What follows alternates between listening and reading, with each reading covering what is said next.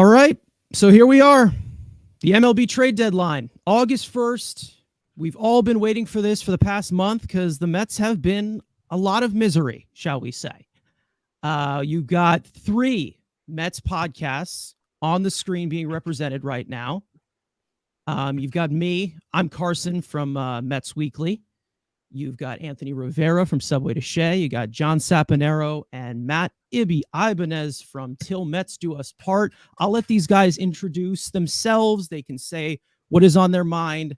Let's start with John in the bottom right. All right. I want to hear that first. Go ahead. Okay, that feels like a loaded way to start things off, but I'm John from Til Mets Do Us Part, one half of the show. My co-host is over in the box next to me, I guess to the left or to the right, depending on how it looks on your screen. We've been doing Mets stuff.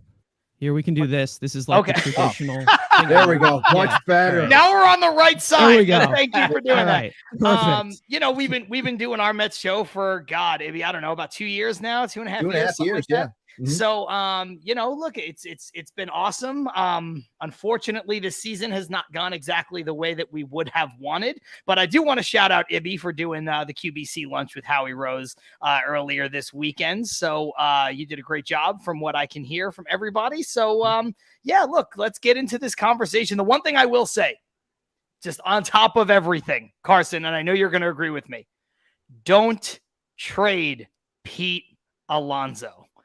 I don't think they're going to, but I don't understand where this rhetoric is coming from. We'll talk about it later. But that if you take nothing else away from this, don't trade Pete Alonso.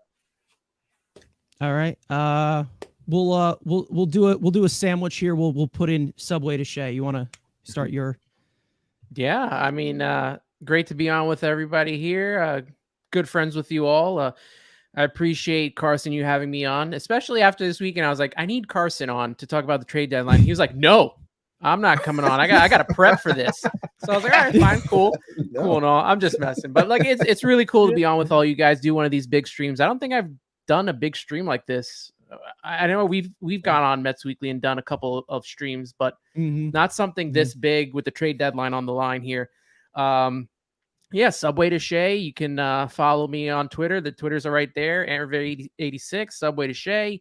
My podcast, you can listen on Apple Podcasts and Spotify. And I post some clips on YouTube now, so I got a YouTube going on.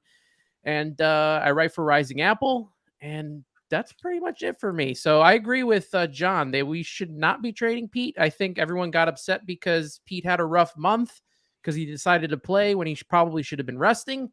And it looks like Pete's back right now. So he got player of the week. So I'm excited about that. But really excited to be doing this trade deadline. Looking forward to the comments and looking forward to a good time with you 3. So I appreciate this opportunity.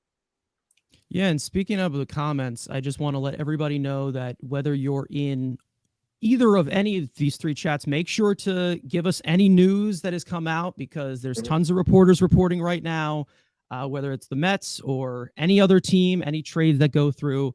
Ibby, anything that you want to put out there? Howie Rose's new best friend?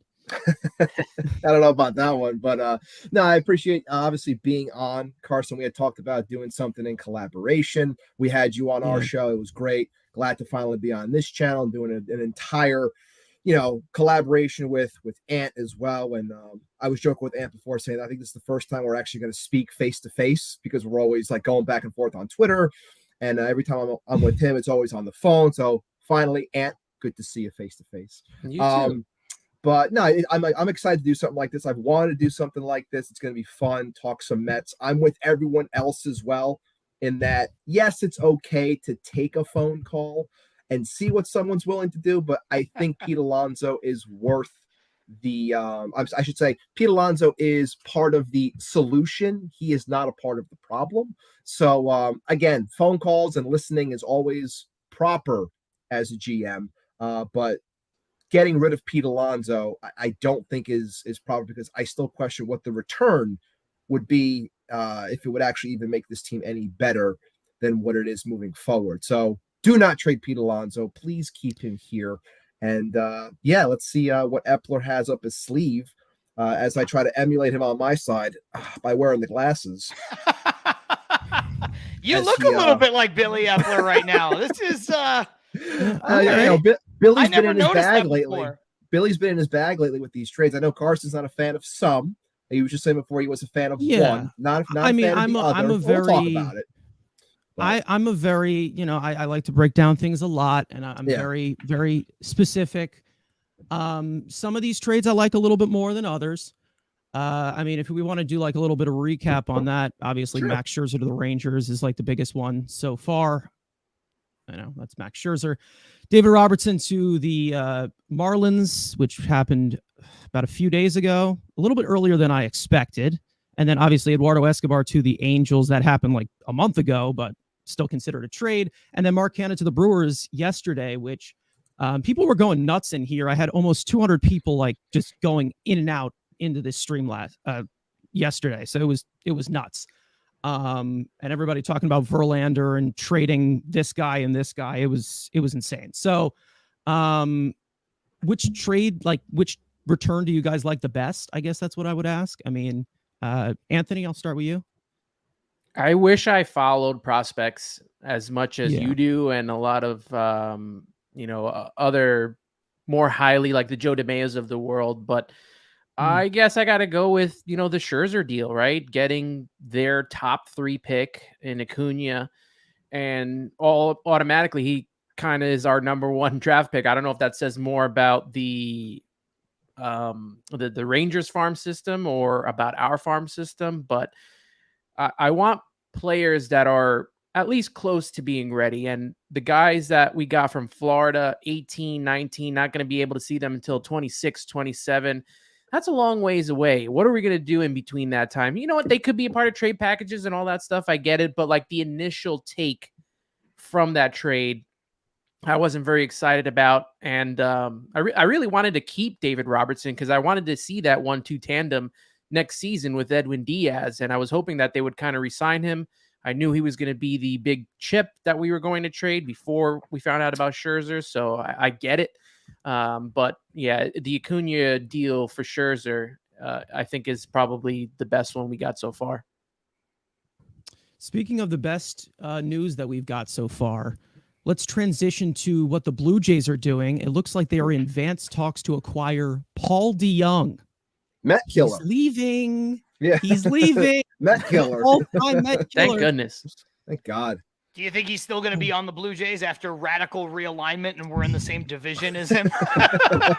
Yeah, I think that's a possibility, to be honest. It's just any way to screw the Mets of seeing Mets killers once again. It's kind of like how we faced Kyle Schwarber 2 years ago after he like destroyed us with the Nationals. He goes to the Red Sox and we see Schwarber hit like 3 bombs against us at Fenway. But Ibby, like, any of these trades you like the best? I mean, the only thing I can say is I've been diving in deeper when it comes to understanding prospects because I've been getting more involved with I'm big into fantasy baseball and I've been doing Dynasty a lot more. So getting to know younger players and farm systems of that nature, and a lot of the circles that I've been in and understanding things, a lot of them are very high on Acuna. I know you had your thoughts. I listened to you, Carson, when it came to him. Again, when it comes to prospects, I always think that it's beauty is always in the eye of the beholder. Everyone's going to have their ups and downs on a certain player. So it's always interesting to see the different perspectives in that case. The thing that I will say is what I like the most is the fact that this team is willing to, not only just the idea of just paying a player to pitch elsewhere, it's paying a player to better your return in terms of a prospect. And we know that this farm system has been bare. And even though, we might have our opinions on the players that are brought in from a talent perspective, in terms of the overall farm, it's showing you a little bit. I think a thing that I always bring up on our show is that a lot of times Mets fans over-evaluate or over-hype, I should say, the things that we have. And then when you bring something from the outside and you see how this person's already slotted into that 2 spot right behind Kevin Parada, you're like, oh, wow, it's like this person who some people are a little iffy on already plugs in as number 2. Kind of speaks as to where this system is a little bit in terms of players. But I'm happy that they're willing to pay money to get better prospects, to better this process, if you will, in terms of churning out a consistent, flow, if you will, of players that could be coming to Queens over the next couple of years, which is something that I've been desperate for so many years, because they've always just been very, like we talk about on our show, it's always very fleeting, not consistent at all with anything. So this was admitting fault. We, basically saying it, we tried something, it did not work. We're pivoting and we're going to attack this way. And that's what I love the most about this entire process so far. It's like, you're admitting it didn't work. That was always a problem for this team for years, like never admitting fault, doubling down, thinking that it was going to figure itself out, wishing that something was going to hit exact in order to succeed. This is basically saying, we tried something, screwed up, didn't work, sell it, let's try it again, and we'll do something new. That's what's the most refreshing thing for me in terms of the prospects in this entire process so far. Yeah, I think that, like you said, you just basically cutting losses. Like that's what you see right now with the Mets. They're cutting the losses, things that didn't work, things that are, these are older guys that are, some of them are in the lower part of their career. Some of them are having, career worst years that we've just shipped off. David Robertson was not one of them. But overall, I'm glad that, and I've talked about this just, surely so many times, I just want this team to be younger. And it's younger now. It definitely is younger with some of these pieces outgoing. And that's what I'm very happy about.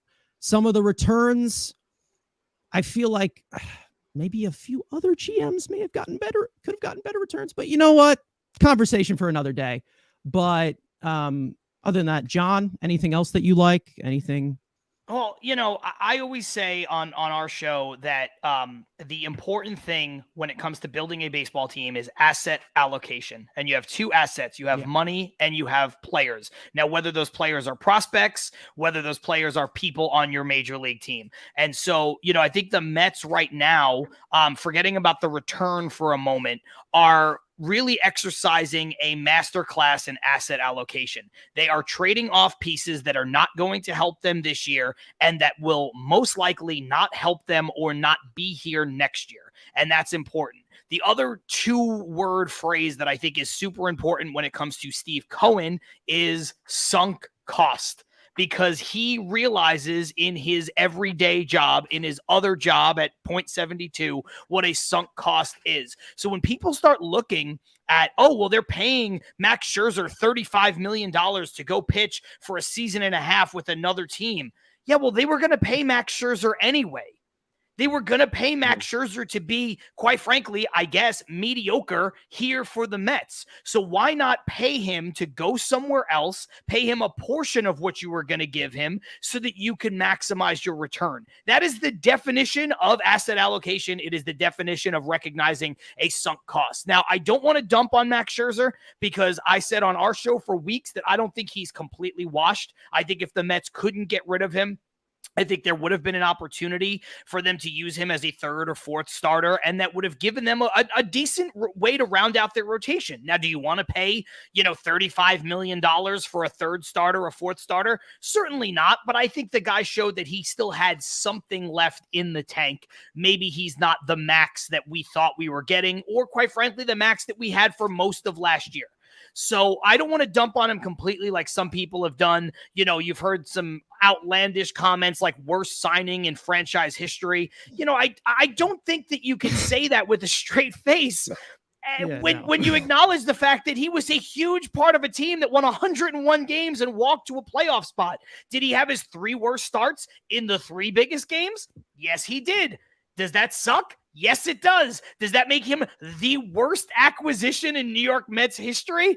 No, it doesn't. And anybody who says that they're having the immediacy bias and they're having this, revisionist history thought process. They want attention. And they're grading on a curve based on the expectations. Again, I always say that a guy is, only a total loss when they're unrosterable. Jason Bay at a point became unrosterable. After that, if you can make an argument that every single baseball player on their second and third contracts are quote unquote overpaid, right? So, you were paying Max for what Max was over the course of his career. Now, obviously that comes with expectations, but you can't sit here and say that he was the worst free agent acquisition the Mets have ever made. That is dumb. And I'm happy that they were able to get what they were able to get for him, which is honestly, it's a pretty huge prospect back. And we have never seen the Mets in our lives operate the way that they have this season, whether it was throwing a bunch of money to try to win a World Series, which they did. And now it's throwing more money at selling off assets that they could not use for the highest return. Literally, the Wilpons would never. So, everybody who says, oh, this season is just like the Wilpons, Steve Cohen doesn't know what he's doing, open your eyes. You're not watching the same thing we are. Yeah, I mean, I've definitely lost my my anger towards like Billy Epler. It's definitely gone down in the past few days. Like, I think he's done a pretty good job, moving some of these contracts and going towards the future. Again, some of the pieces coming back, they don't seem to be anything, but it deepens the farm system. And that's something that they really need to do right now, it being so top heavy for so long. And with Max Scherzer, I mean, we can probably talk about his Mets legacy for forever, but as for me, I've come to be, very frustrated with Max, like for a long time, ever since like towards the end of last year. I don't think he's the worst signing in history because James McCann exists, but overall, that's another good one. I didn't even think about that. Yeah. But overall, I mean, from what we were expecting from the $40 million that we gave it definitely was not worth it. I'm not saying that he wasn't good in a Mets uniform, but like good isn't good enough for $43 million. And that's something that, I mean, I've talked about with, on my podcast, like many, many times, of how I'm just not seeing that fierce competitor that Max Scherzer was throughout the majority of his career. Now, am I seeing flashes of it? Sure. But like overall, there's been some moments where I'm like, this guy is at the top of our payroll right now. And what are we doing? Choking in the biggest games that we need him to show up, the whole sticky stuff crap, the complaining about the pitch clock. There's going to be some injury concern with him coming towards the 40-year-old mark. So like there was a lot of drama that I just did not expect from Max Scherzer coming here. It just seemed like Max Scherzer, when they signed him, it was going to be all business. He wanted to go out there. He wanted to win. But I was seeing a lot of whining. That's just me. No, I know Anthony agrees. Yeah, it definitely seemed like he was a curmudgeon this season, even from the start. The whole thing with the sticky stuff, him not getting off to the start that he wanted, he really did seem curmudgeon-y. And like you said, when you're paying $43 million for a starting pitcher, you want number one or number two stuff. And we were getting 4 and 5 stuff from Max Scherzer. I mean, he was getting lit up, giving up home runs like crazy. The start of last season is what we basically paid for, and we did not get that here. And he had an opportunity multiple times this season because every game was a big game for Max Scherzer this season. Every time he had an opportunity to start a winning streak or, end a losing streak, he didn't come up for the occasion.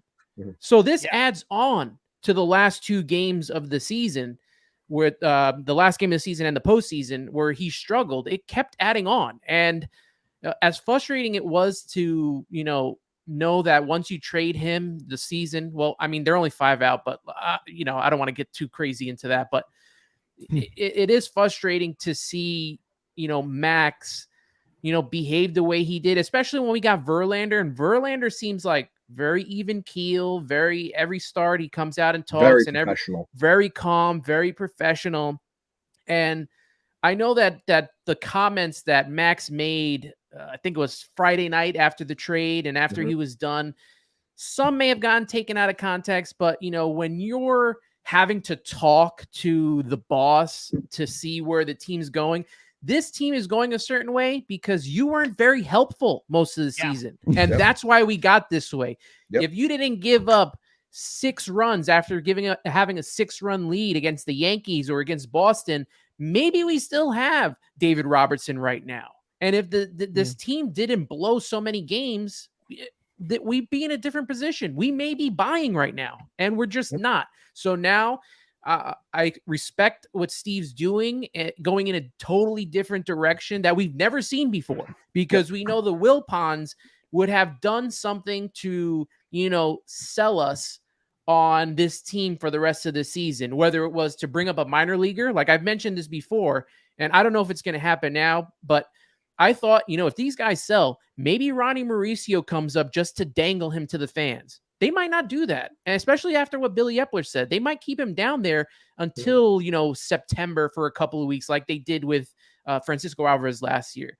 So I do respect the route the Mets are going in. Billy Epler still has a lot for me to hurdle over to gain that respect. I think he's very wordy, and I feel like his comments sometimes don't come off genuine. Yeah. So just be honest. That's all I care about. Hey, we're selling. Not the other day. This isn't a fire sale. This isn't. Yes, you're selling. Okay, it's done. You're selling. We get it. We understand. We're not stupid, and it's okay if you tell me we're selling. I can get with that. I still got 10 games to go to this season, and I'm gonna go to them and support the team.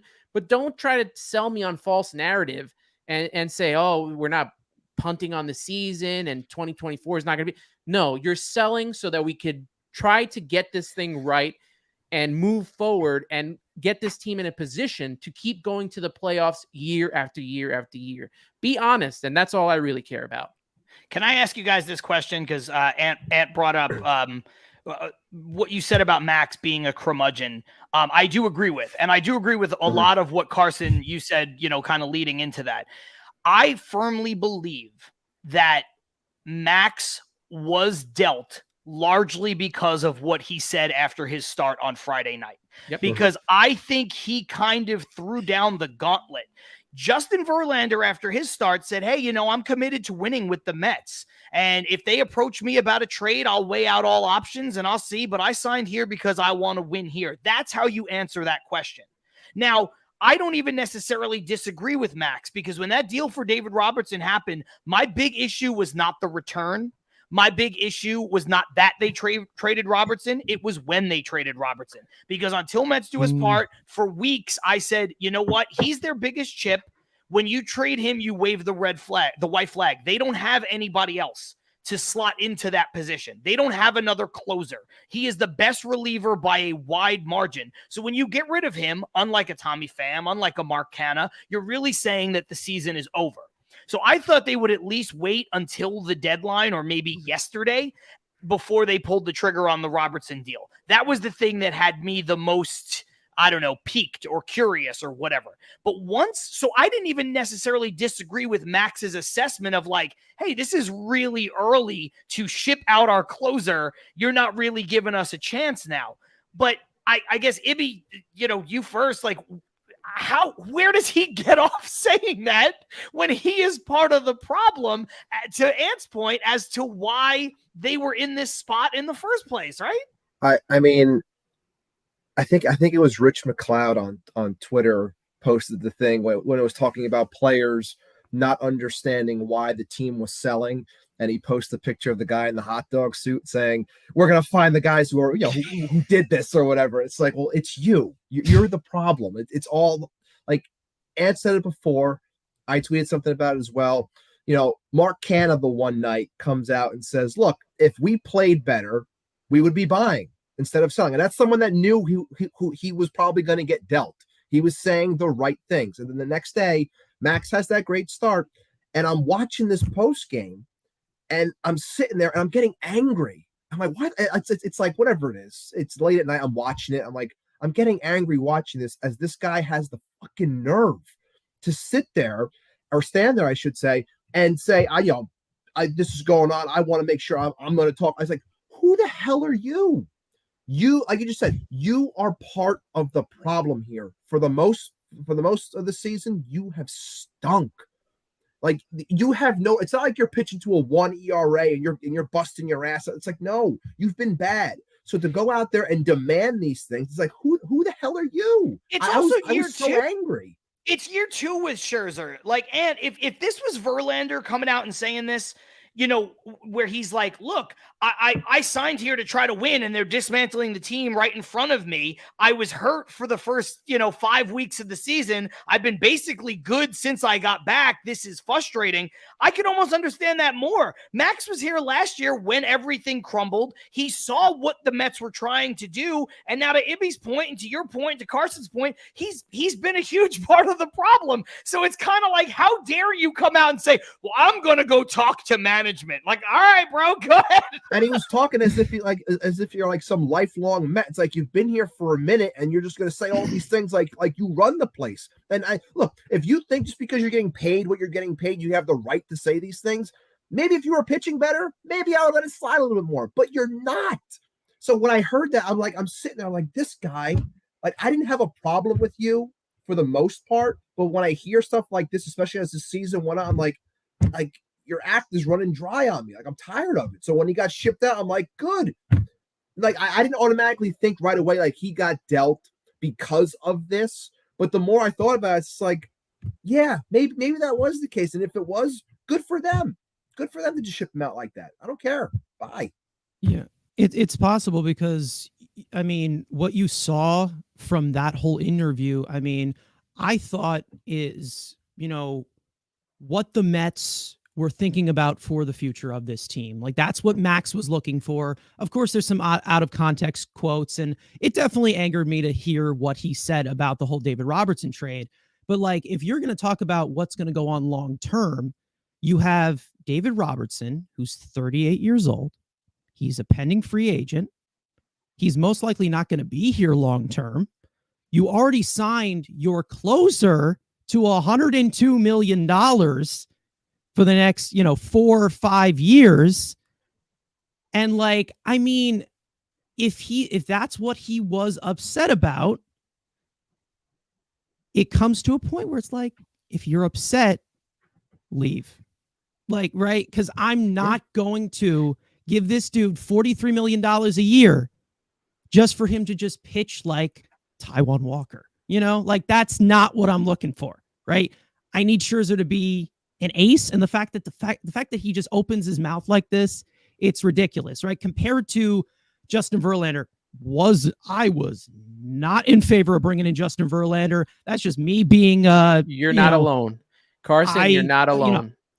Listen, one of my first loves in baseball, Jacob deGrom, right there, right? Holding on to him forever, right?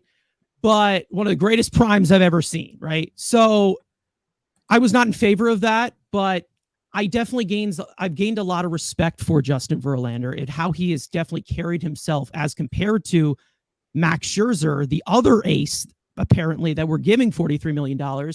Justin Verlander, his first home start, gives up 6 runs in the post-game interview. The first time when I gained respect from the guy, they said, how do you feel about that? Shit. That's what he said. Moving on. Like, that's all I hear with Max. I got to be better. There's some things that I tweaked. This is that. Like, I don't want to hear those things from my $43 million pitcher at the end of the day. Yeah. Like, I don't want to hear that. No, and Carson, that reaction, I've got to be better, we're going to do better, that has been a part of this Mets group since 2021. Or maybe 2020, 2021, where Pete would come on and say, hey, we're going to do better. We're going to play better. Dom Smith said the same thing. Hey, we're going to do better in the second half. And I think even more poignant of a conversation with the whole Scherzer's comments, I think the bigger comment was what came out of Pete Alonso. Pete Alonso looked petrified after these trades, and he was shocked. They needed that. They needed that smack in the face, because they haven't gotten that anytime they've played bad. And that's why they kind of rolled through last year, didn't take it seriously into the last month and into the postseason. And they thought they were going to come back, roll out the same team, and do it again. And for most of the season, it's been lackadaisical play. bad defense, bad pitching, bad hitting. There's no consistency. And Steve got fed up and said, you know what? We are going to give these guys a rude awakening. And they got it. And maybe this sends the message. Maybe they wake up now. Pete knows he's not safe. All these players know they're not safe. And they needed that. And with the 2 trades that just happened, maybe this wakes them up. Maybe they play a little bit better down the stretch. It might not happen because if we lose Verlander, the pitching staff's going to be a little small. But yeah, they definitely needed a gut check time moment, and I think they got it. You know what's funny, because they always say that you fire the pitching coach because you can't fire the whole rotation, and you fire the manager because you can't fire 26 guys on the roster.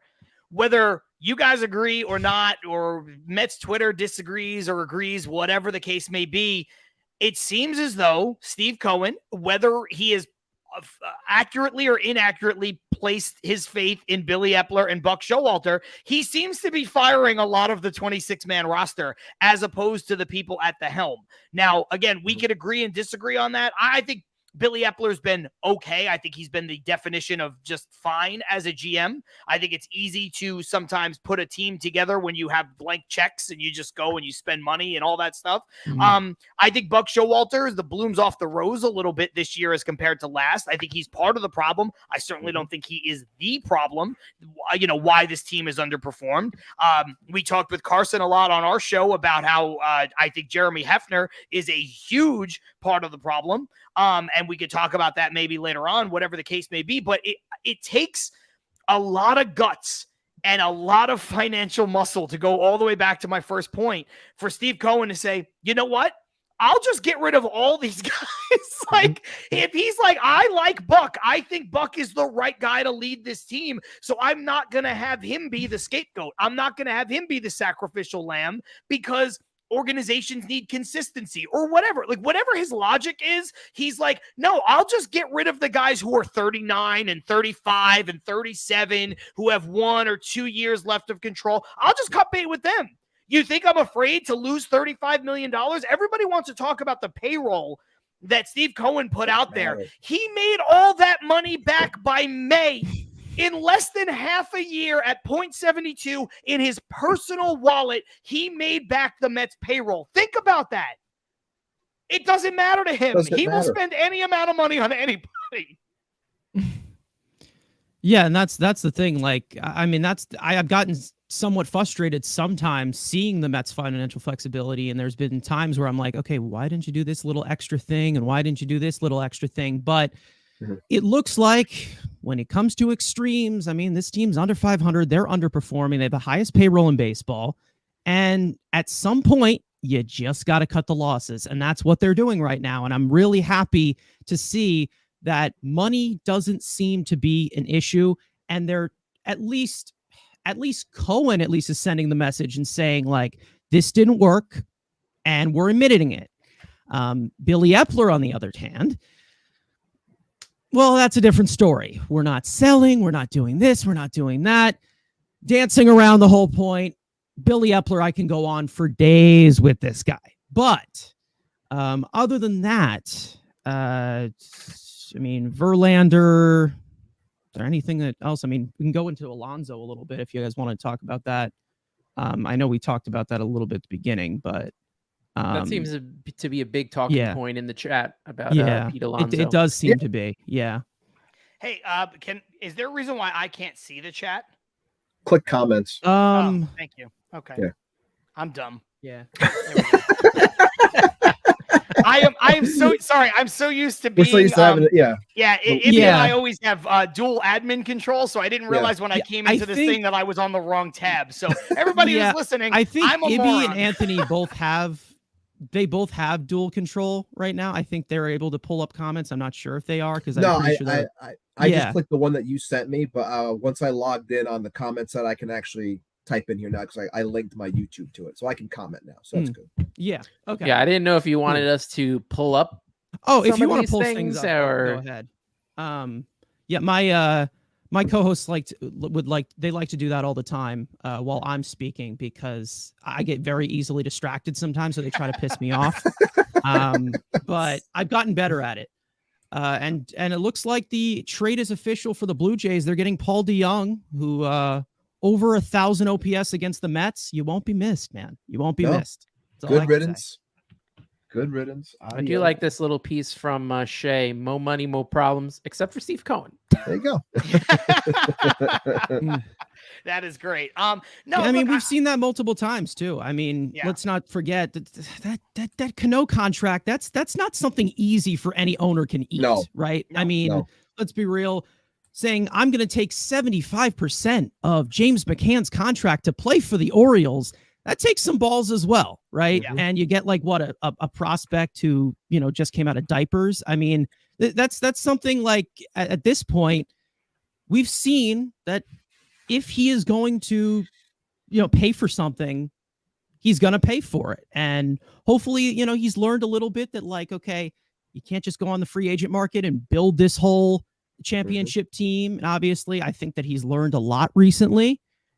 And there's a few things that I would like for him to notice as well going on with the organization. But again, that's another story. Well, he's paying but for yeah, the yeah. Obviously, he's paying for partial of the Scherzer deal. David Robertson's off the books, right? And then he's I think paying, the Marlins are covering Robertson's contract. Yeah, actually. I think Robertson, not Robertson. I also think Canha, confused he's me got to too. pay for, right? Canha's paying and for, yeah. Escobar. Mhm. You know what? In past iterations of this Mets organization, these guys' contracts would be so deferred, and we'd be so, our organization with the money and the whole Madoff thing, we'd be broke. We wouldn't be able to field the team. No. No, and that's the thing, right? Like any of these prospects acquired in any situation, like they would all be like the big move, right? That's what the Wilpons have always done. There's the dude whose name escapes me that was the former top 100 prospect from the Twins that the Mets are apparently interested in. And like he's a perfectly fine like person to go out and get at 26 years old, where maybe he's your Lack fourth of outfielders. Yeah.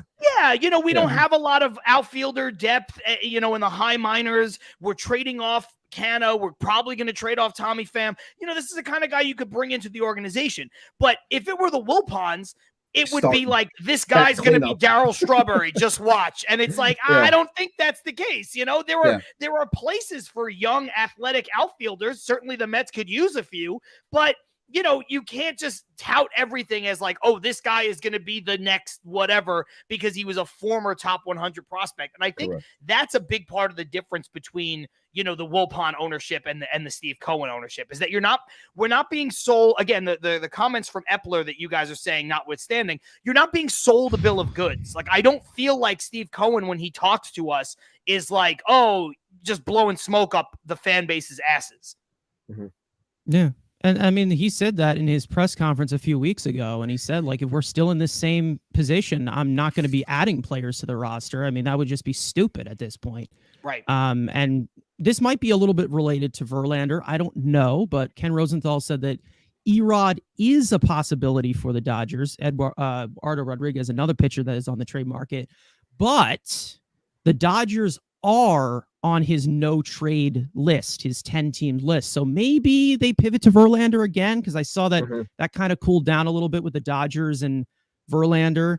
I mean, as many teams that you get involved in this market, and if you can fetch a different offer, that would be awesome. Well, I've only heard the three teams, right? It's been the Dodgers, Baltimore, and Houston. And I think what we favor, and I don't know them all too well, but all I keep hearing is that Houston does not have a great farm system like they used to, and that the Dodgers and the Orioles, probably the Orioles more, right, would have a better package to give us. I would, Carson, would you agree? I would say from an acquiring hitter standpoint, Baltimore, an acquiring pitcher standpoint, it would be the Dodgers. Yes. Yeah. Yes. There is one prospect that the Dodgers have that one of my co-hosts actually talked about in a video like a week ago, Andy Pages, who's got ridiculous pop, but he's what's it called? He's actually injured for the rest of the year. So you're not going to see him for the rest of the year. So yeah, there's definitely a huge conglomerate of outfielders and big potential bats with high ceiling with Baltimore. It depends what they go for. And this is what I actually talked about with the guys off stream. Actually, Hunter Brown is like the only guy that I would like actually want to get from Houston, because like their farm system, it's like you have a few guys that have like a decent ceiling, but it's nothing that's gonna like build towards a franchise piece. So if it comes down to it, because we all know, it still comes down to Verlander saying, I'm going to waive my no trade to go somewhere. And I'm not saying he will, but he could essentially back the Mets up into a corner and say, look, I'm only going to say yes to Houston. Now, if that's the case, and they say, we're going to give you Drew Gilbert, who's their number one, which has been reported that maybe he would slot in somewhere within the top 5 for the Mets, if at all. Maybe Luis Baez, who's also who's been rising through their system. And they even mentioned like a Chas McCormick because he's an outfielder and the Mets lack outfielders. Is that a good enough return? And if that's the only offer, and Justin says I'm only going there, are you taking that, or are you just going to hold them? I don't think Verlander is going to paint the Mets into that kind of corner. Now, I think that he has the no trade clause, and I think it's his right to exercise that right. So I think there's a possibility that maybe Verlander doesn't want to go to Baltimore, but I think why wouldn't Verlander come here to LA? The Dodgers are consistently one of the best run organizations in the sport right now. They always have a chance to win. They're basically what the Yankees were 20 years ago in terms of constant competitive, spending the money, good farm system. So why wouldn't he want to come out here? So I just look at it as, as long as another team is willing, I don't see Verlander saying I'm only going to go to Houston. Now, could Verlander say I'm not going to go to Baltimore, or I don't think they're really mentioned in it anymore, but there was a little bit of about a week ago, like Cincinnati maybe wanted pitchers. Like I could see Verlander not wanting to go to either one of those spots, but the familiarity with Houston, sure, but why wouldn't he want to go to LA? I don't get that. LA could win a World Series with Justin Verlander. They could. They definitely could. I was just going to say to bring up that comment, whoever did, whether it was Ant or to bring up Carlos's comment saying, we need to go for pitching, young pitching. Look, I'm not going to sit here and deny that, that the Mets, aren't barren when it comes to more depth, I would say, because there's some arms that I like within our system, but yes, they could use more.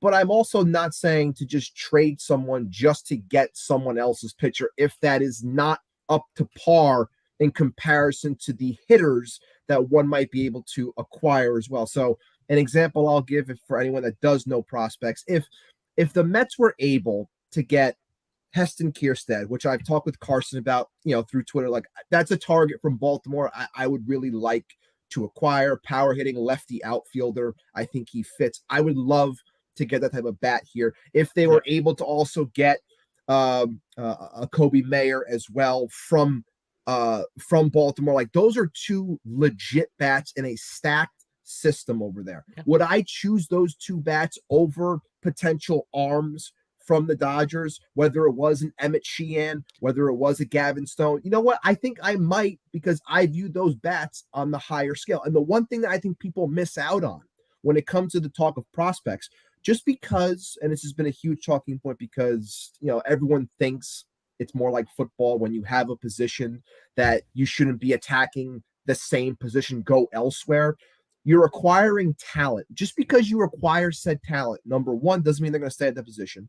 And number two, doesn't mean they're going to stay in your system moving forward. They might end up being a part of a trade to go elsewhere to help you in an area that you do need. So it's always about acquiring the best type of player. Would I like pitching? Of course I would. We all would. But if I could get better hitters into my system, maybe down the road I can turn that into a better pitcher, and a more established pitcher, as opposed to just taking a pitcher just to have one.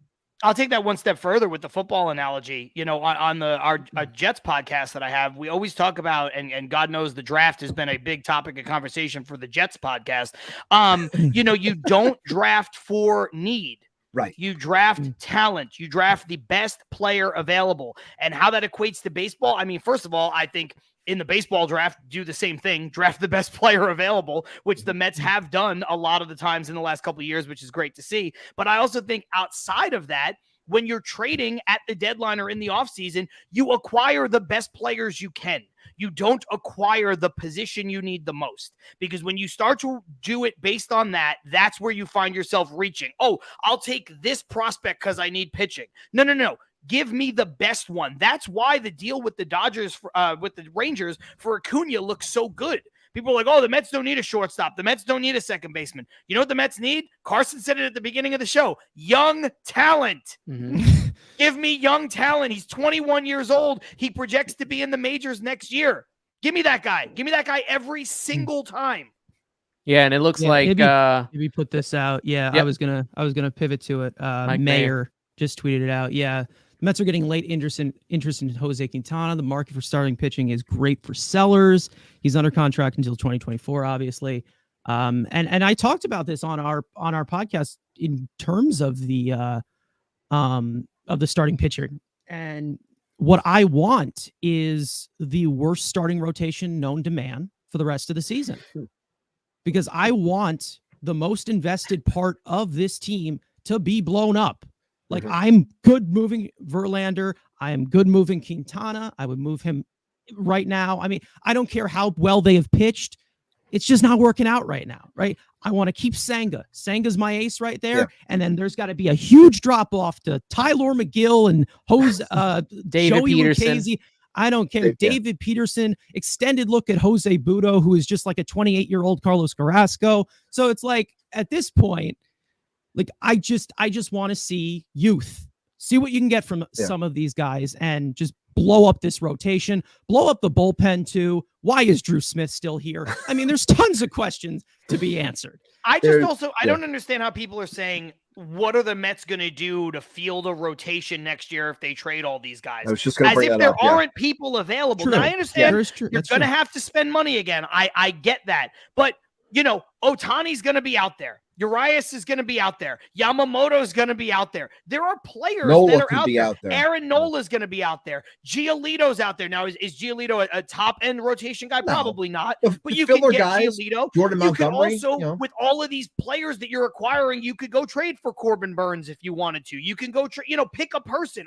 Whoever it is, like, the Mets are going to have options. So get younger. I would rather put my faith in the 25-year-old phenom from Japan than the 41-year-old Justin Verlander. As good as Verlander has been, by the way. Yeah. No, yeah. Could you just imagine the next couple of months? It's just Senga and Carrasco pitching 2 innings. I'll tell you right now. I mean, every start after every start. I mean, I think that Senga's our ace going forward. I've been saying that. Yeah, I've been saying that since like mid-May. Again, you just never know with these guys that come from Japan. Sometimes they flop, sometimes they do well, but he's legit. Like, Senga is legit. I'm good going with him as my number one guy, possibly building around him next year. Like, I'm okay doing that.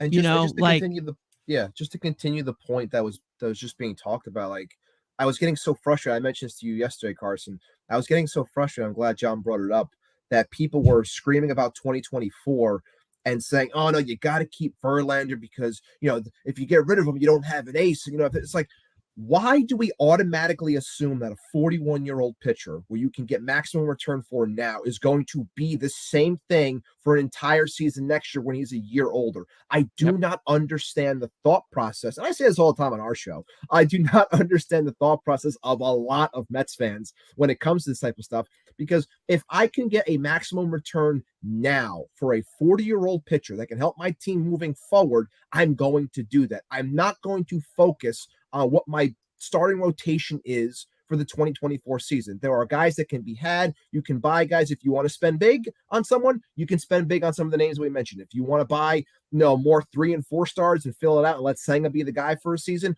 go ahead and do that. Like, there are options. It's not as though it's barren in terms of being able to fill out a rotation if you get rid of Justin Verlander. But everyone's like clutching, oh, you can't get rid of Verlander, you can't get rid of Quintana. It's like, why not? You absolutely can. You shouldn't give them away, but you absolutely can. You can trade them, though. It's a seller's market. Listen, if multiple teams are giving you offers for Quintana, you trade Quintana.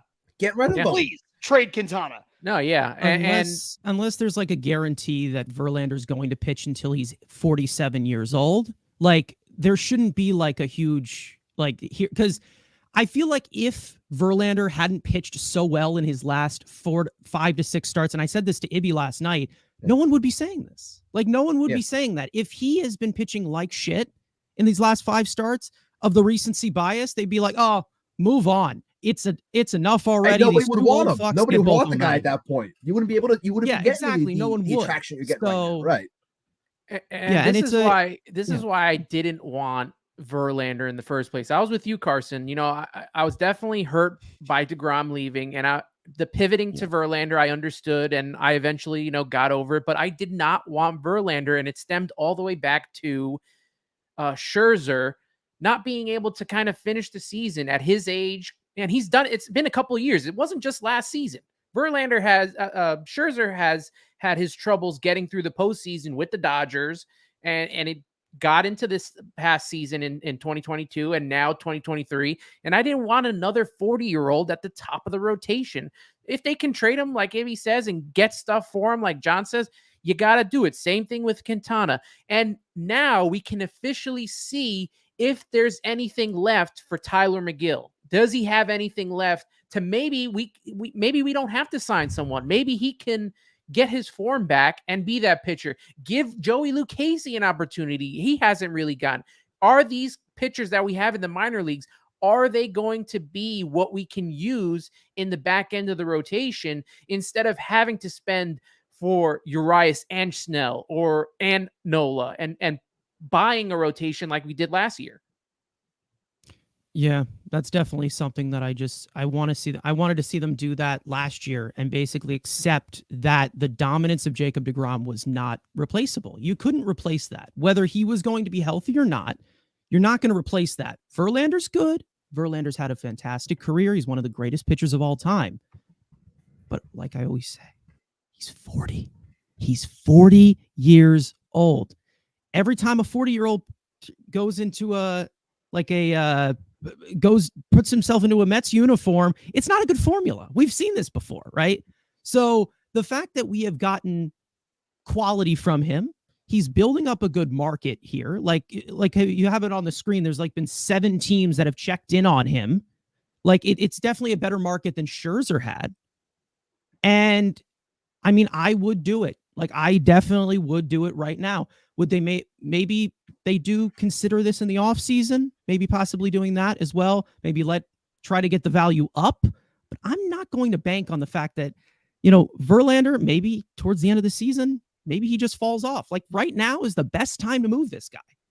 Like you don't know how well. Like you've got maximum value for Justin Verlander right now, and you do. Unlike you, Carson and Ant, I was for bringing in Verlander. I thought it was a sound baseball decision. I understand exactly why you guys are saying what you're saying, and you guys have been consistent with that the entire time. For me, my argument was always, look, you can't replace Jacob deGrom, but the Mets sure tried. Right? They tried to go out and bring in an ace-level pitcher coming off of a Cy Young, one of the best pitchers ever, to replace him in the short term. And again, coming from the Wilpon ownership, I like the fact that there was a ballsy, gutsy move to go for it, and it made sense from a baseball perspective. Because you can't sit there and say, hey, we lost Jacob deGrom, but we brought in Nate Eovaldi, and we brought, you know, we brought in, Michael Wacha back, and, you know, and you know what? We re-signed Seth Lugo, and we're finally giving him a turn in the rotation. Like, there would have been picketing in the streets. Like, there would have been riots. Like, it would have been insane. But honestly, looking back, hindsight being 2020, Eovaldi was probably the best free agent pitcher signed. And Lugo having a decent year until he got hurt. And look at the resurgence that Michael Wacha had. So the Mets probably would be in a playoff spot if they had done those 3 moves instead of Verlander. So, you know, sometimes it could be a sound move. It could be a move that makes sense, but it doesn't mean that it worked. And it doesn't mean that you can't, if you have the opportunity to get out from under it in this huge seller's market, go for it. Absolutely. Yeah. A point that I constantly make. A point that I constantly make, and I always ask this question because I laugh because you mentioned Michael Wacha. it still comes down to this team in general, because it's been this way for a handful of years. It's when guys are here, it doesn't work, but then they go elsewhere and they figure it out. And like, I understand the whole, oh, it's New York thing, but I still think that there's more when it comes to the development and how players are utilized here, that they come here and things just automatically just go to shit. And I'm not someone that just buys into New York, it's hard here, or the Mets are cursed. Like, I don't buy that nonsense, because these guys are professionals, and I always question as to why. Why is it that Travis d'Arnaud couldn't figure it out here? Why is it that these players that we try to develop just can't do it, but then they go somewhere else and it's like, here, why don't you tweak this, this, and this? And all of a sudden they become all-stars. Like, we saw Michael Wacha here. He fucking stunk. Like, he was terrible. And he goes out now and he's like, he's a solid arm all of a sudden. It's like, what is going on with us on that front? Because that's a question I've had for years now.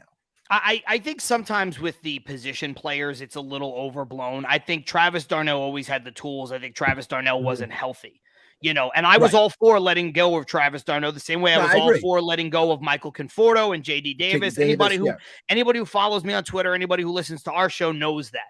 But I think from a pitching perspective, and Carson and I have talked about this on our show, we've talked about it offline. Like, I think the Mets pitching philosophy is flawed. I think somewhere along the lines, they ruined Tylor Megill. I think that they do not get the best out of Drew Smith. I know Carson hates Drew Smith, but I don't think that they've gotten the best out of him. I think they've made him into a worse pitcher. And I think that similar things can be said about Michael Wacha. I think Michael Wacha, it does not have the best stuff in the world, but look at it. Somebody just put in the comments, Stroman is better with the Cubs. I mean, Stroman has not had some good outings lately, and Stroman was pretty good with the Mets, but I mean, I don't know. I think there's something to be said about the Mets pitching philosophy. And I think if you really want to know how bad it's been, and Carson can speak to this, it begins and ends with Tylor Megill. Tylor Megill looked like he could have been an ace. He was throwing 98, 99 up in the zone. Now he's throwing, two seamers down and away, and he can't get anybody out. When your best pitch, when you've turned somebody in their best pitches like their changeup, that's a problem. That really is a problem in this modern day of baseball. And I understand that, like, okay, if it's your best pitch, it's your best pitch. But, like, there's like a certain formula that really works with a lot of pitchers. And it looks like Jeremy Hefner just does not do that. And it looks like it's getting better in the minor league system overall. Like, we've seen some pitchers break out who weren't even on the top 30. Like, Tyler Stewart is another one. Kristen Scott, he's like another one. Like, so we'll see what happens down the line in this next generation of pitchers. But, like, right now, talk about Michael Wacha, the first year that Jeremy Hefner was here, it was 2020. Michael Wacha, like, right there. I mean, he may have fallen off a little bit when he was in St. Louis, but he looked even worse. And now another team gets a hold of him. They mix some things up. And there you go, like something that actually works, and they play to that strength. When and Michael for some Wacha reason, was here, he looked like he was going to be out of baseball. That's how bad he was. Right. Absolutely. And I see some people in the comments like, we're not saying that Michael Wacha is this world beater, like he's a superstar ace. We're just talking in general how they go elsewhere and they pitch a little bit better, and even if it's 3 or 4 starts in a row, just figuring something out. We're not saying that they are the next coming of a Cy Young. Yeah, I mean, Wacha was he was a big deal with the Cardinals or whatever, like in the postseason for them, like a few times, like that, whatever. And we also, I mean, talking about Michael Wacha in general, I mean, the other guy we brought in that year, Rick Porcello, he still hasn't I don't think he's gotten a job ever since. Like, I don't think he's retired. I don't think he's gotten a major league job ever since he pitched after that 2020. After that theft of money as well as the Cy Young award. He could just hang out. Yeah, exactly. Like, he fell off the face of the earth too. So it's like, I mean, I'm not saying Rick Porcello is great. Definitely ain't. But overall, there's something to say where it continues to be a trend of guys perform better out here. And it's possible that maybe it's the New York media. Maybe it's just a tough place to play. But at one point, you got to be like, maybe the problem is the Mets and not the fans or the talent or the player. You know, we always talk about Justin Turner. We always talk about all these other guys who do well, and, you know, they reach a bigger ceiling when they leave. And, you know, JD Davis has been good this year, pulling fly balls. Who would have figured? But like at this point, you know, there's definitely something deper. Ibby is right. Well, I'm glad you brought up Turner, because I don't know if it was a couple weeks ago. It was when they were playing Boston. I don't know if it was Gary Cohen or if it was Steve Gelbs that brought up how he changed his hitting. And who else was on the team at that time? Was it Bird? Marlon Bird helped him with this new way of hitting that helped him become the way he did. And the Mets didn't want any part of that with their philosophy. So a lot of this goes on the Mets philosophy and how they used to run things. Obviously that was during the Wilpon era, and, they really didn't have a philosophy at that time. So, that could be issue. Maybe, and Cohen and this organization, he's had a hard time since he's started owning the team, right? I mean, he hasn't been given any leeway from owners. Even during trades, he had a hard time bringing in a front office here. Still, we had to settle for Billy Epler, who was probably his 9th or 10th pick. Still don't have a president of baseball operations. So maybe at some point over the next couple of years, there will be a consistent, philosophy for this team to work on. He even mentioned during the press conference that he made that, this team did not have the pitching, I guess it was Driveline at the time. They did not have any of these people in place and ready, that they had to build this. And only now, finally, they have something. So there's a lot to that as well. Yeah, that's one thing that's always bothered me from somebody who admittedly I think, appreciates and knows baseball a lot as much as anybody else. And that's Evan Roberts on The Fan. Like he's been saying over the last several months, I don't like how Steve Cohen is blaming the previous ownership. I don't like how he keeps blaming the previous regime. It's like, you lived it, man. We all lived it. The Wilpons were not operating at 0. The Wilpons were operating at negative 15 in terms of their analytics, their scouting, like you said, their pitching philosophy, everything. The Wilpons practice facility was Walmart parking lots. Like everything they were doing was below average compared to the top flight major league organizations. It's only been 2.5 years that Cohen has owned this team. It's going to take time to build back. And to me, that is such a pig-headed just philosophy to sit there and go, well, I'm tired of you blaming. It's been 2 years. 2 years. It's been 2 years, not 10 years. 2 years. And he always compares it. He's like, this is like, when a president blames the previous president. There's plenty of blame to go around there too. Like, do you not know? The fan always gets under John's skin. Yeah. The fan's always getting under John's skin. I always see him posting about that, Tierney and all those guys. Oh man, I can't help it. Yet Lori Rubinson is fantastic. Lori's great. Lori Rubinson is great. They just because they need more. Like in all seriousness, I understand what gets ratings. Yelling gets ratings. That's why Keith calls me Saplicata. Like I get it. Like yelling and being polarizing is the thing that gets ratings. And when you have a podcast, you don't necessarily need to worry about that, like we all do, right? But when you're on the radio, you need to worry about that. But just be a little bit more measured, like be a little bit more like have us understand that you understand what you're talking about. Just screaming for the sake of screaming or talking about, firing Buck Showalter in May after he won 101 games last year. Like, come on, guys. There's a time to have that conversation, and it's not May 15th. You know what I'm saying? Like, come on. And just to continue what John was just saying before, talking about things that the Mets had and didn't have with the Wilpons and Cohen. I mean, we just saw Cohen's presser, whatever it was now, a month ago, however long goes. He mentioned how, a lot of teams had pitching labs and all these things going for them. And he's like, we just got ours established and put together, and teams have been, almost a decade ahead of us at that point. So you're playing catch up and trying to understand, the things that you didn't have. So some of these things do take time. And for me at least, and I've been saying this, like, it's always been crazy to me how the word, and I know Billy Epler danced around, and I'm gonna bank on this is why it was.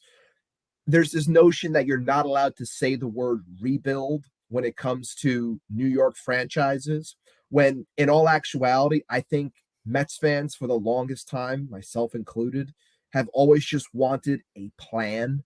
Like, if you told me this is what we're going to do, I guarantee you, outside of the idiots on Twitter, which equates for like less than 7% of a fan base, like, they would be on board if you told them this is what we're doing and we're going to try to reach these points. It's like, fine, at least there's a plan in place. You're allowed to say the word rebuild. It's okay. And if that's what they are doing now, and it's a short, I think it would be a short one because of what Steve Cohen can bring money wise and what players can be available. Like, it's okay to just come out and say, we're rebuilding.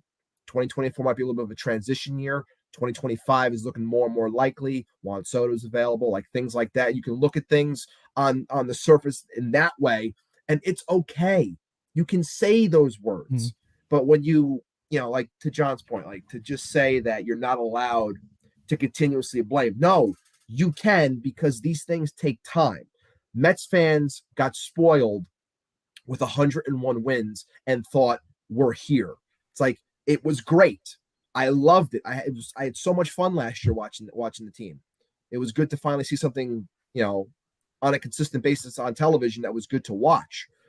But we got spoiled. A majority of the fan base got spoiled and thought that this is, okay, we're going to win 100 games every year now.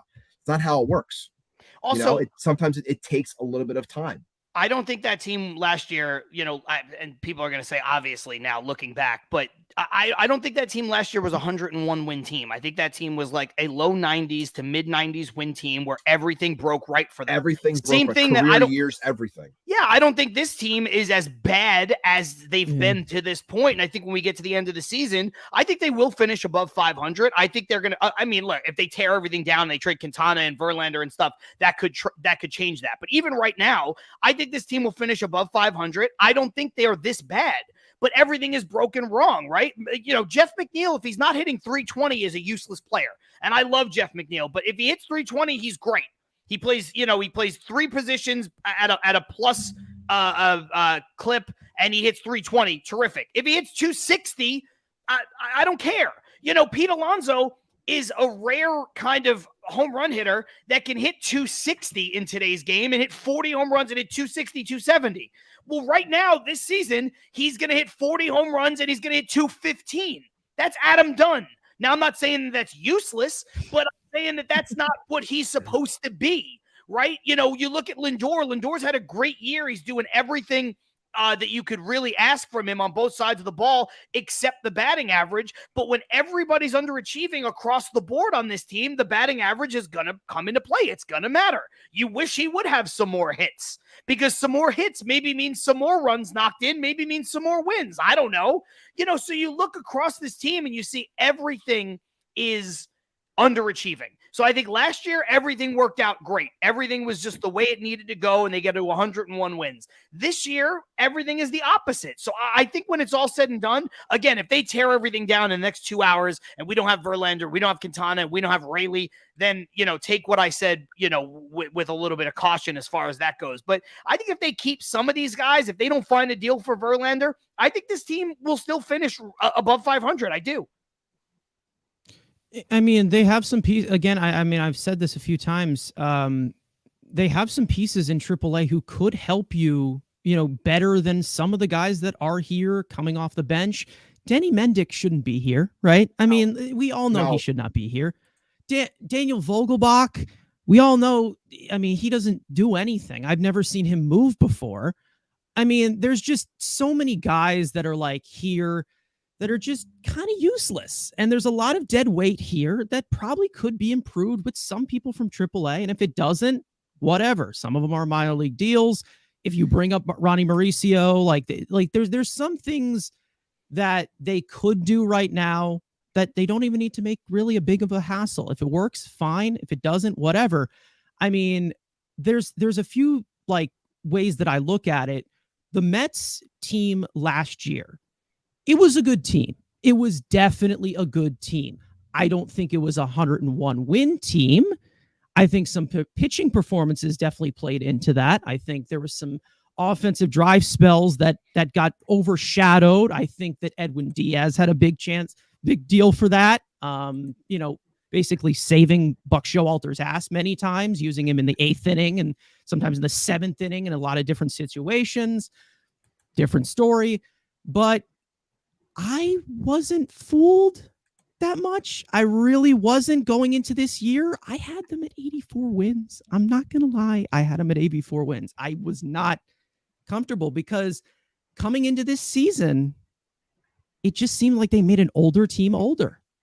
And that's I don't like the thought of age in this new age of baseball where you need youth and you need talent. You need guys who are, advanced and right now, especially with the new rules added, the pitch clock and everything, you're going at a faster pace. And a lot of these older players, it's just not going to work. But that was the approach they had to kind of go with because they didn't have a farm system. And that they kind of had to approach it in free agency. Still would have, brought in a little bit younger guys, but whatever. I feel like from their whole approach, what I always say, my first thought, and sometimes that was the thing with some of these trades as well.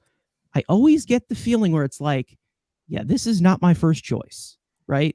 And that's how it feels. I saw with the David Robertson thing, obviously, and then those aren't my first choice of guys that I actually would go after. Like, I feel like the thought process from Mets fans as compared to the front office is a lot different. Like, and we don't know what direction they're going in, but predictability, it definitely is there. Like, we can predict that there might be a move where you're like, what are we doing here? Like, I didn't, there's a few that I'm like, whatever.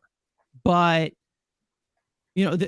I feel like the only first choice move that I can think of is probably like Brooks Raley, maybe. I don't know, like, because he was one of the best relievers in baseball last year, like a left-handed reliever in baseball last year. Not many people knew about him. Fantastic slider, disgusting stuff. And I was like, okay, well, this is a guy you can bring in here. And they did get him. Maybe Omar Narvaez like 2 years ago when he was like somewhat good. But like overall, there wasn't really everybody else, not really my first choice. And I think it's just like, yeah. I think for me, the other guy that goes along with it, David Robertson made a lot of sense for me. I think when you had Diaz and you saw what Robertson has done in his career and last year even, and you're adding Robertson and Raley to Edwin Diaz, and I didn't love bringing back Ottavino because I thought he was a flash in the pan for 1 year there. Oh yeah. But I didn't mind bringing back Ottavino when he was the 4th best reliever in your bullpen because Ottavino is good. Ottavino's just up and down. So, if you had Diaz, Raley, and Robertson, and then Ottavino, I was like, okay, fine. You lose Diaz and everybody moves up the depth chart one, and now Ottavino's basically pitching the 7th or the 8th inning. Now I'm like, hold on a second. But I agree with you. Raley I loved, and Robertson I thought was a slam dunk, especially for the deal they got him on for 1 year. But everybody else, Verlander made sense to me, but, obviously everybody just wanted them to be able to keep DeGrom. I'd be lying to you. You have to pair those two decisions together, and obviously DeGrom chose to leave. But if you're asking me, what was my first choice in the rotation, it's bringing back Jacob DeGrom. So even though I was on board with the Verlander deal, I can't say he was my first choice. Yeah, of course. And that's always, and Billy Epler as the GM, not my first choice. That wasn't my first choice either. Buck Showalter as the manager, not my first choice. Like, there's just continues to be a trend of this is not what I would have done. Like, in the terms of Buck Showalter, and we can go on this forever, if you wanted a veteran manager, Bruce Bochy probably would have been a better choice, in my opinion, because he's back managing again. He's on the Rangers. The Rangers are a really good team. They're going to go to the playoffs. I mean, they're looking at like World Series favorites right now, acquiring Max Scherzer. Maybe they get Verlander too. Who knows? But I mean, overall, I look at like some decisions that they make, and I'm like, I wouldn't have done that, but I understand it. Sometimes I don't understand it, but whatever. I do. There is a Daniel Wexler he just tweeted out that one of our prospect, he's not even really a prospect, Matt Rudick was just removed from the game in the 4th. So I don't know, maybe we're trading an outfielder. I don't know. Yeah. It's probably Pham, John Heyman, piggybacking off of that, said several Mets minor leaguers are already at the team's Kansas City hotel waiting to take the place of players that are on the move. Ronnie Mauricio is not one of them. Of course. Yeah, because you got to have Jonathan Arauz there. Hell yeah. The one I will say, and this is where I think the Mets have been short-sighted. And Ibby, we talked about this last week, I think at the end of our show. The Mets seem to be doing these weird short-sighted things with people who aren't even prospects, right? Like, it makes a lot of sense right now, the way the Mets team is structured and the fact that they're getting nothing out of DH, to call up Luke Voit. Why would you not call up Luke Voit, a guy who, albeit in a shortened season, once led the league in home runs? He's got power, he pulls the ball, and he's not 37 years old. Now, you might find yourself in a position where if you call up Luke Voit now, maybe on a 1-year deal, Luke Voit is a viable DH for you for next season. So you don't have to go to Darren Ruff. So you don't have to go to, Vogelback. And some people are going to argue, hey, there's not much of a difference between Luke Voit and Ruff and Vogelback and stuff like that. And I understand that part of it, but I think they're being short-sighted not only with Ronnie Mauricio, who's a legitimate prospect that I think can help this team. I think they're being short-sighted with guys who are veterans that have had, Luke Voigt's had a better career than Daniel Vogelback. He's had a better career than Darren Ruff.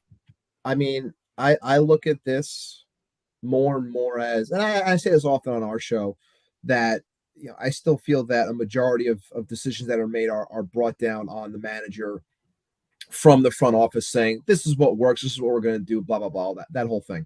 But I also at the same time feel that when you see players like the ones we're mentioning, and when you bring in someone like Buck Showalter, veteran manager, obviously coming in because he wants to win, and he's sold, I don't want to say he sold a bag of goods, but he sold the idea that you're being brought in because we're going to spend money, have a veteran driven team, and we're going to try to win a World Series. It's almost as if he doesn't want to be the babysitter, if you will. I know we talk about the Mets babies and the Vientoses, the Beattys, and the Alvarezes of the world, that we're talking about Mauricio. And it's almost as if there's a lot of apprehension when it comes to those players getting consistent playing time and going through the ups and downs of what happens with a young player when they first get called up and they're given time. It's almost as if that he being Buck, would much rather plug in someone like a Vogelback, a Mendick, and players of that ilk, because they're quote unquote professionals. Like, they're the ones that have been here before. They know what to do. There's not much that has to go on in terms of like coaching up or expecting, like they're going to go out there, they're going to do their thing. Like, I don't have to worry about, taking care of these kids. That's kind of the vibe I get from time to time. And what I'm still feeling, because Buck Showalter's not going anywhere right now. And I still feel like that's why you might be seeing the likes of these, veteran-esque players staying here and getting time, as opposed to seeing Ronnie come up. And look, I understand the thought process of saying, we don't think Ronnie's ready defensively and all these things. We want to give him more time. Like, I get that to an extent, but at the same time, what I don't want is for him to come up with 2 weeks left in the season in September, and we'll say he does okay, nothing special, doesn't flash, and then continues to be a question mark for the next season. I would much rather him be up now, allow him to acclimate, see what happens, and then it gives you a better opportunity to say, okay, this is what we saw. We have more of a sample size to go off of, and now we can attack something in the offseason to better ourselves in a certain area, because we saw what this player can do at second base, in left field, in right field. Maybe he's just going to be our DH. Like, asking these types of questions, like, that's what they should be doing now. And I'm hopeful, keyword hopeful, don't know if it's going to happen.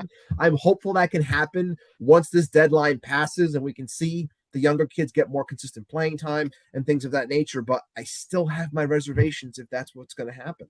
And Sorry, go ahead. No, I think this goes back to the honesty of the general manager. Hey, if this kid's not ready, I rather Billy say, we're going to have him at second. We're going to have him play left field. He is not coming up in the major leagues this year, so that talk can just stop. Because this kid keeps raking, and that's all you're going to hear about is when is Ronnie going to come up? And those are the questions that they're going to keep asking him. They're going to keep asking Buck. If he's not ready and you think he's not ready, just say he's not coming up this season. We're going to reevaluate in spring training. He might get the time to practice with the team during spring training, and we'll reevaluate then. Right now, we want him practicing second, and we want him practicing left field. And if we're going into the minors, it's for, vets that are getting ready to come up. Be honest and let the fans know, just, this kid is just not ready yet, because he keeps saying it, but he's leaving a glimmer of hope that there is a chance that he's coming up. And this is the same thing that happened last season with, Francisco Alvarez, who was raking at every, level, and he wasn't coming up. And Mark Vientos, we thought that, at the trade deadline, if they weren't going to make a trade for a big DH, and I'm not including Daniel Vogelback, if they weren't going to make a trade for a big DH, they were going to go to Vientos. I mean, he is big. He's big. Like, no, you're 100% right, and it kind of piggybacks off the point I was going to make. Like, first of all, to exactly what you were just saying, if Epler would just come out and say what the organization believes, it would stop. Right now he's leaving Buck Showalter out to dry too, because then you get people who say, "Oh, Buck doesn't want any part of the youth movement. Buck doesn't like these guys," and it's like, if he would just come out organizationally and say, "Hey, we don't believe that his defense is ready. Therefore, as an organization, we are going to continue to play him in left field and second base in AAA until his defense is ready," I think that would be fine. And I think people would stop clamoring for it. To your point about Vientos, I said this on our show last year. The Mets had 2 DHs going into the season last year. They had Dom Smith and J.D. Davis. Both guys underperformed. There were several points leading up to the deadline that I said to Ibby, just call up Mark Vientos. The best thing that happens is he runs with the job and you don't need to get a DH. The worst thing that happens is he doesn't hit, and then you're back to where you are right now, which is you don't have a DH and you need to go get one. Instead, they never tried him. They wound up getting rid of J.D. Davis. They wound up getting rid of Dom Smith, and they brought in 2 guys that are somehow worse than both of them. Instead of just trying Mark Vientos. Right. Yeah. I've been a they proponent blocked of him too much. Yeah. They blocked him. And I've been a proponent of, you got to produce. So people calling for Vientos to play more. Look, Vientos now is getting a little bit more of an opportunity, and he's hitting a bit more. And I know it's a chicken and egg situation, but in the short sample size that Vientos has been given to hit here at the major leagues prior to this call-up, he hasn't really hit. And I think that if you're a young player, you should have to earn it. Alvarez earned it. Alonso earned it. Beatty has earned it to a different kind of extent. But, so I have no problem with making guys earn it. But when you also have a black hole in the lineup, you could also just try stuff. And instead, they didn't try Vientos. And what they were wound up with is Ruff and Vogelback. And how'd that work out? Yeah. And the philosophy is not working either. They keep going back to the same well with continuously playing Vogelback. They did the same thing with Darren Ruff, not giving, Vientos a shot. Even this year, his first stint, like, Vientos didn't even play. He didn't even get an opportunity. Why is he up here? Then just bring up Danny Mendick. Yeah. Have Danny Mendick on the team if that's the case, and have him sit. Exactly. And don't let Vientos and the kids just sit on the bench. Yeah, they're gonna learn by watching, but those guys need to be playing every day. Just have them sit in the mind. If Ronnie Mauricio comes up here and he's just sitting every day, there's no point in bringing him up. Let him keep continuing learning second and left field or whatever outfield position he's going to play. And then we'll reassess next season. Have, Luke Voit come up and keep Danny Mendick and all those guys. But, one thing, Vogelback cannot be on this team next year to me. Vogelback shouldn't be on this team after the deadline. Nobody's going to trade him, but they should cut Daniel Vogelback. I don't even know how. Yeah, I said this in my he stream fit yesterday. in the beginning of the season. Yeah. I said that in the stream yesterday. I said the best thing you're probably going to get for Vogelbach is cash. Like that's literally it. Like you could do that. It's like there's no like the Keon Broxton type of return, right? That's what I'm looking at with Daniel Vogelbach. There is so much limited stuff with Vogelbach. He doesn't own a glove. He can't hit left-handed pitching. There's so much that goes on with him that he just blocks a roster spot completely. The guy is the size of 18 dimensions, right? And he's so one-dimensional. Like that's literally what you look at it here, and it's so ironic that he's still here. And we talked about. I think this is like the same week when I was on your show of like how he got like this whole mental break. Yeah. Like where he could, meditate or whatever the fuck he was doing. Like and like, yeah, okay, comes back. Meditation is big out here in LA. Okay. Yeah, exactly. I don't know what the guy was doing. I mean, well, fix up the diet. I don't know. Maybe you have to do that. If you guys could bring up the comment from Liberty, it's like 4 comments back, saying Vogelbach was an established major league player with above average splits versus righties. The move made sense. The team was trying to win, not test out minor leaguers. Liberty, this is what I was saying when the Mets acquired Vogelbach, which I thought was fine. It made sense. He was actually pretty good for them after the deadline. And it's even what I said at the beginning of the season. But now we have gotten so far away from that. Once the mental break that Carson is talking about came into play, what I was saying to him and to Ibby on our show on Til Mets Do Us Part was, what has Vogelbach done to deserve this much leash? Yes, he is a veteran. He's a veteran who is a career .219 hitter. I understand the batting average isn't everything, but let's look at that. He's a DH who hits under .220 for his career. That ain't so good. We're not talking about the Mets giving, and I know this guy's name, he's the example I always bring up, and I know he's a dirty word, but we're not talking about the Mets giving Robinson Cano an extra chance here. Robinson Cano, before the steroids, was going to the Hall of Fame probably. That's a veteran where you say, let's see if this guy can come out of it. Let's see if this guy later in his career, we can catch lightning in a bottle. The Fernando Tatis Sr. of it all, the Jose Valentins, right? Let's see if we can do something with this guy later in their career. Daniel Vogelbach is not a has-been. Daniel Vogelbach is a never was. And that's the problem. And he did not fit, to me, the philosophy that was originally instated by Epler and Buck. They wanted versatility. He brings none of that. Right. He doesn't play defense. Nope. He can't run. Nope. We needed, during the playoffs, 2 roster spots taken up, one by a pinch runner and by a pseudo DH. Yep. And I would even argue, you were just talking about Danny Mendick, right? A player like Danny Mendick can serve on a 26-man roster. I'm not saying he's great, but you could have a playoff caliber team and Danny Mendick can be your 26th player. He plays a couple different positions. He's mediocre at them, hits a little bit. He's had he put up a little bit of numbers with the White Sox. Like he could be a guy that's on your roster for half a season and gives you something. When you have a guy who doesn't play a position, that doesn't hit, that can only hit from one side, God forbid you give him at-bats against left-handers, there's nothing there. And if anything, he prevented us, and I wouldn't assign this guy anyway, Carson, to your point about getting younger, but he prevented us from getting a guy like J.D. Martinez. Me and Ibby talked about it in the offseason. I said, you can't sign J.D. Martinez and also have Daniel Vogelbach on the team. Because now you have 2 roster spots of guys who can only play in one situation each.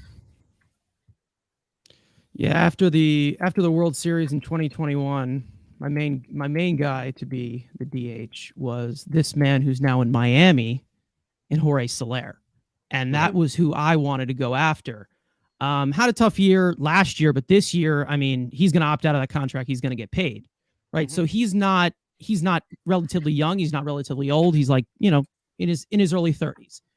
But for some reason, the Mets just like they didn't want to prove that they were wrong in this situation with Darren Ruff and giving him a chance and and with the whole situation with Daniel Vogelbach of how limited you are with him on this roster. I mean, like, again, you had to see, he can't face lefties, right? He can only come in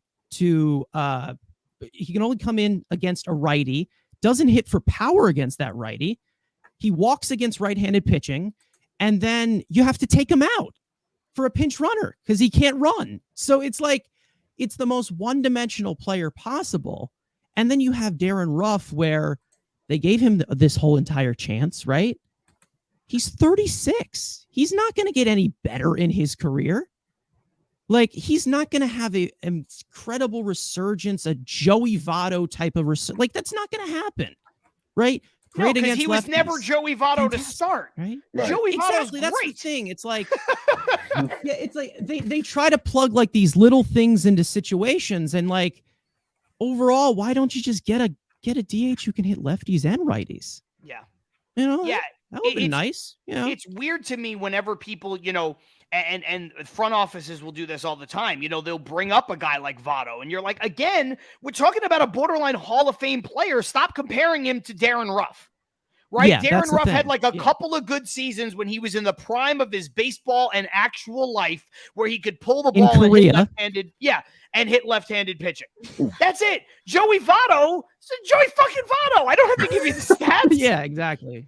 Can we, Steven Dilcher brings up, do you think the Mets will trade Pete? We've alluded to this a lot, and we said that we were going to talk about it. I think we should talk about it, because I think we all have a lot of opinions on this. Absolutely. Yeah. I think I'll say it firsthand. Yeah. I think if they do, Billy Epler just lied to us just like a few days ago. Right. He said, a rebuild, this isn't a this isn't a that. And I understand you have some pieces that are here long term, Nimmo, Lindor, Diaz, Senga, whatever, but this team isn't the team. It barely even is this team without Pete Alonso here. Right. This lineup is so different without Pete Alonso. Right. You see it firsthand when he's not hitting. You see it when he's not hitting. They don't hit. Ooh, brutal. They don't score. Brutal. Yeah. It's they don't do any, like, they need him to carry so much. Yeah. And him hitting just 40 home runs last year, that wasn't even enough for him to do that. I understand Lindor also some secondary, but you had nothing behind him, right? And there's just like, there's no protection around the guy. We see Jeff McNeil hitting behind him. We see Marte hitting behind him. Canha hit behind him once. I'm pretty sure Luis Guillorme was batting cleanup once last year. Somehow. You have no protection. So basically, I don't understand the reason for getting rid of him. To be honest, right now, I would just sit him down and say, what do you want? Blank check. But same. That time has kind of passed. But at this point, like, you have such a disadvantage with having Pete Alonso as your only power hitter. If you take him out of there, it's going to be even worse. You're going to have to be forced to go into a rebuild. Like, if you take him out there, in my opinion. There's nothing wrong. Like I said before, to fill in with, if Steven missed it, there's nothing wrong when there is a lack of offensive options in a market, and you say, oh yeah, we'll take calls on people. Like, there's no problem with doing that, because who knows, maybe somehow you were actually blown away. I said to you guys before, I still don't know what that deal would even be for me to say, okay, do it. Odds are that type of deal would be an offer that team probably wouldn't even offer to begin with. So, getting rid of Pete doesn't make sense to me. I've been thinking about this last couple of days, since it's been such a hot topic on Twitter, or X, whatever the hell we're calling it now. It's been such a hot topic about Pete potentially being dealt. And I've always said that I look at this as, if you're doing somewhat of a soft rebuild or repositioning, or whatever the hell you want to call it, I don't care. If you're going to do something along those lines, I view it as, and again, I'm not comparing him to this player, because I believe this player is better than Pete. But when the Braves were changing things up, and they were trading a lot of guys, and they were bringing in youth, but then they signed Freeman to his first extension, they said basically, we're going to build around you. And it might take some time, but we want you to be a part of this rebuild. Now, granted, at the time, I think Freeman was younger than what Pete is right now. But that point withstanding, the whole thing was, we want you to be here because we think you're part of our solution. And then, of course, look, things have to fall proper. They crush their drafts. Their players have been incredible. Everything they have going on over there is a well-oiled machine. So sometimes you have to fall into some luck like that. But the point I'm making is, if you're going to do something like this, when you're trading off pieces here and there, I don't think Pete is a piece that you trade away. This is something where I've talked about in the beginning of the season on our show, saying how I thought Pete was going to do, my bold prediction was he was going to hit 50 home runs and he was going to end up getting an extension upwards of 8 years and $215 million. Now, is it going to be that total amount? Maybe, maybe not, maybe a little bit less, but I still think that him getting $26 million a year isn't going to break the bank. I think it's fine.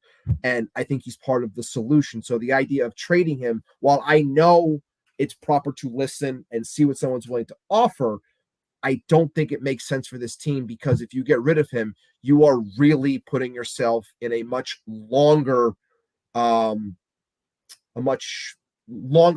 period of being able to compete, because a bat like his, I don't care if he's batting 220, he still hits 40 home runs. Like, you're not going to be able to just say, oh, I'll take, like I mentioned before, I like Heston Kierstead from Baltimore. I can't just sit here and say, oh yeah, it'll be the same type of production. No, it won't. You don't know that. So you can't just do something like that. Yeah. And you do have a possible backup with, Mark Vientos, who has great batted ball data, but it's like, that's a big ask, especially from somebody that you don't play. They don't play him. Right. So he doesn't play. Every time that he succeeds, he's benched. So it's like, I don't see the reason to do that. I understand, like, okay, there is one thought where you look at this core since 2019, since it mainly formed, what have they won with it? They haven't won anything. Right. And there is a thought where it's like, okay, maybe we're just continuing to repeat ourselves and be like, keep bringing the same guys back. But like, Pete Alonso's not the type of hitter. He's not the type of player that you just want to let go. You could easily attack the other players a part of said core as opposed to Pete, because of the production that he puts up. I think that's what, in my opinion, takes him out of that conversation. But is it the core? Is it the core that has failed, or the rest of the roster? I think it's the rest of the roster. Lindor has produced. Sure. Oh yeah, sure. To a certain extent, McNeil produced, Alonso's produced, and Nimmo. And what about the rest? Because the rest of them have been doing nothing. The bullpen They've has all been been doing interchangeable. nothing. I can't fault this on these guys, because of course, 5 through 9 has been a black hole. That's a deeper conversation, of course. Yeah. Like that's a deeper conversation. And to add to your point too, I'm sorry, Diaz, I know we're talking about position players and pitchers and stuff, but Diaz has produced. He's part of the core. Senga now is a part of the core. The way he's been signed, he's produced. You look at all these core, obviously Alvarez has worked himself into that conversation. He's produced. It's the guys on the periphery of the roster. Maybe the one person that you want to say is a part of the core because of the contract he signed is Marte, who hadn't produced this year. But Marte produced for most of last year and was a big part of why the team won. Yeah. So you look at it and you're like, the core has not been the problem. It's not the fact that, you mentioned earlier, like, it's so easy to sign a free agent and have Billy sign checks, Cohen sign checks for Billy to get these players. But more importantly for Billy is, how does he, bring the rest of this roster together? The bench, the bullpen. Those things are very important and vital, and he really hasn't done a great job at doing that. Yeah. I mean, I've said this. I've said this many, many times, where this is a top-heavy roster. It's a top-heavy roster. We know it is. Like, you have some stars here. They're not, there's no generational talent here, at least not yet.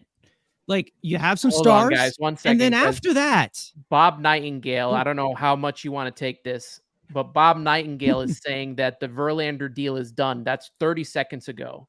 This is Bob Nightingale, because he has straight into the Astros. 400,000 followers.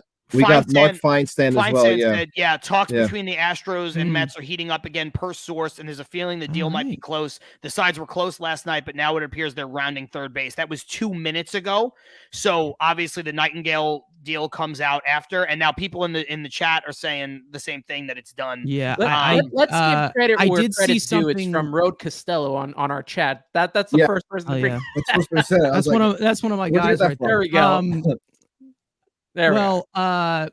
What was it? I did see a tweet earlier that Chas McCormick has been discussed between that. So I mean, if they're trying to obviously bring in some outfield depth, probably Pham is going to be moved, obviously. But I think it's more of just like kind of just getting the contract off the books, in my opinion. Before this happens, and we can dive into the deal. Can I just give my 2 cents on this Pete thing? Because I don't want to go ahead. Well, before the Verlander thing, and that's going to be. So I think the reason why you can't trade Pete is really it's threefold, right? There's an adage in baseball forever, and I tweeted some of this out, that you can buy power. And that's true. You can spend money on power, but I don't think that you can buy generational or top tier power. You can't buy, Yordan Alvarez, right? And that's what Pete's comp is. Pete is a top 5 power hitter in the sport right now. So to just say you could buy power, like, you just buy it, no big deal. You can't just go out and get his type of power.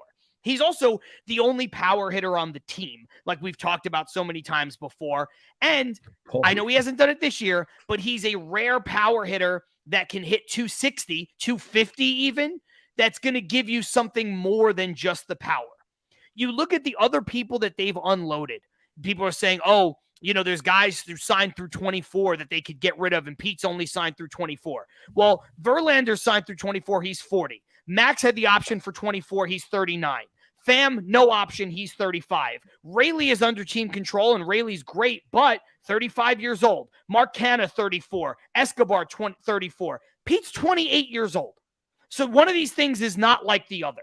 And then the last thing, and exactly. I don't get attached to, we all get attached to some players, right? I got Keith Hernandez framed behind me. But sometimes for vibes, guys, you can't do certain deals, right? This is the same franchise that let Darryl Strawberry walk. This is the same franchise that traded away Tom Seaver. This is the same franchise who was cheated out of a potential Hall of Fame career from David Wright. Sometimes you just have to fucking keep players. I actually and you develop them and they turn out to be great. Just fucking keep them. I actually thought that they were going to keep DeGrom. I thought it was going to start there with them keeping DeGrom for this. That was this portion, this Cohen franchise. I thought they were going to keep DeGrom. Once he didn't stay and went, I don't know if that's ever going to be done. Like Pete Alonso might not stay. It's out there until we see this franchise start. There was a strong possibility that Brandon Nimmo was going to leave. And they test the market, Nimmo, And kudos to them for keeping Nimmo, but respectfully to Brandon Nimmo, listen to me. Brandon Nimmo's not Pete Alonso. Brandon Nimmo's not Jacob deGrom. He's not. He's not that kind of guy. He's made himself into a better player than I ever thought he would be. He's become a plus center fielder. I thought Brandon Nimmo was going to be a decent outfielder, maybe a fourth outfielder, maybe somebody that could be a starter, and he's better than that. And I was wrong. But he's not Pete Alonso. Like, people are so quick, he's a little husky and he doesn't keep himself in great shape. Who knows if that power is going to stay? The guy just hit a 458-foot home run the other day. Can we talk about the here and now for a second? Like, come on, man. Jeff Passan has officially said that there's an agreement. Passan said the Astros have a deal in place. I'll say this. This is the first time the Mets have ever done something like this. Definitely that we've seen, right? Love it. And I will say this, though. I love it. If this doesn't work, I mean, they're going to have some big problems on their hands if this doesn't work out. So I hope it does the way they've been going about this. But if these prospects don't come up big or they don't make a big trade to get a big, like a Soto or something in here, they're going to have a tough time, trying to convince the fan base to do this again. Because no team has done this in New York. I think Ibby mentioned it. No team has mentioned rebuild in New York. This is a rebuild. Yeah, I'm sorry. Can you pull up Keith Blacknick's comment? Because that's fantastic. Which one is it? Keith always with the zingers. Didn't The pudgy didn't you players say don't that- have oblique injuries. well, here's the thing. Here's the thing about this. Didn't I say the Astros prospects stink? I mean, what did I say just like a few minutes ago about Billy Epler? Not my first choice. Well, listen, Not my first choice. Let me ask you You guys know? this before the return starts to come in, and I'm sure we'll hear it in just a few moments. Nightingale is saying 2 minor league players to the Mets in the deal. That there's no names yet, but 2 minor league players. I'm gonna guess Gilbert, and I'm gonna guess Baez. That's my guess, but we'll see. Okay, so here's my question to you guys, right? We all talked about how we would trade Verlander earlier. We talked about the fact that we would do it in the right deal. We said the Astros probably didn't have the pieces, but then I think it was Carson that brought it up first, and we all kind of agreed, hey, if you can get out of a lot of this money and you can refocus and you could get a younger player in here next year and you're not banking on the 41-year-old Verlander, when you start to talk about it in that sense, and we'll find out the details of the deal, wouldn't you do it anyway? Do you know what I'm saying? Like, I understand that the Astros don't have the Orioles. In terms of youth, like thinking about that, and there's another point that I want to bring up here. It's like, this is the top of your payroll right now. You got Verlander and Scherzer both making $43 million. You have Lindor there. He's going to be here for a long time. But I want to get my payroll under that 4th luxury tax so I can get my 10 draft spots back as well. Mm-hmm. I want this team to get younger, and that's the only way it's going to get younger. And I think the Mets did a fairly good job in the draft this year. There's some arms that I do really like, and I want to keep doing that. I really do want to keep doing that. And, you're in a hard place where it's like, it's going to take a while for some of these guys to come up, but I want to stack some pitching in the minor leagues. I want to stack some young talent, Ibby mentioned Gilbert, right? You said Gilbert and Baez. Gilbert, I don't know what people follow, because Michael Mayer earlier today was like, don't always follow MLB Pipeline. That I don't know. That's the resource that I've been using. Gilbert is number 1, right? On Houston's I guess top 10. And Baez is all the way at, you said Luis Baez 20, the 2 outfielders. The Mets need outfielders, right? They, in the beginning of the season, they needed outfield depth in the minor leagues on top of pitching. So if those are the 2 guys, that's pretty big. Like I said, it's always, a lot of the times the lists that are posted are kept up, and that they aren't refreshed, or they aren't redone after 4-6 months or whatever. They let some of the season go by before they put out new rankings. But like I said, everyone always has their own, like I said, beauty's in the eye of the beholder. Everyone has their own metrics and things that they look at. I was saying before to some of the guys off air that I've been getting into the dynasty community and things like that, and understanding what they look for in certain players so they can be on certain things before the consensus is out there. And one that I follow did put something out that was very interesting, talking about the Astros system. And that's basically saying, when it comes to their top hitting prospects, according to their model, and they've been pretty good to me so far when it comes to looking at things, according to their model, only 1 of their hitters is projected to have a weighted runs created plus of over 100. Now, that's not ideal at all when it comes to what you're trying to get in return. But again, just because one is saying it doesn't mean that that's the gospel, but I'm just saying the information that I've gotten from them, they've been pretty strong to this point. So that kind of makes me wonder a little bit what this return might be. But just saying, like I said, there's been questions about the Houston system and what type of players that they might be, even once they're brought into the Mets system, where they would slot in. So I'm very curious to see what the return here is going to be. Yeah, I'm interested too, but also I think my co-host Andrew said this on our podcast last week, to like kind of mind of like, there's going to be an underwhelming return for a lot of these older guys. And like at one point it's like, okay, you get something back for Verlander, who's 40 years old, making a lot of money. And like, like you got to kind of just weigh it out there, right? And you just got to be like, Drew Gilbert is got one? Yeah, Drew Gilbert is coming. So, Drew Gilbert's Gilbert's one of them. Not bad. I Right. will say this. I was listening. We talked about, Lori Rubinson earlier. I mentioned her, and I was listening to her show on Sunday night, driving back from up north in California. And she had, and I know everybody's got their rankings they go to for, like sometimes it's MLB Pipeline, other people go to different people and all that stuff, and that's great. But one of the things, she had Sam Dykstra on, who works for MLB Pipeline, and he said, we don't re-rank these things, to Ibby's point, until after the deadline. And sometimes what will happen is we will allow a trade to reshuffle those prospects and put them in their rightful place. So as was the case with Marco Vargas, he was listed as the 18th prospect in the Marlins system. And then all of a sudden it's like, oh, he's going to be 6 or 7 with the Mets. And he said, well, if we would have just waited till after the deadline and he didn't get traded, he was probably going to be 4th, 5th, or 6th in the Marlins system. He's like, I actually think that the Mets system is better than the Marlins system right now, but that's one thing you have to keep in mind. It's the same thing with Jarvis. I see we have it on here on the side that he's the number 30 prospect.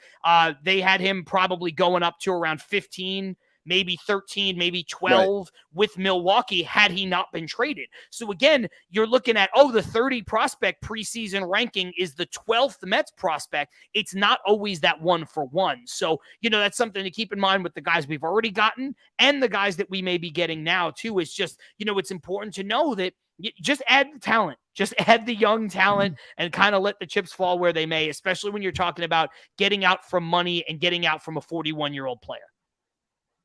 Yeah, and going back to, Drew Gilbert, overanalyzing players. From what I see, he has not played a game in AAA yet, so I can't really see much advanced data on the guy. So I don't know if he has good QOC or not, but it's worth a shot. It's the number 1 overall prospect in their system. It's not a bad return, again, like I just said, for a 40-year-old making $43 million, who you just signed the first year of his contract. It could be a 3-year deal. So, and we saw that it wasn't really a money problem with the Astros earlier, right? Remember, it's more players. It's probably going to be a 3-year deal for Verlander because it's a vesting option. It's not I think it's 140 innings and finishing the season healthy. So, I know anything can happen to a pitcher, especially a 41-year-old pitcher or whatever, but that's an attainable option. 140 innings and being healthy, like that option's going to happen. Just to continue the point that I was making before. Sorry to cut you off, Carson. Just saying how scouts across the league have varying opinions on the Astros' top prospect, Drew Gilbert. Some think that even though he's the Astros' 1 prospect, he would fall between 5 and 10 on the Mets. Others are more bullish on him and think he'd be a great get for the Mets. So like I said, when it comes to scouts and it comes to opinions, you're always going to have different ends of the spectrum, always throwing things out there. It all comes down to what ends up happening once they hit the field. I also, as we're refreshing Twitter and we're trying to find out the deals, you see a lot of people, and everybody knows I like to take Mets Twitter to task a lot. And I love Mets Twitter. I met basically all of you guys through Mets Twitter, right? You know what I mean? But there's a frustration that I'm seeing when people are like, see, I told you the Mets are rebuilding. Like, fuck off. Honestly, fuck off. Like, what do you mean? So you think Steve Cohen's not going to try to be good next year? You think that's really what's going to happen? Yeah. Again, what are you watching? You think they're not going to try to be good? And then the other part of it is like, I'm going to be sick. I'm going to throw up. You're the same people that 2 weeks ago were saying this is the worst fucking team you've ever seen. It's the worst team money can buy. And now you're going to be sick that they're trading Justin Verlander. Now I can't believe they traded Max. Listen, the last 5 starts, the ERA of Justin Verlander, just they automatically think he's 27 again as opposed to 40. Speaking of Max Scherzer was washed a week ago, and then the Mets trade him, and now you're heartbroken, like you grew up with Max Scherzer, like your dad just moved to another country. Calm down. Well, speaking of Twitter, one of your favorites, Danny Abriano. I blocked that guy. You still follow that guy? I blocked him. I like how Ant knows who I hate the most. He goes, they're getting a prospect that isn't as highly tout as Acuna. That's the issue with the trade. But like, who else are they getting? Yeah. Because Gilbert's the number 1 prospect. What were you expecting in return for Verlander. Right. And you know, you start to look at it and you go, oh, well, he's a number one prospect. Maybe he's going to, like to Ibby's point, right? Maybe he'll be between, what'd you say, 10 and 15? 5 and 10. 5 and 10. Okay. So Right. 5 and 10 in the Mets. Other people more bullish on him. He's a little bit higher. Sure. You got the team's number one prospect. Right. So, you know, you get Vargas, who's probably, you know, number 6 or 7 with the Marlins. That's not good enough. You know, you get Acuna, who comes over and is going to probably be the Mets' number one prospect for Scherzer. But all of a sudden, oh, the Mets should have got more. They should have got another player because all the money they threw in. You know, now you turn around, you get the Astros' number one prospect. Oh, the Astros, their farm system sucks. That doesn't matter. I hope they got somebody else. Oh my God. Like, you can't win. You can't win. No, you can't. I got some more for you guys in terms of people that I follow that are up on these players and have an understanding of them. So one here I got Drew Gilbert as the Astros top prospect from 2022 first rounder. Between A ball and double A, he was 274, 363, 458. Flashed with 12 homers, 10 stolen bases. Numbers down in double A, but he's been dealing with an injury.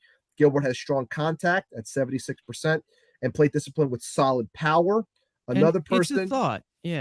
Another person who had it where, Drew Gilbert is a borderline top 25 prospect in this person's opinion. Mets fans are going to like him. So again, another side of the spectrum. And this is a thought that I bring up because we talked about this last week as well on our podcast about Marte. And you don't know what you're going to get from him in the back end of this contract, especially from what you've seen this year. He's 35 years old. This is another possibility that maybe you do plug him in. If he gets hot towards the end of the year, he impresses in spring training.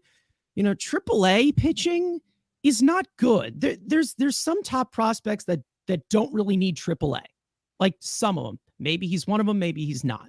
Right. So I can't say like, oh, this guy's going to be a huge star. He's going to be amazing, but it's a good return again for someone who's 40 years old. Making also, we just don't know. We don't know what these prospects are going to be. We literally complained of trading Jared Kelenic for Edwin Diaz, and Jared Kelenic has not been the superstar we were complaining about. Yeah, and everyone was like, oh, you got Robinson Cano in the deal, and this is ridiculous. You had to take on that money. I would make that trade again 100 times out of 100 with the exact same outcome. With Cano getting suspended, with Cano having to be bought out, you wouldn't trade Kelenic just to get Diaz now?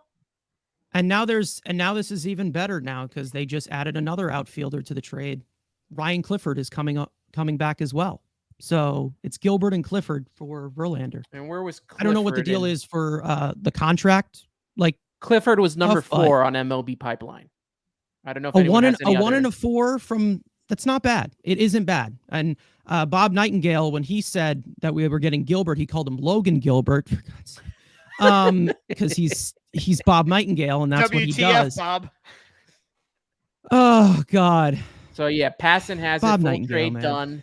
Astros get Verlander, Mets get Gilbert and Clifford. So that is that. Well, Are they taking on the full deal? Like, what's the deal with it? I want to know. This is a good tweet from Bob wouldn't Nightingale. Wouldn't that make that deal better if the Astros that would be the best trade that Billy Epler's ever made. Correct. Absolutely correct. I would tell you right now, that would be the best. Like, if they cover his entire thing, you get a 1 and a 4 from like a farm systems that's like, you know, it's bottom 10, but it's like, it's not great. You get a 1 and a 4, get rid of a Verlander contract, and they cover like 80% of it or whatever. I was just going to say, I think even if the Mets paid Verlander's deal for the rest of this season, it's still the best trade Epler's ever made. If you're getting out of his, but you know, well, right. But I mean, if you're getting out of his deal for next year, and this is what I was going to say, but Nightingale said the Mets are wiping the financial ledger as clean as possible for the possibility of David Stearns, who's expected to be hired as baseball operations president this winter. That's a good point to just say, look, we're not going to give you, we're not going to bring you in, call you our savior to be our president of baseball ops, and then tie your hands with a bunch of bad contracts. Yeah. We're going to wipe the slate as clean as we can get it. And I think that's a fair way to look at it. I also think it makes the job more enticing for Stearns. You got Cano coming off the book too. If I'm Billy, don't stop now. Like Pham, Quintana, Rayleigh.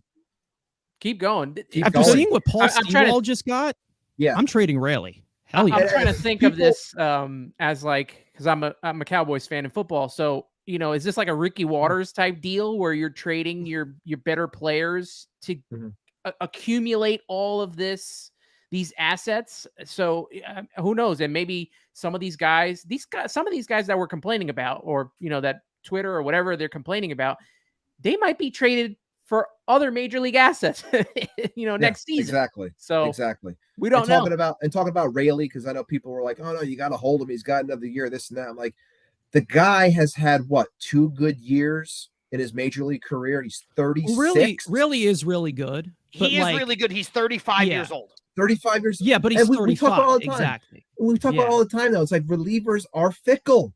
It's year to year. You never know. So if you can get something, get it. Listen, Yeah, exactly. When you trade, like, obviously, if you're not good, you're going to trade Robertson, right? If you're not good, you were always going to trade Robertson. You were always going to trade Escobar, Canha. Pham is going to go next. These guys were all going to go. When you trade Verlander and Scherzer, now, if it ain't nailed down, trade it. Raley, you could trade him. You know what I mean? Like, you want to tell me you could trade? They're not going to, but you want to tell me you could trade Jeff McNeil? Trade him.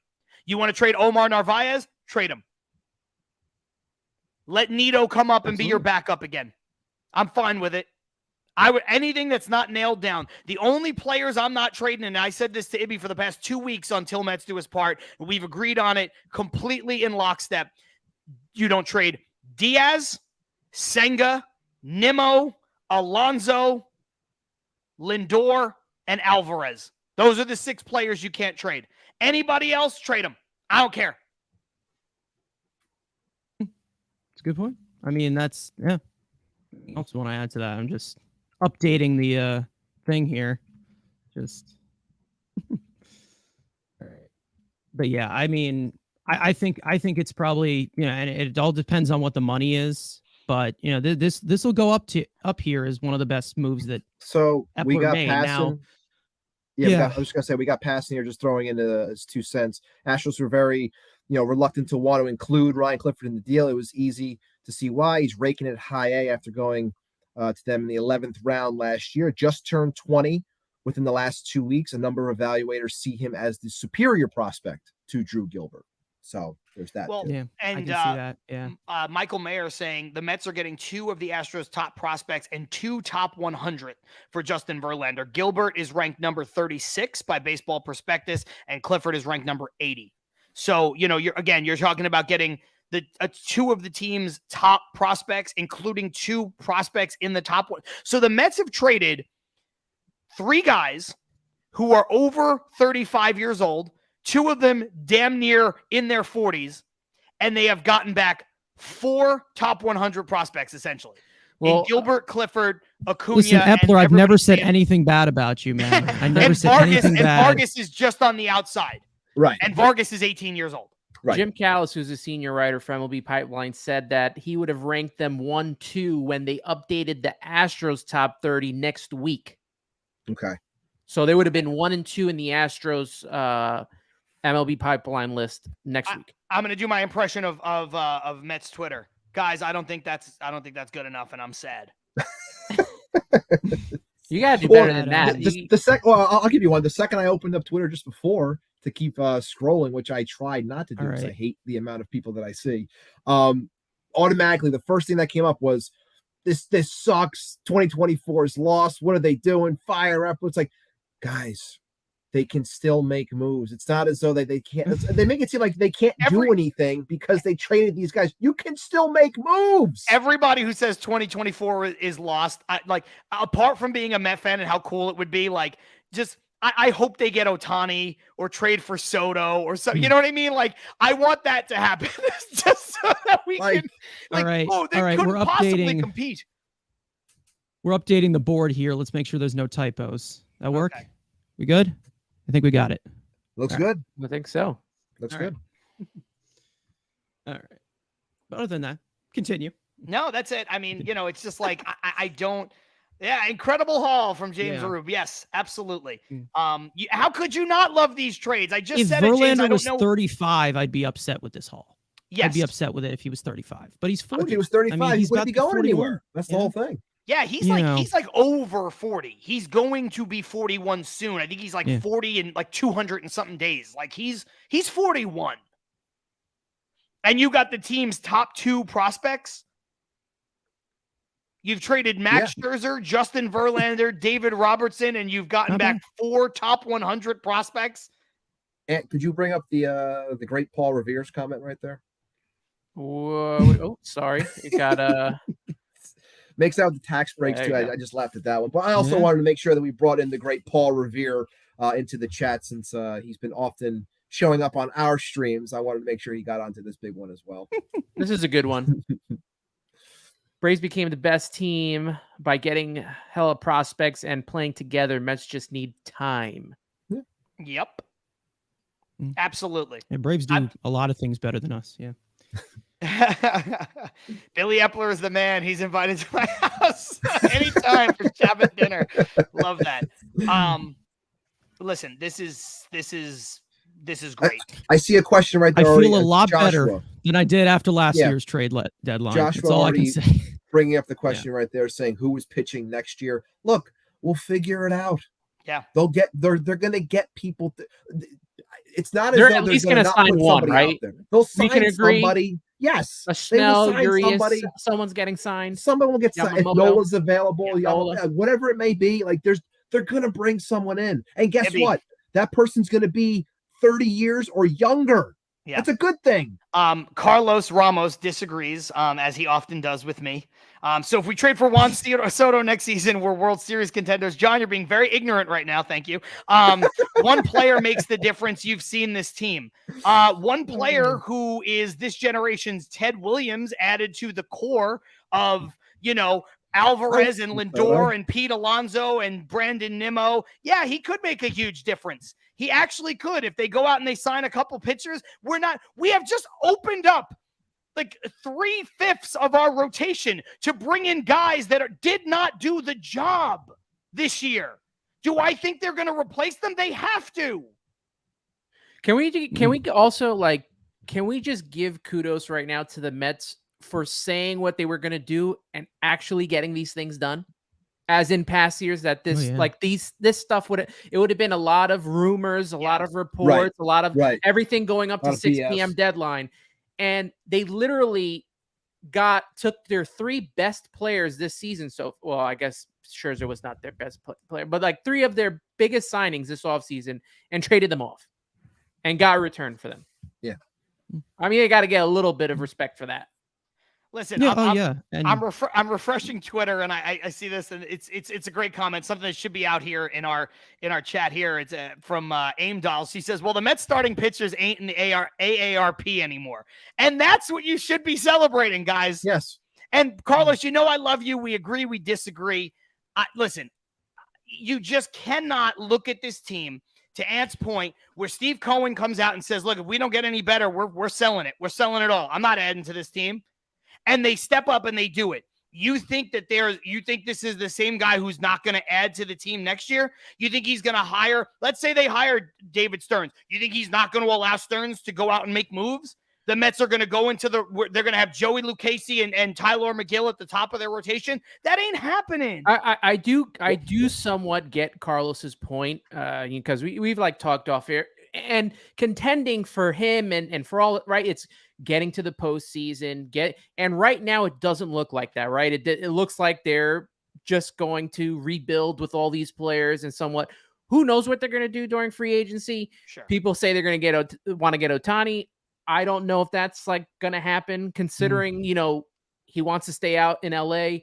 You look at this team right now, and why would he want to come here?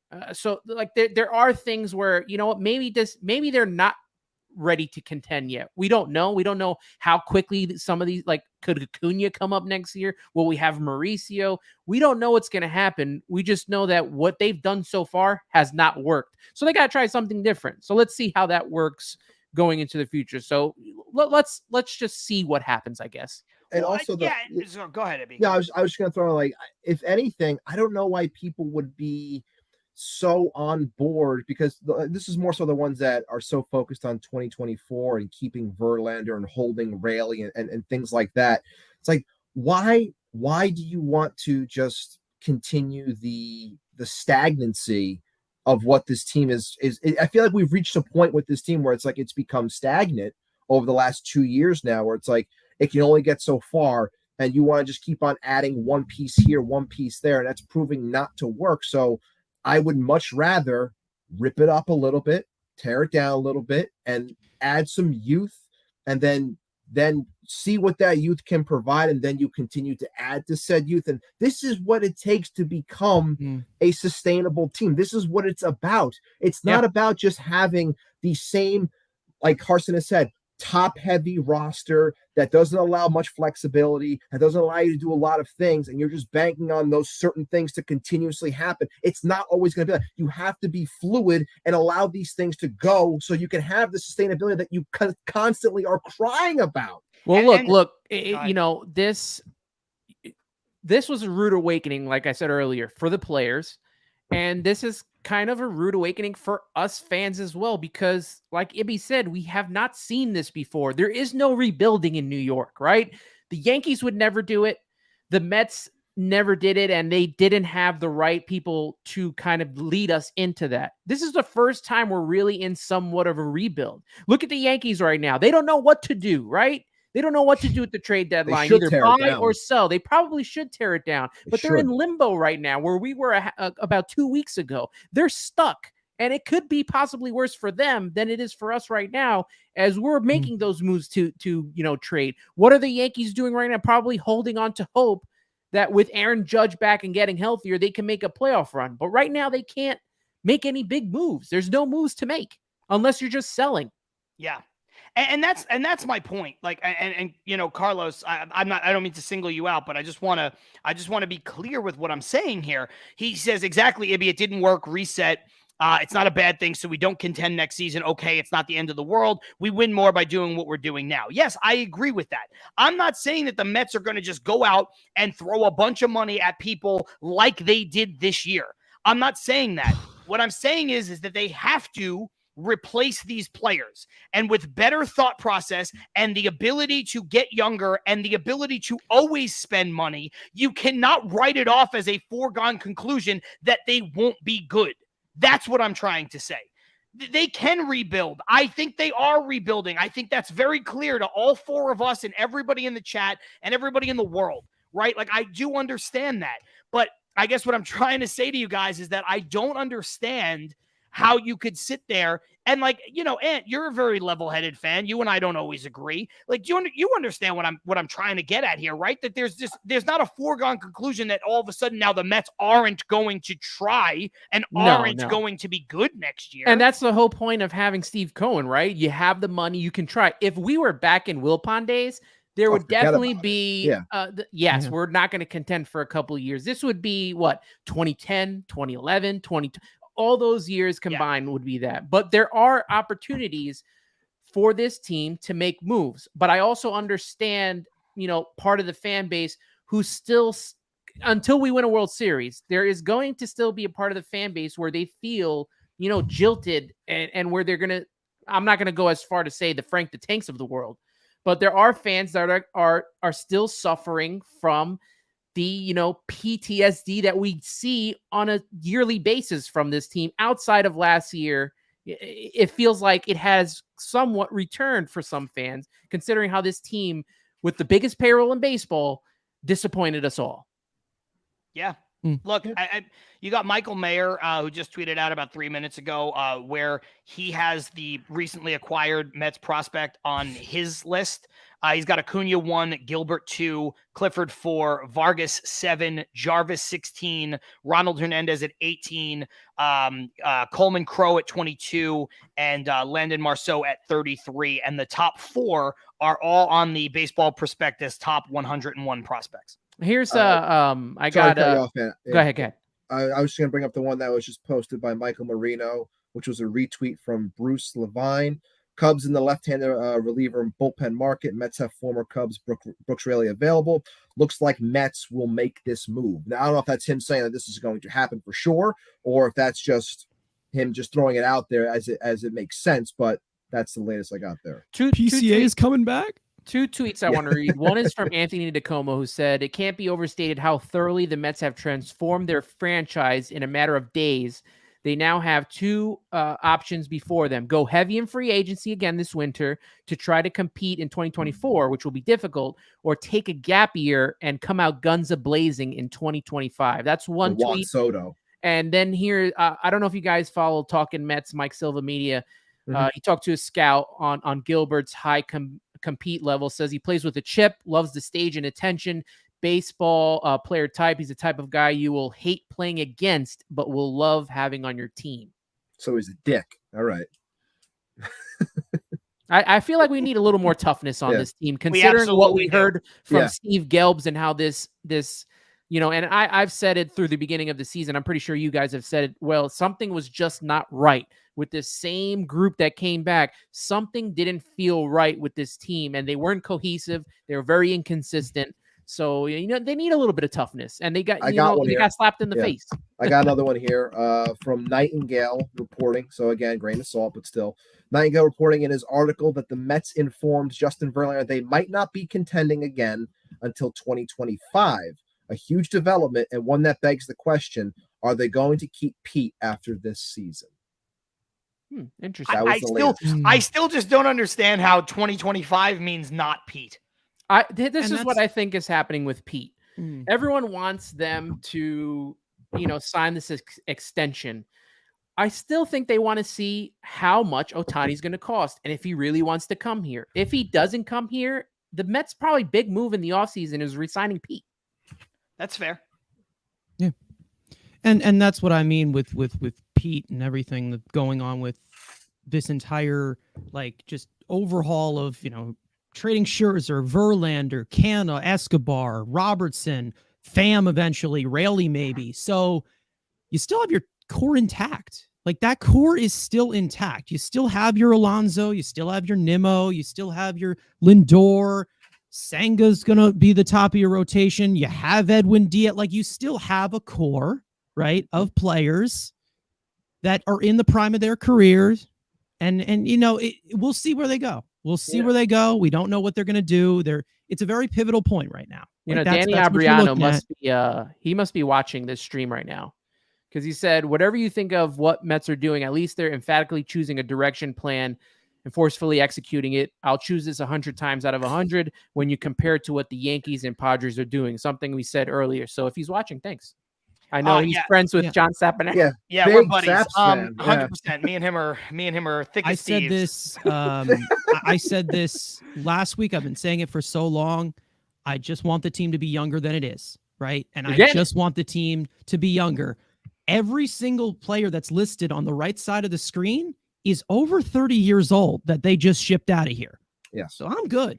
And also, just to be fair, well over 30. You made the point. Well over Carson, 30. You said if Justin Verlander was 35 and Justin Verlander at 35 was still pitching, like an ace, not to discredit what he did last year and what he did for parts of this year or whatever. But, Justin Verlander at 35 was still in his prime. That you're talking about something different. We're talking about guys who are over 30 and all guys who are over 35. Way over 35. Good by me. I just want the youth here. I want the youth back. It was a youthful feel back in 2019. I hate bringing back 2019 because I can't with people that salivate over that team. But the whole situation with that is that it was guys coming in their younger years, right? And at this point, I'm impressed. I really am impressed because me and Anthony were kind of in that same boat of where there's a possibility where we're I don't even want Billy Epler making any moves. Absolutely. Right? I don't even want him doing anything. There was one point where you're okay, maybe I don't want to do anything, right? It's clear as day. Yeah, it's clear as day that that Billy Epler, the seller, is much better than Billy Epler, the buyer. Now, I think I say that a little tongue in cheek, but also, look, it definitely helps when you can just say to a team, hey, we're going to give you this player and we're going to pay a substantial amount of money as well to try to extract a better prospect. So it's not, I can't give too much credit because, you basically have, Daddy Cohen over your shoulder telling you, here you go, son, here's, X amount of money, go get me something good. And it works. But to this point, him being a seller, I can't complain. The team's gotten younger. It makes sense. It clears money to an extent. And yeah, I'm very happy. I know a lot of people aren't going to be. A portion of this fan base is not going to be, but I'm very happy. I'm very ecstatic at the moment. Post trading Kelnick and Pete Crow Armstrong, this farm system was in bad shape. It's worse than they were telling us. They after, I guess, going through the draft and doing the Kumar Rocker draft, not signing him, and then getting those extra picks for the following year, that helped a little bit, but we were still far away. This kind of, helps solidify the farm system a little bit better now. We're in a better position now. It took a while, took about 3 or 4 years, but the farm system is in a better spot than it was before. Lorenz into Philly, interesting. Close to being happening. Okay. Yeah, close to happening. Oh. Wow. Close to happening there. Does he get lit up in that ballpark? Probably, since I got him in fantasy, so he's gonna stink now. So that's why I have no apparently, Philly except for apparently Taiwan Walker had a terrible start yesterday. Second half Taiwan? No, come on, Jesus Christ. Yeah. Jeff Shea McCauley says Jeff McNeil possible trade incoming. I don't think so. Oh, I hope so. Sorry. I would put. Look, I said on the last Til Mets Do Us part, I talked about. Like we were talking about like what are potentials, who potentially being dealt, what names we're looking at. And I mentioned Jeff only because I didn't at the time, I didn't think that Verlander and Scherzer were going to go. Obviously the market changed big time. So it became into a much more of a buyer's market, and it helped the Mets in that sense. So during the show, I did mention, if there was anyone, I was just kind of throwing out there, because offense isn't readily available, there are things that can happen. Maybe Jeff McNeil can garner some attention because if you put him on a better team, he's a contact hitter. Maybe he fits the top of someone's lineup or bottom of someone's lineup. Maybe you can move him because the contract isn't that bad. I thought that it might be a possibility. Look, we still got, a little less than 3 hours to go. Anything is still possible, but I still think we're looking at Rayleigh, we're looking at Tommy Pham, and then I think that they might be done. But never say never. I'm hoping one of these three that we have on the side here get packaged together. I hope maybe they do something like that, like Rayleigh and Pham. I think that could pull something like I that. think Rayleigh and Pham could definitely, as opposed to like everyone always says, no, try to extract with separate deals. But if you put them together, I think you can get a solid prospect. You could get some, return, and I would 35-year-olds, but I mean, but you get control for Rayleigh and you get left-handed relief pitching, which every team always needs all the time. And then with Pham, you get a guy who's, been having a great year. So I think that's possible to kind of, attach those guys together. I'm not going to overhype anything because this guy's just turned 20, but this Ryan Clifford guy, he's kind of purdy. I'm not going to lie. I kind of like him. I kind of like this guy. What do you like most about him? He can hit the ball over the fence. That's what I like. That's what I figured. Hell yeah. Let's take a 16 homers and 250 plate appearances in high A. That's not bad.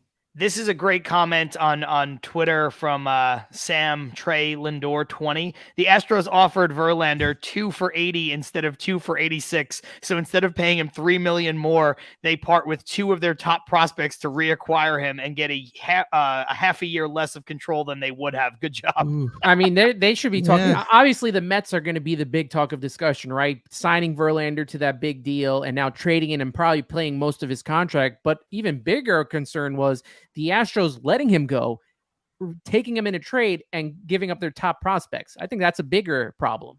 Have we heard getting rid at of all James about, Click was the right thing to do, Houston. Good job.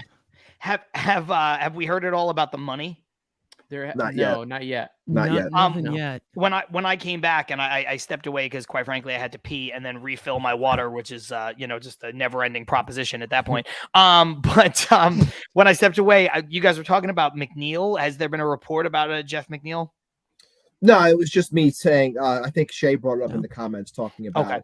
Would McNeil be dealt? And I was just bringing up how I mentioned as a possibility if there was something big. I mentioned on our show last week. I brought up McNeil's name because it's an offensive bat, could fit the top of someone's lineup or bottom of someone's lineup of a contending team, where maybe it could happen because the contract's easy to move. Nothing's been said. That's just me speaking as a potential if they were going to continue to rip down. On our side, that was all. Nothing confirmed. Okay. Yeah, I mean, look, at this point, right, they have to trade Pham to just complete the situation. And then, I think Rayleigh's probably a coin flip, I think. I mean, I think they would trade him because they're getting so many hits on him, but I also understand why they'd want to keep him. Yeah, so John Heyman just said Mets still working on deals after the Verlander deal. Pham, Rayleigh being discussed, and also Narvaez could also go. Okay. So no talk about Quintana, even though Quintana was talked about for a second with Mayer before like a few hours ago.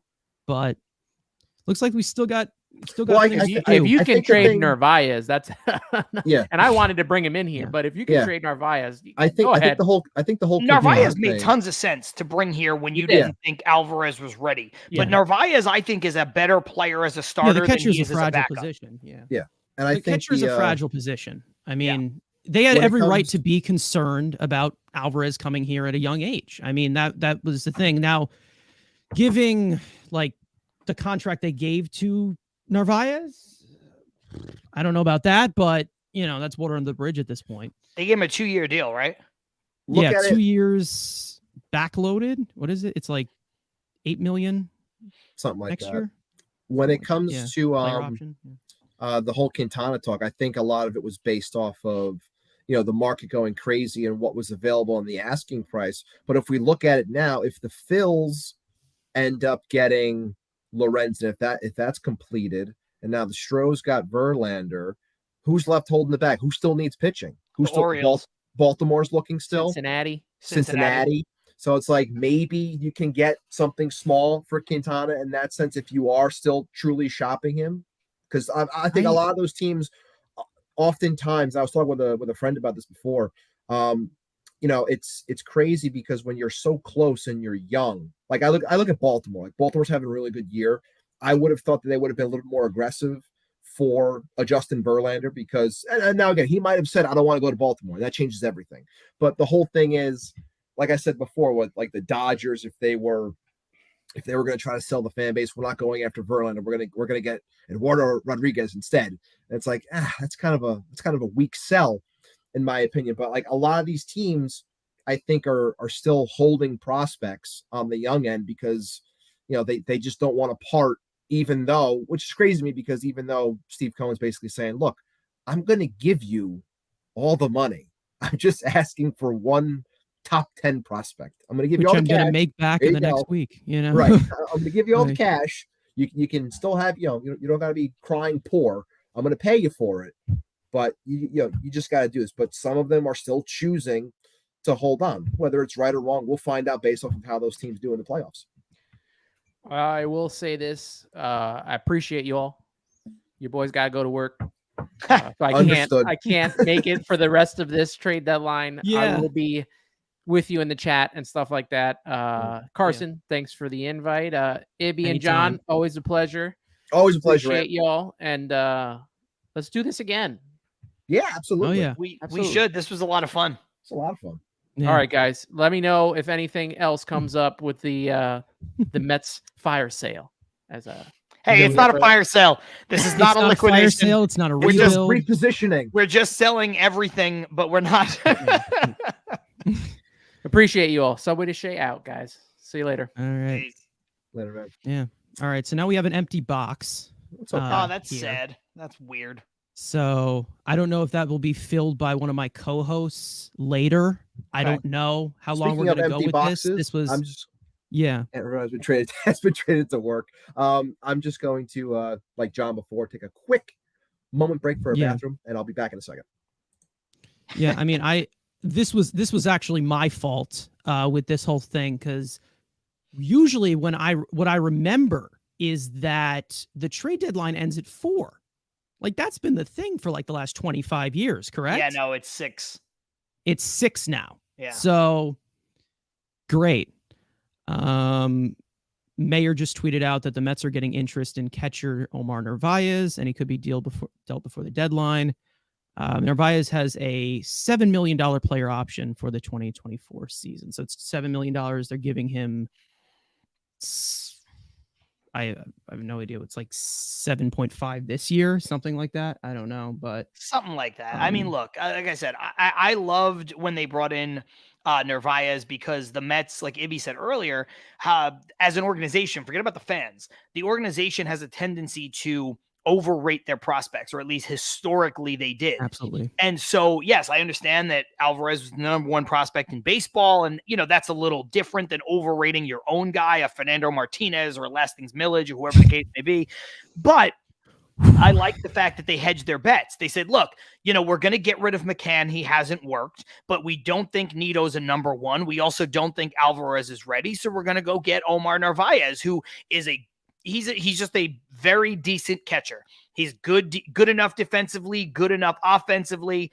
And I think he brought value. Plus the fact that him and Alvarez are both from Venezuela, I thought was a good way to kind of get the young kid acclimated, especially during spring training. So I think the deal made sense. But like I said earlier, I think he projects better as a starter for somebody else than a backup. Oh, yeah, absolutely. I'm good with Nito being the backup. And Nito's still in the organization, if I remember correct, right? He was DFA'd. He's in AAA right now. Yeah. And then wasn't claimed. So, I think you could easily have Nito be the backup for Alvarez, especially early in his career, because it looks like Alvarez at 21 is going to play a lot. Oh, absolutely. Yeah. And I mean, the whole thing about Nito and everything, it connects to a lot of, the Mets overrating a lot of their guys. We all know that the Mets pitching staff is very fond of Tomas Nito, and they have been for a long time. Mm-hmm. Well, they DFA the guy, which, because, Gary Sanchez had to go, but they DFA the guy, and you see no one picks him up. And you're like, okay, well, how valuable really is he if 29 other teams are not picking him up? And now he's pretty much rotting away in AAA. Most likely will be called up if Narvaez gets moved. But I mean, it made sense. I think the Narvaez move made sense. One of my co-hosts, Frank, hated this move because he's a huge Francisco Alvarez. He freaking loves him. I think he was in the chat earlier. I don't know, but he loves Francisco Alvarez. He didn't understand the reason why they're paying another catcher when they're already paying McCann and everything. But the thing is that we didn't know Francisco Alvarez was going to come out of nowhere and just take the job completely because of how veteran heavy this team is. You see the young guys, taking most of the playing, taking most of the time on the bench, and you have most of the older guys, playing. And that's kind of been a style with Buck Showalter, where the guys need to earn the playing time. Mm-hmm. And, right now he's the guy. He's our catcher, obviously. Right. And, $8 million spent on Omar Narvaez. It's not looking great now, but again, Steve Cohen's going to make that back in an hour again. Yeah. Can we address the fact that, Nightingale said that, the Mets told Verlander they may not contend again until 2025, and how that, kind of goes against what I was saying right before I left to go use the bathroom and refill my water, right? I do understand that, because I think what's going to happen, this is the way I translate it. You guys tell me if I'm wrong. The Mets lost Jacob deGrom. And so they said, we're going to go and we're going to replace him the best way we possibly can try to do, which is get Verlander. I think what you're not going to see from the Mets this year, this coming offseason, are moves like that. Let's try to replace blank with blank. Let's slap a Band-Aid on it.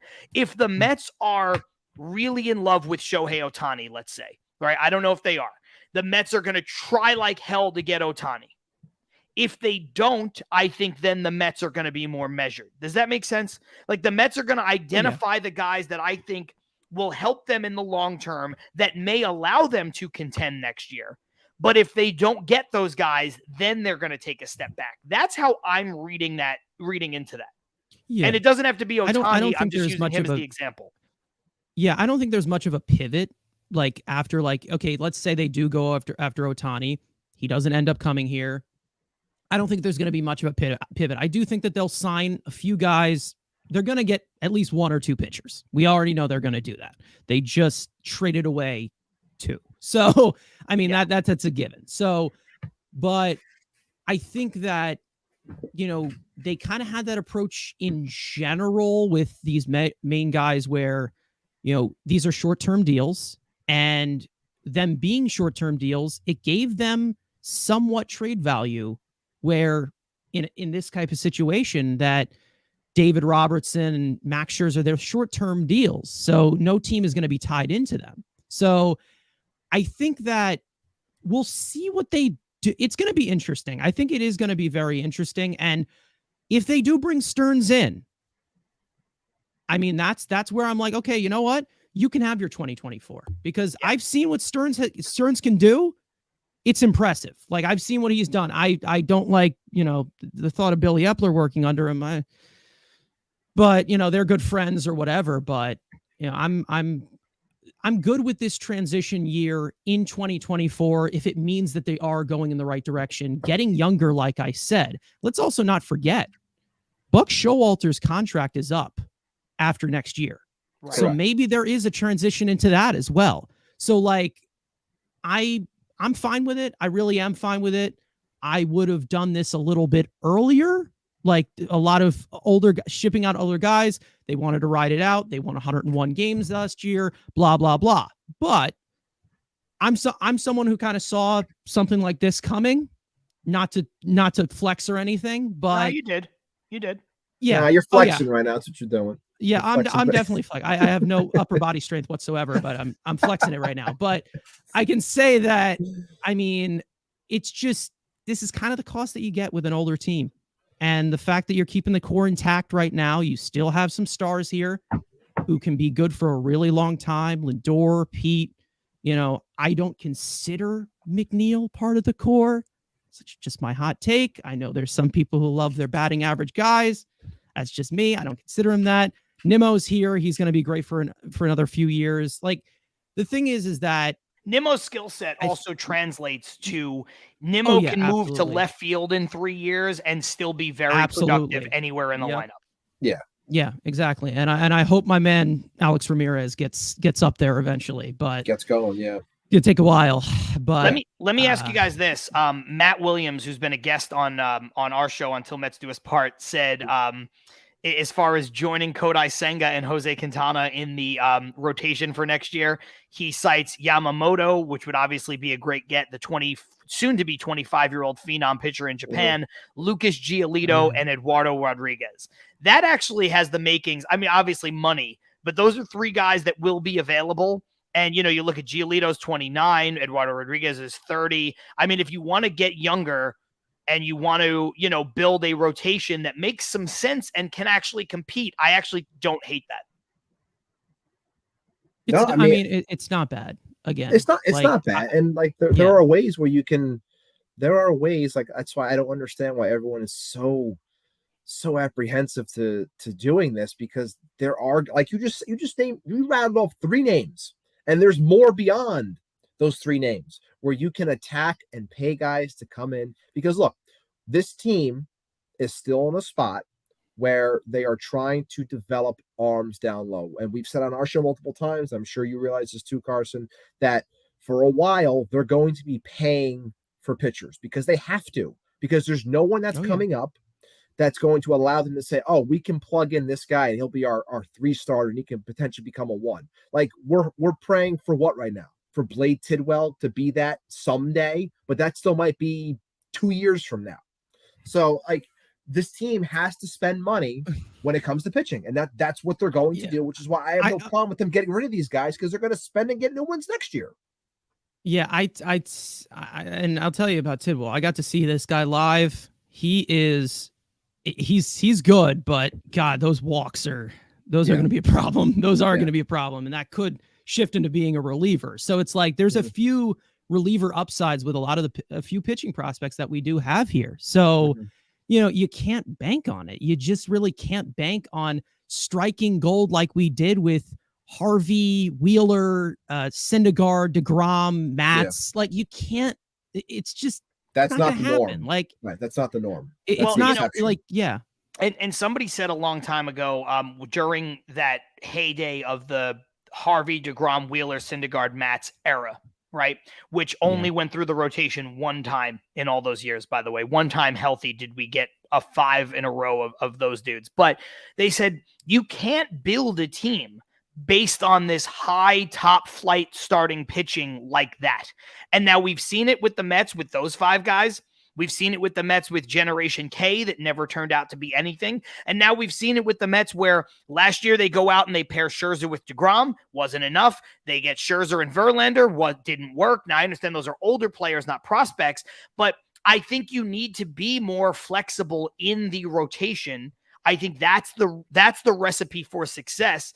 And then, have young, talented, everyday players that can play more often than they don't, that can do a lot of different things, right? You play good defense, run fast, hit the ball hard, pull the ball. I think that's how you win in baseball now. Okay, let me point something out here. The Braves have been too silent. Did they do something? I hate to say it. I just hate to say it. I know we're all having a good time. We got the prospects coming back here, building the farm system, but the Braves have been way too quiet. And now I'm scared. I'm kind of scared. I don't know what they're going to do. Because you're scared, I'm going to give you a quick update that's going to make you excited and thrilled. Tyler McGill will likely be taking the spot of Justin Verlander in the rotation. So there you go. Oh, great. Fantastic. Now, is he going to be the Tyler McGill from 2 years ago, or is he going to be the... No, we're going to throw 92 low in the zone. Get ripped. It's not most of it isn't really the velocity. It's kind of just the fastball shape that just looks like crap. Like, it's just you can't have a 6'7" pitcher throwing vertically. It's basically just like tipping pitches as a typical guy. As I'm looking in the comments right now, I see Joe Prano has joined us. What is up, Joe? Always a pleasure when you hop in. And he says, "Sorry, I'm late. I can assume I only missed over-the-top optimism." Joe, let me ask you, are you not a fan of what's going on with our Mets at this deadline? Because I'm very curious on what you're feeling. Well, because Joe was so adamant that they were going nowhere, so tearing the thing apart is the thing that makes the most sense. Right. But listen, I love Joe, and again, I love Carlos, but Carlos is railing against me again in the comments, saying, "John, signing Ohtani is the last move we should make. It didn't make sense before, and right now it wouldn't make sense. Sign more players, not just one. One player doesn't magically transform us." And I was just using Ohtani as the reference point. I said if the Mets had a plan to go after a couple of guys and they're willing to get them, I think they would spend and try to be contenders. But if those guys fall through, they're not going to pivot a la DeGrom to Justin Verlander. That was the point I was trying to make. Of course, all he heard was the Mets should sign Ohtani and do everything to get him and not sign anybody else, because that's what I think team building looks like. That's not the point I was making, but kudos. I've been talking for 2 hours and 45 minutes. The Braves did get Brad Hand, but that doesn't really mean anything. For those of you who, once he becomes Billy those Wagner, of you who are watchers of Mets Weekly or coming from our show, I got beef with Brad Hand. So I have got beef with Brad Hand's mom apparently as well. She's called me out on Twitter many times. Okay. I've never responded to her because I'm very nice. Okay, so the Mets are sending $54 million in the Justin Verlander trade.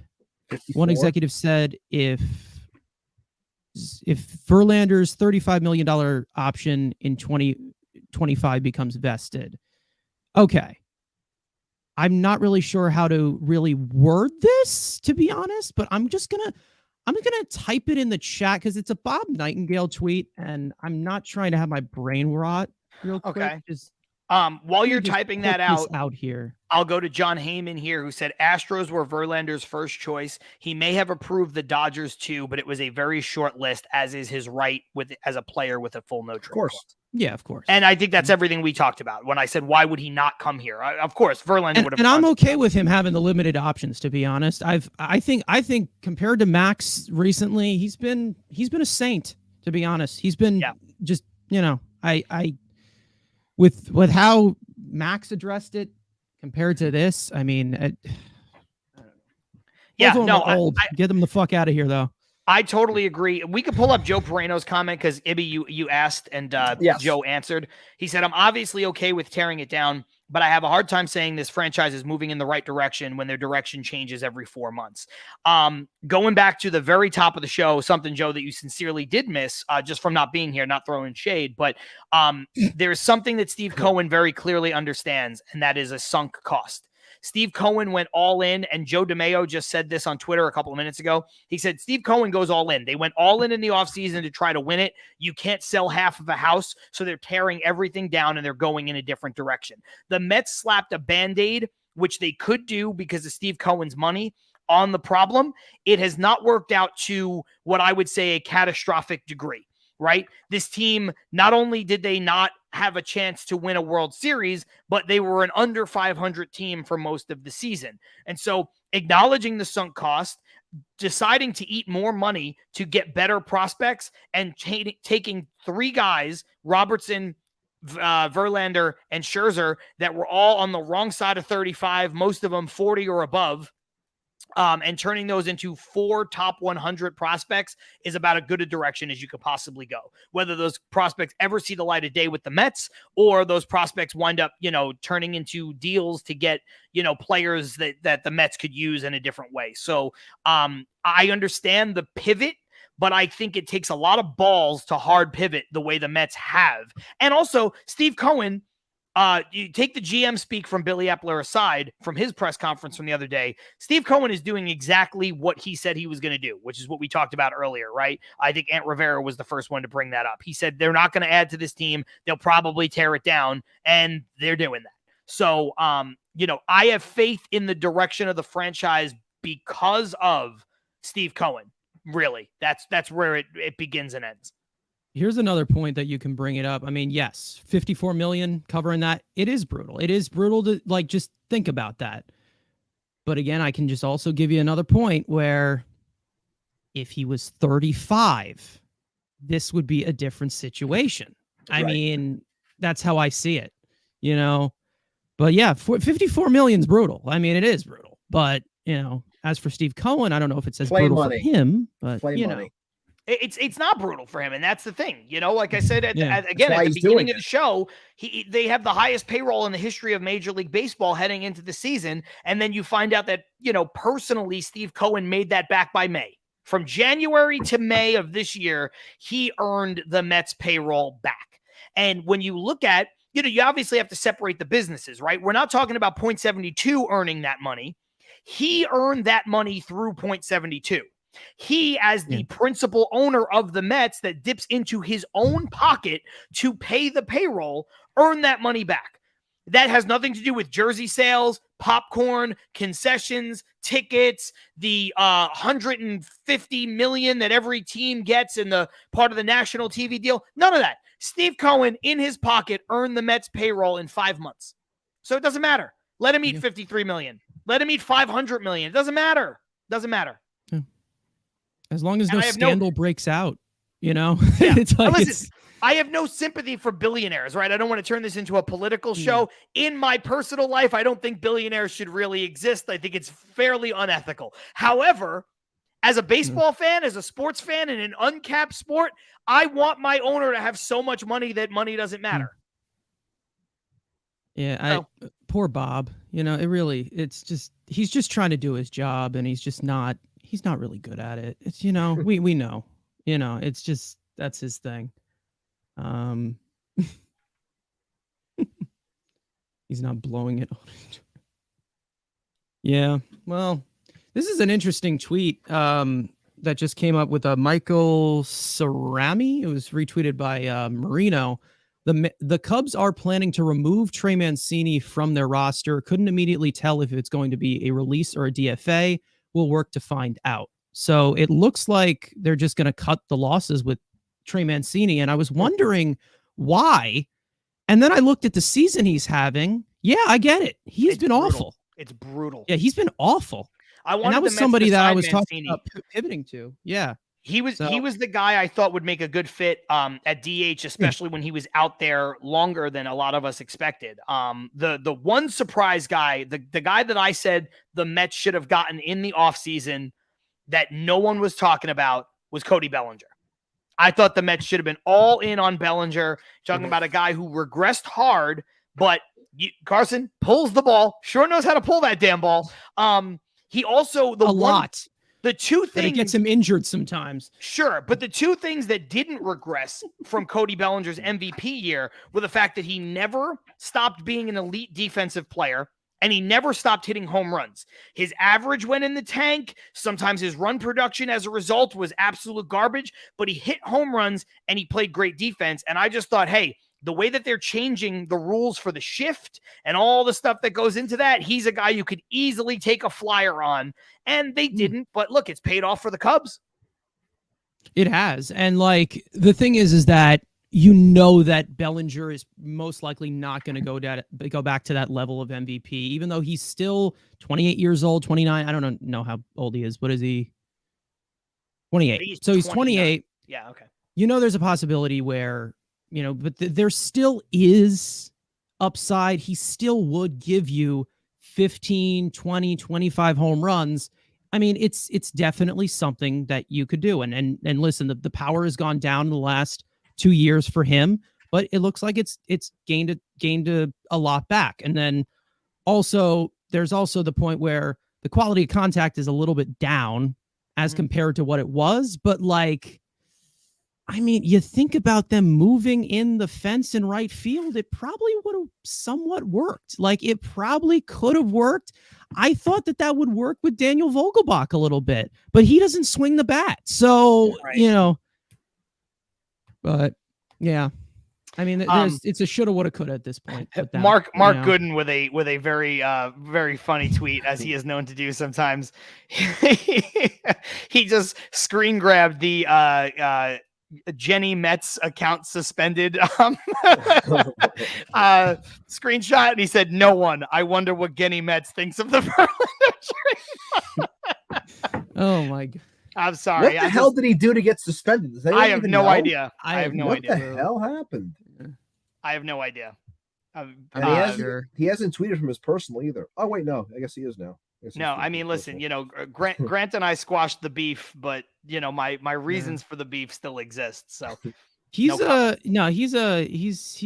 controversial one out there on Twitter. He definitely is. You know, I said this the other day on Twitter. It got a little bit of traction just from I was like, my favorite sports accounts are the ones who just copy and paste somebody else's, like somebody with sources. They take that, they just copy and paste it without, it's just easier to retweet it. Just retweet the thing.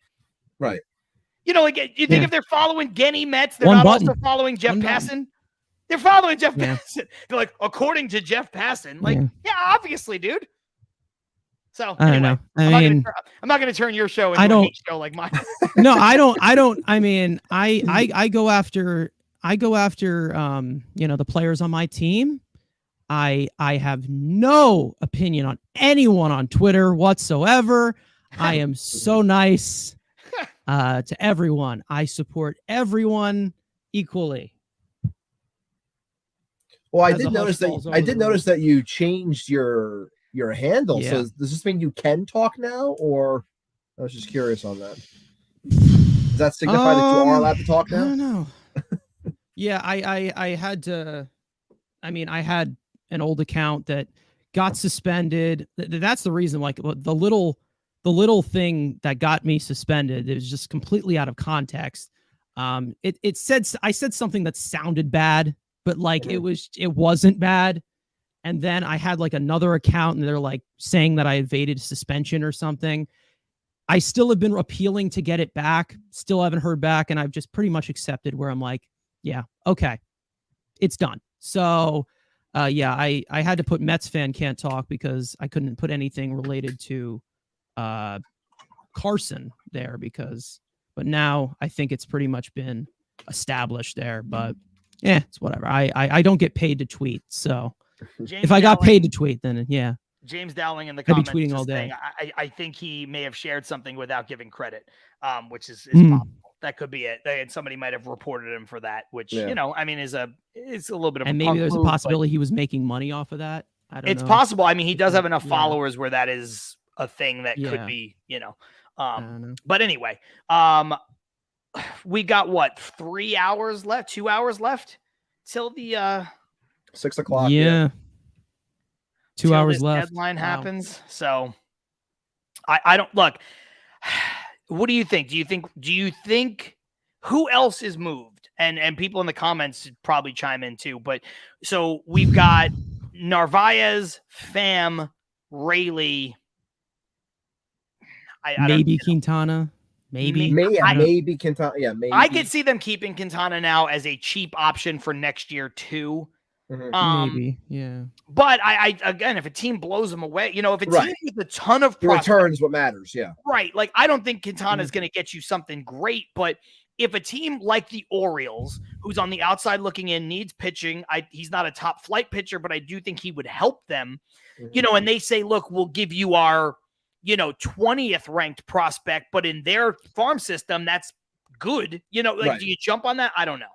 So, but do I just stay on live until Drew Smith is traded? Do I just stay here, You'll be blow up here my forever. computer, just stand here forever? I mean, it's not going to happen. I think, who's going to want him at this point? No, Drew Smith is a DFA candidate more than anything else. Yeah, I think Narvaez and Pham get moved. I think Rayleigh will have a market. We'll see what happens with that. I would love to move Quintana. This is because he I don't think he's that great. And I think what you got from him so far, he's got 2 starts. People have been impressed from his 5 rehab starts or something. You got to get something from that. I think that you do have to do something with that. Quintana throwing, 88, 89 mile an hour fastballs. That's not gonna sustain anywhere else. Right. This is the best trade value you got from him right now. I hope that they just DFA Carrasco, but that's another thing. But, well, I think it means we're looking at Carrasco till the end of the year. Yeah, that's what I think so too. Because, probably. Yeah. They can't. They You need veteran presence, Well, I just don't think they have arms. Who else are they gonna? Literally, Right. who else are they gonna pitch? So I don't care who they put in there. To be honest, I just want to see the young guys. That's literally it. Quintana's a guy who's 34, pushing 35. He's another one of those guys. That's another thing. Yeah. And you probably do. We talked about the people that Matt Williams mentioned, right? In his dream, he actually retweeted it to me and Ibby, saying that his realistic way to round out his rotation would be to add Yamamoto, Eduardo Rodriguez, and Lucas Giolito. But again, when you're looking at Giolito and Rodriguez, you're looking at guys who are 29 and 30 years old, that even if you had to give them a deal that took them to their 35, Quintana's 35 now. You know what I mean? Again, you're getting more value upside for the guys who are on the right side of 30 or right at 30, because they're also not guys. Giolito and Rodriguez are not guys who are going to command, you're not talking about Garrett Cole. These are not 9-year contracts that you're giving out here. Yeah. I had a hope, and I was not expecting it to happen. I had a hope going into this trade deadline that we get somebody who could pitch in the major leagues right now. Whether that was getting Hunter Brown for Justin Verlander, didn't happen. Whether that means, trading Max Scherzer and getting maybe a control, a Dane Dunning or something like that, someone who could pitch in the major leagues. Who's the guy on the Dodgers that the Mets is it Emmett Sheehan or whatever? Yeah. I think he's a nice arm, but get somebody who pitched in AAA or they've had a few starts in the majors. Just get someone, right? Just get somebody there.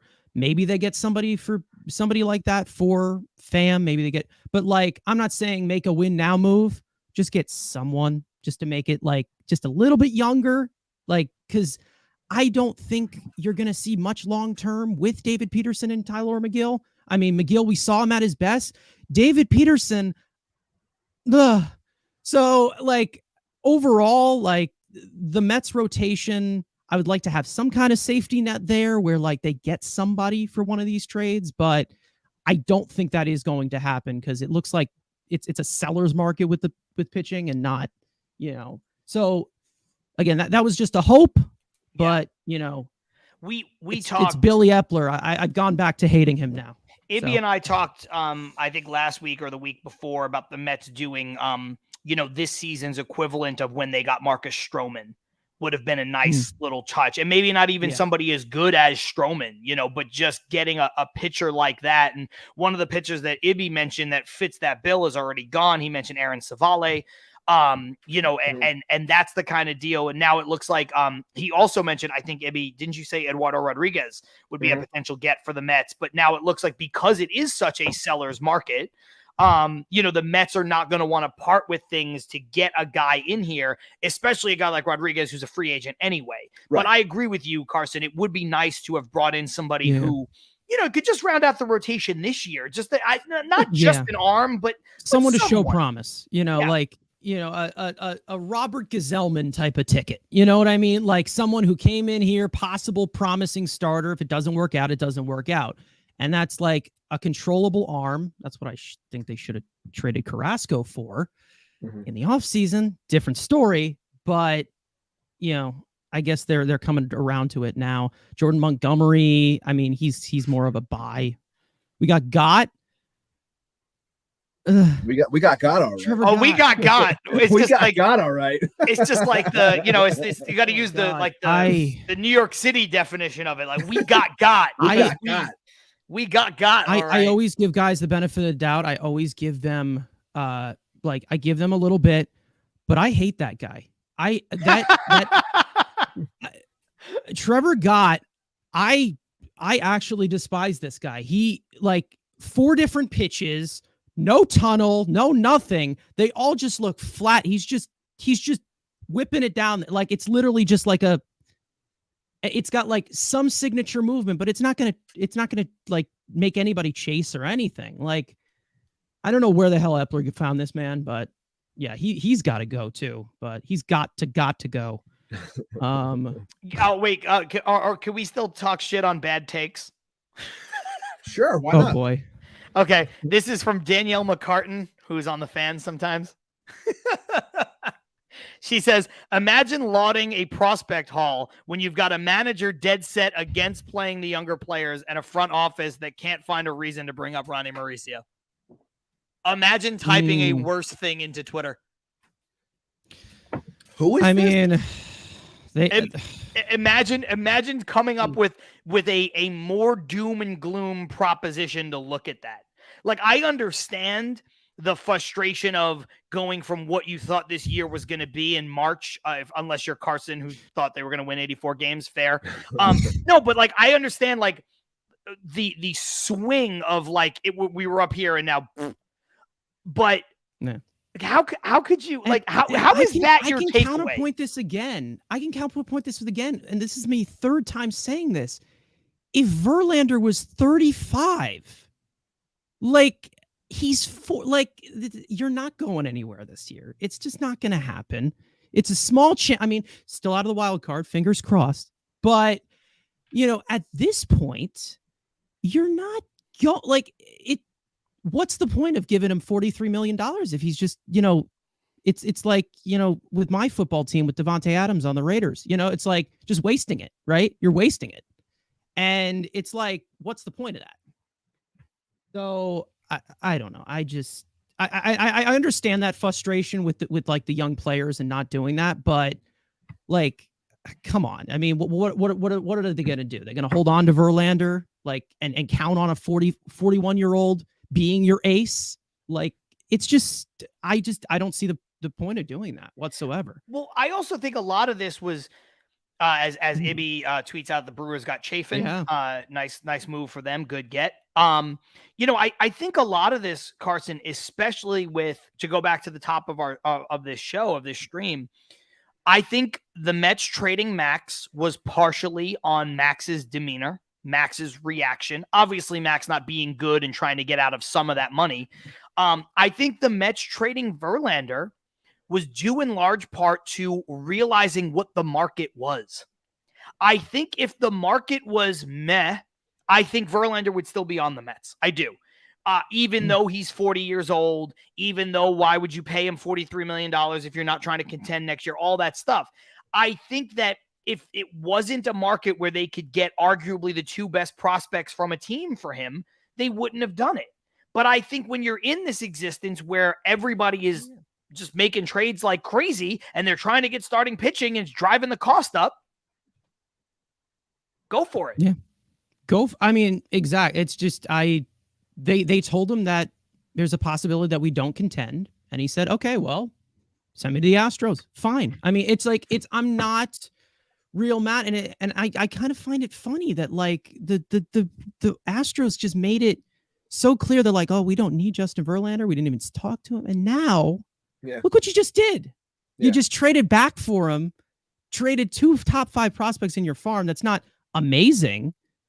But like, I mean, at the end of the day, I think it's a win. I think it took a while to get to this win, I'd say, but like it's the best case scenario right now. And here's a little nugget of information from Tim Healy. Drew Gilbert was college teammates with Blade Tidwell. So automatically, amazing. Cool.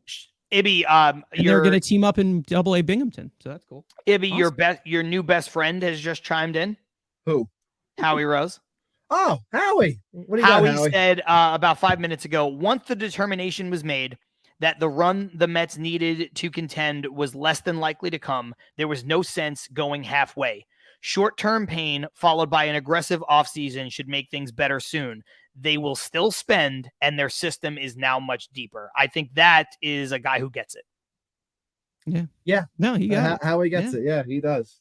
He understands. No, he got it. He nailed it. It's crazy because we were just when I was with him on Saturday, we were talking about the team and talking about where they were in the standings, and to the point that John has made multiple times on the show, talking about the teams that are in front of us and things like that. And, we spoke on the youth that was ahead of us. And I mentioned how, when there's youth, there also comes an experience. So I understand the fan that was still, who lives and dies with this team and sees a bunch of young teams that with inexperience, and you're a veteran laden team, like you want to keep going. I understand that. But at the same time, it was hard to, really get behind that, mainly because how can you when they haven't done anything to prove to you this entire season that they can do what you said that it's like, oh, but it's only 6.5 games. It's like, yeah, but they haven't made up ground like that the entire year. So he didn't want to give up on it on Saturday, but at the same time, based off of that tweet, he also understands that there is a thought process, that there is still money to spend, that this team has gotten younger and it's better for the long haul. He understands. So you basically you can have a thought process where one day you're like, they still have a shot. They do this, and then once you see the plan, you're like, I understand. I get what they're doing, and it makes sense. And they're getting younger, and this is sustainability. This is what we want. Some people can do that. Howie Rose has proven that he understands that. Many people on Twitter, many Mets fans can't fucking do that. It's incredible. Yeah, I see it as a John, your mic's muted. Sorry, I'm dumb. Yeah. I got people in my mentions on Twitter saying things like, "Oh, their GM all but confirmed that they won't spend on pitching next year, and they just spent $53 million to get rid of Verlander and $35 to get rid of Scherzer. You think they're spending? You're crazy. You're an idiot. Why? Because people are fucking dumb, Ibby. People are so stupid. I know. And the two of you are better at being nice normal than I am. I mean, I could get irrational, but I mean, that's just me. And maybe they won't, right? Maybe they won't, but it's just there's not been any proof to it's the a contrary. wake-up call they needed. They needed this wake-up call because Yeah. we've never seen a full we never saw a huge overhaul in this Cohen era. He inherited a lot of this team. Like, he inherited a lot of the core, so there's some free agents that he let go or whatever. So, we're seeing some of his guys come in here, and I'm excited to see what they do, because I think at this point, I think you're in a better position if you aim younger. And that's just how this game is. You need younger players. The skill gap, it's it rapidly goes up every year. So I think how I look at it is you still have your hitting core intact right now. You still have a potential ace in Senga. You still have a closer who is, I love Edwin Diaz to death. I've always have and will defend him to the end of time. And then you have some prospects as well, the top prospects who have developed fairly well recently. Then you also have a team that most likely won't make the playoffs. You'll get a lottery pick in the draft. You're set up pretty well if Stearns comes in here, right? So we'll see what happens. But as for the Andrew Chafin trade, I am curious to see what the return is, because that kind of sets the market for Raley. So, because lefties are very scarce. I didn't even think Chafin would get moved until I saw something earlier today. So, I don't know, but we'll see what happens. This is two competing teams between the Brewers and Diamondbacks. It's an interesting trade. It really is. There is a question in here that I think is worth asking. Explosive Diarrhea says, "Oh yeah, that's one of our loyal viewers right here. If you are a star player, why would you come here in 2024? Why would Ohtani come here?" Using Ohtani as the example. And AB, I think if we're fair, right? Ohtani is the only person I think that question might apply to, because he is going to have so many suitors and he's going to have so much money that you are going to have to sell. He's also coming from a place that historically has not won. So I think that's a fair question for him. I think for everybody else that we're mentioning, whether it's Arias, whether it's Yamamoto, these are guys who have a lot of their career in front of them. They're also going to come here with a different kind of intent and a different kind of, I can't think of a positive word for baggage, because Ohtani certainly doesn't have any baggage from a negative standpoint, but he's coming with the sum of his major league career thus far, which is playing in ineptitude in Anaheim. So I think that's the only person that really applies to. But Ibby, why would you come here if you're the Mets if you're a player in 2024? Money. There you go. You got it. Money. Yeah. But no, to the Ohtani point, and I've said this in my extreme curiosity when it comes to him, because it's something that we've never seen. We'll never see it again. Specifically from a contract perspective, where this is someone that does both things. He pitches and he hits. It's going to be so interesting to see the language of a contract like this, because, who's never to seen say something like that before. you never seen something like this before, yeah. And who's to say that, everyone throws money out there like it's no big deal, but there are still limits, in my opinion, when it comes to money in terms of like overall contract, that I feel the game of baseball is still trying to curtail a little bit. And what I mean is, everyone automatically says, oh, this guy's going to get $600 million. Well, for the longest time, we've been saying that someone was going to get $500 million, and Mike Trout didn't get that either. So it still comes down to the amount of money that this guy is going to get. Now, when it comes to Ohtani, when it comes to even the Mets, and we're obviously a Mets-centric show, so we will use them as the example here. And I've been using this as my main go-to. If Shohei Ohtani, which we all believe wants to play on the West Coast, and we assume he wants to be a Dodger. Let's go off of that, because that's what everyone is saying. Dodgers have set themselves up. They have their money allocated properly. He's going to be a Dodger since everyone believes he's leaving Anaheim. Okay. Say the Dodgers offered $525 million over whatever, 10 years. Say that's what the offer is. 525 over 10. I still say that the Mets, because Steve Cohen doesn't give a shit, and because he's clearing some money and will pay on top and pay luxury taxes and all this stuff. What happens in the case where the Dodgers offer 525 if the Mets said, I'm going to offer you 600 over 10 years? Now, I say that because if a player is so adamant about going somewhere else, but the money is that stark in terms of difference, we've seen the players union come in before and say things when it comes to money. Would that put them in a spot where they basically have to say to Shohei, look, you might want to be here, but we kind of need you to take this money? Is that possible? Am I thinking too much in that sense? But we're talking that, I don't know. When you're talking I think that type of money. Yeah, I mean, it's hard to say. I mean, I don't know, because like you've never seen a market like this. You never will, It's and that's incredible. You another never reason will. why I've said, like, and that's the main reason why I was like, with Ohtani, of like the possibility of him being traded. Like, you don't know what a trade package looks like that like acclimates his value. You just don't. Yeah, Like, you're you trading never a have number seen one something. starter and a cleanup hitter at the same time. You'll Yeah, never it's get like- fair market value back. Like, you're never going to get that back. Like, I guess the best way to like measure that is like the Soto deal. Like, that's the best. That's the best one you can go off. Like, Yeah, that's it. So I just feel like it's in such a ridiculous amount of value that I don't think it's possible to trade Shohei Ohtani. So like, even if the value on the market, it might be for most teams impossible to pay him if you want him. And like, I would say that money's not going to be an issue if Cohen does want him, if Cohen goes after him, if Billy Epler uses his connection that he has with Shohei. Let's not forget he was the one who signed him.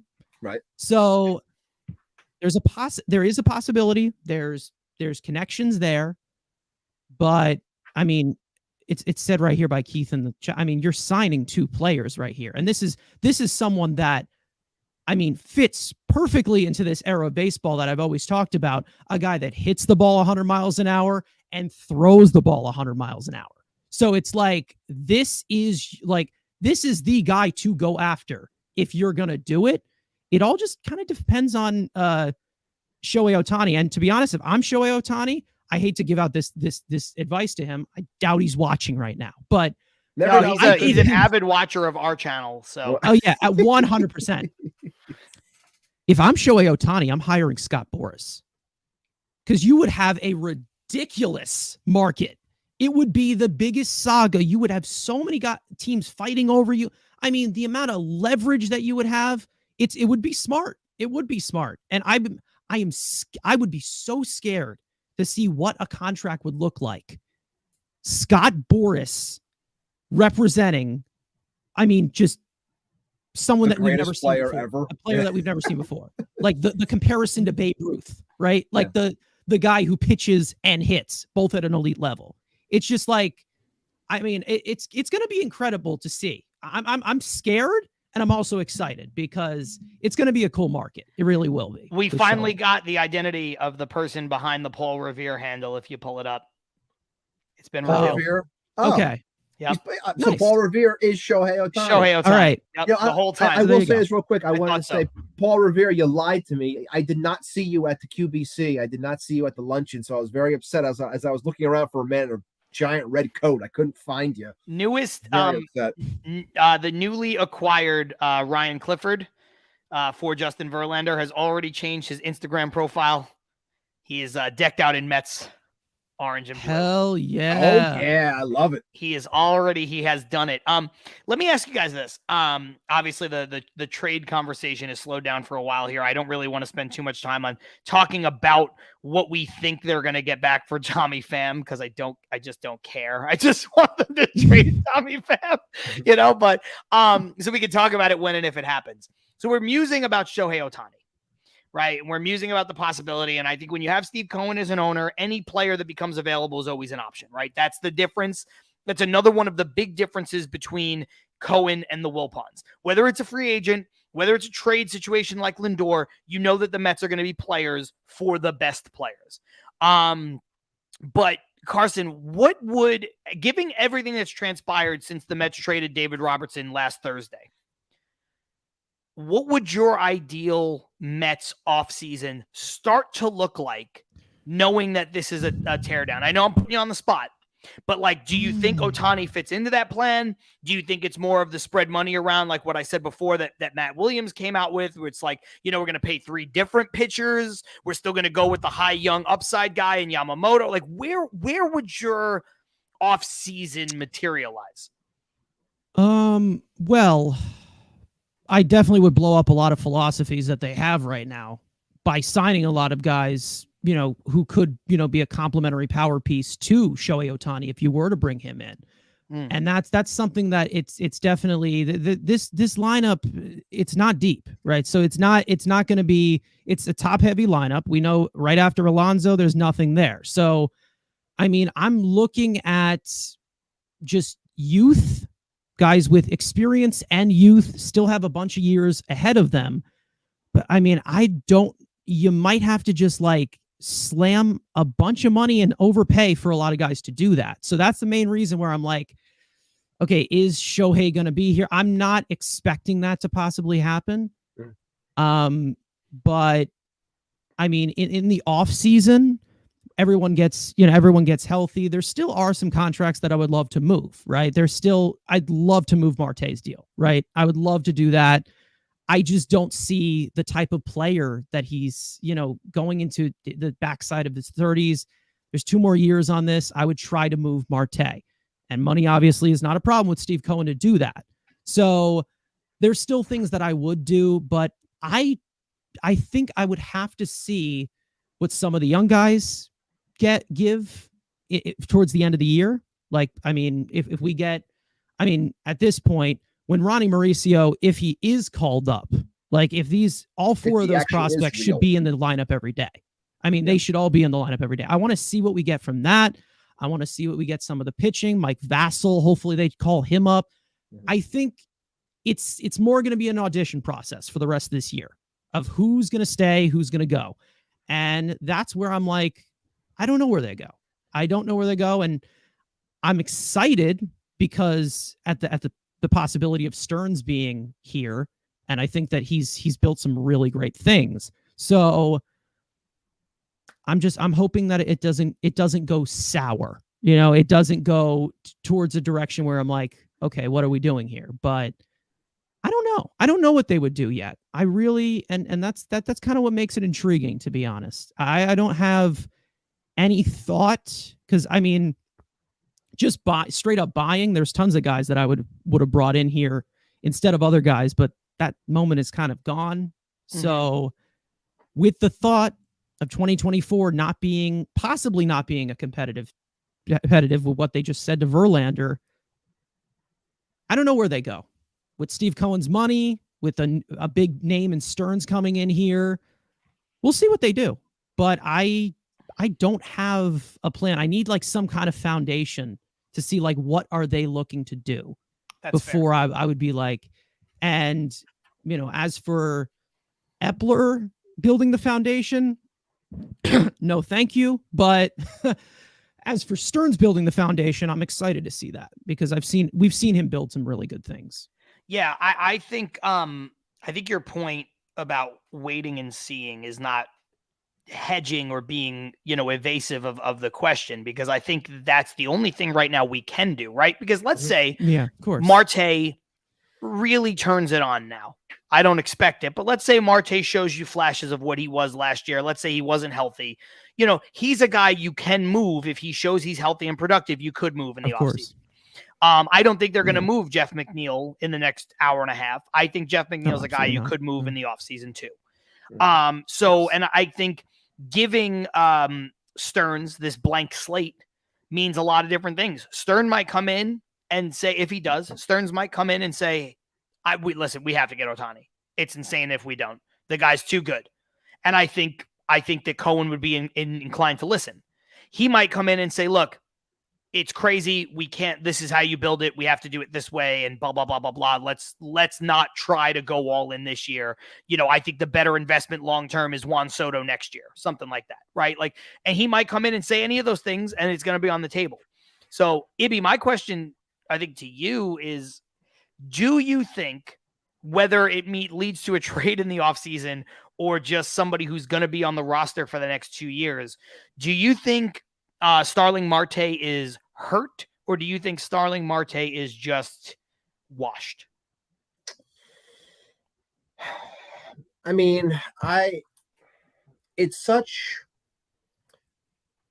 like I don't want to go back and forth on it, but I look at it and I go, this guy, in my opinion, last year was really the engine of the offense, because when he was on, a lot of things were really humming for this team. He was getting on base, he was stealing bases.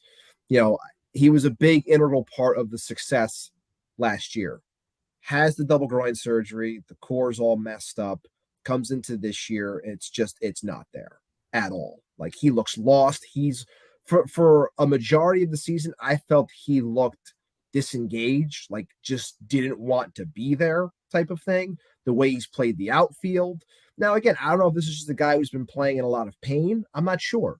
But when I see it, I kind of want to say he probably still has something in the tank, because it was such a drop.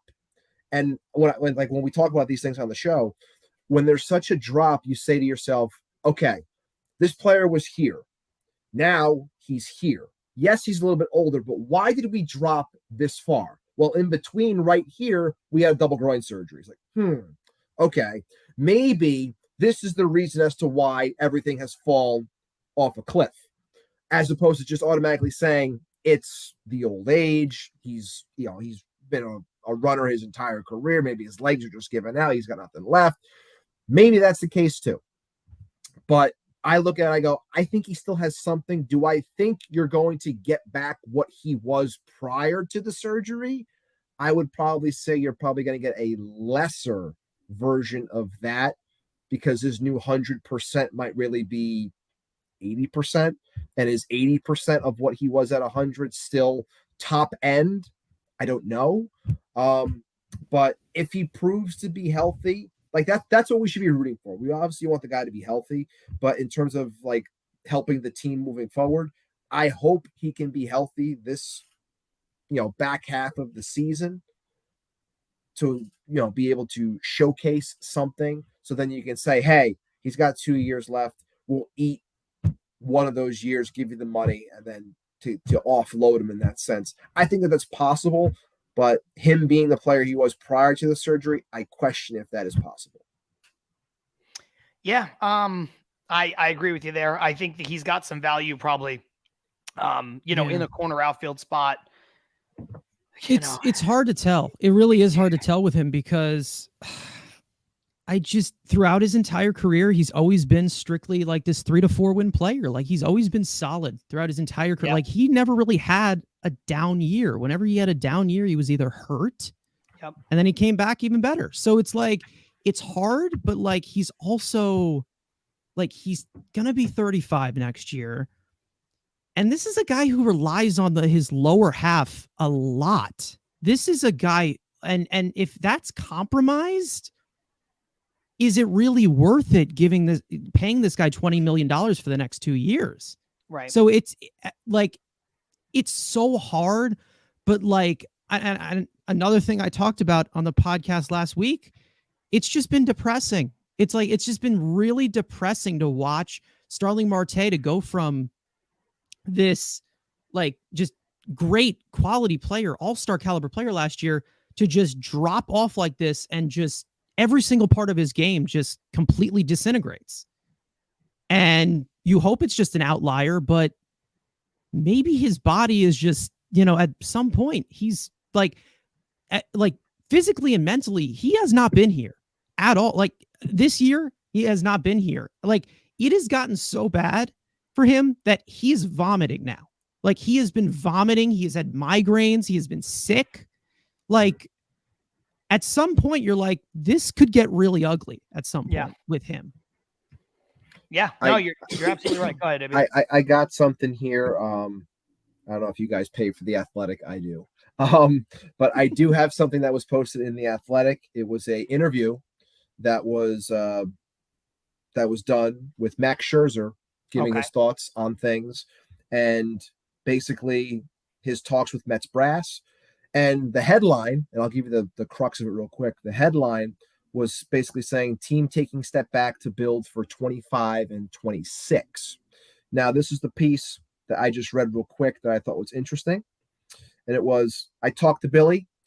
This is Scherzer, obviously. I talked to Billy. You didn't talk to Billy? It wasn't you? I didn't. Oh, no. Shit. I wish, but not me. And he goes, okay, are we reloading for 24? Billy Epler says, no, we're not. Basically, our vision now is for 25 and 26. 25 at the earliest, more like 26. We're going to be making trades around that. Follow-up. I was like, so the team is not going to be pursuing free agents this offseason or assemble a team that can compete for a World Series next year. His response, no, we're not going to be signing the upper echelon guys. We're going to be on the smaller deals within free agency. 24 is now looking to be more of a kind of transition year. Okay. So I want to throw it out there real quick. I mean, I'll keep reading the article if anything else pops up, but that's what I thought was interesting, and I wanted to throw it out there so everyone knows what's going on. I have thoughts. First of all, that's a lot for Max to tell a reporter, if that's true. Just leak the whole thing. Like, just leak the whole fucking conversation, if that's what happened. So I think that's honestly, I think if that's exactly what Billy said to him, I think that's shitty that Max would come out and say that to a reporter the first chance he got. Yeah, that's that's my biggest takeaway. I'm hoping, and I don't know this, obviously, because I don't know Billy Epler. I would hope, Carson, that Billy Epler is smarter than telling Max Scherzer his exact plan. Yeah. I mean, it's kind of like coach, like a football coach giving everybody. Again, and we talked about this earlier, and he doesn't really have like the right to like have a say in it, because like he's pitched like shit. Like he's not been good, and it's like who are you to say that and like get this information? Yeah. Now, I hope that Billy Epler's smarter than that. I hope, but like, I don't know. I mean, we've seen some stuff with the Angels front office. There's been a few things that have leaked through with that when Billy Epler was there. So I don't know. Again, like there's a lot of things from Billy Epler that I've seen basically be copy and pasted here from what he did in LA. So I just, well, this is what I was going to bring up. I mean, to play devil's advocate, you could bring up Paul Revere's most recent comment.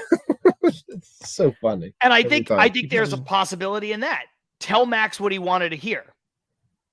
I mean, hey, are you going to compete? If you're trying to move Max, you're not going to be like, yeah, we're trying to compete next year. He's going to be like, okay, well, then I'll stay.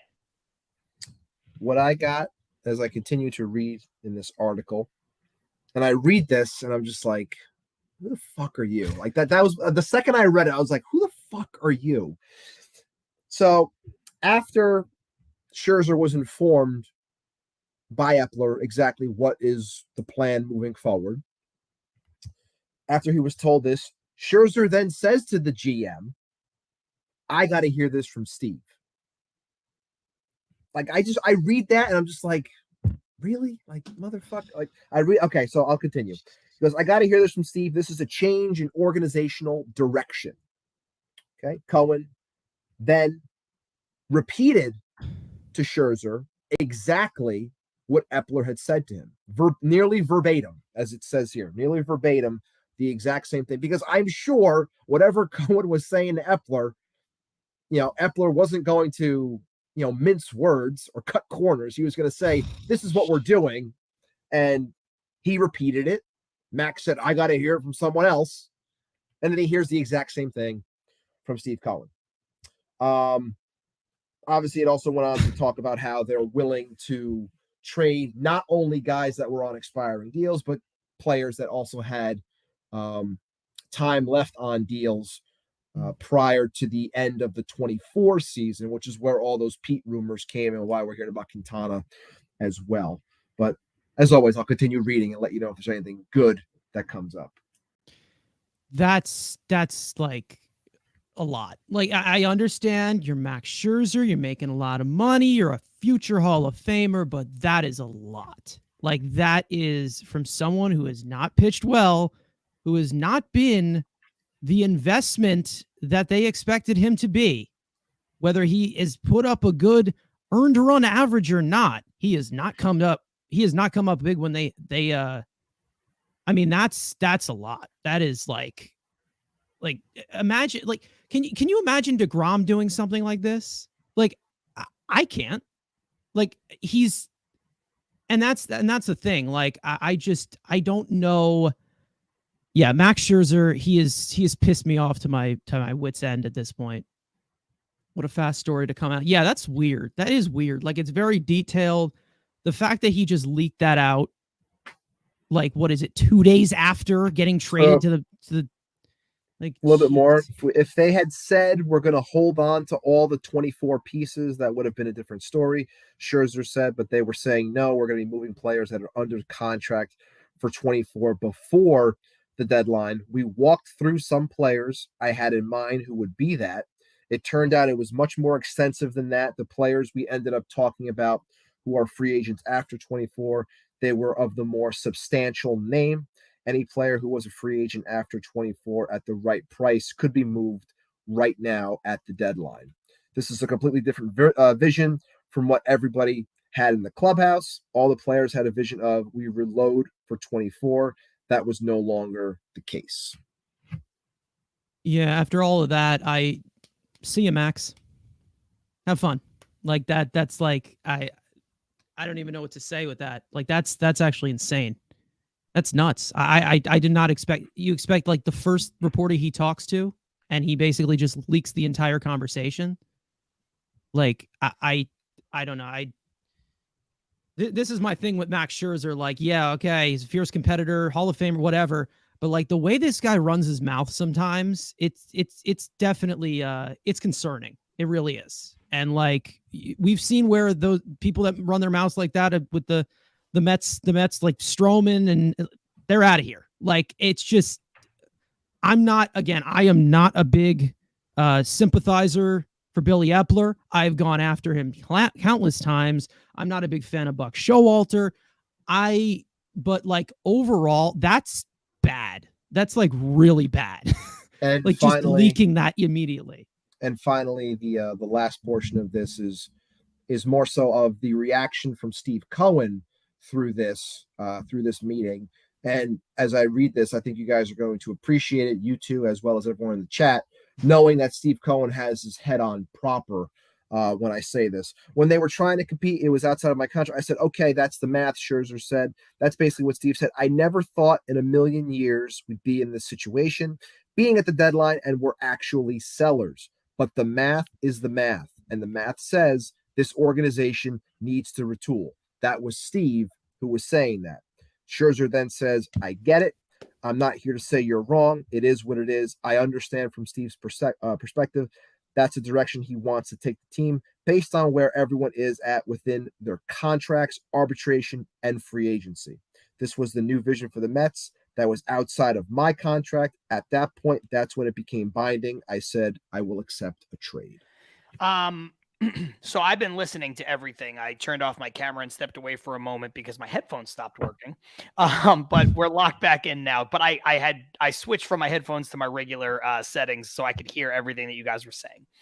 I, like you, Carson, think that is, like, honestly, I got big time fuck Max Scherzer energy right now. Yeah. Whether or not it's the truth, whether or not Billy Epler, out of respect for who Max Scherzer is, and out of respect for the fact that he signed a no trade clause, if Billy Epler came to him and told him all of that in confidence. And Max ran and told the first person he asked, fuck Max Scherzer.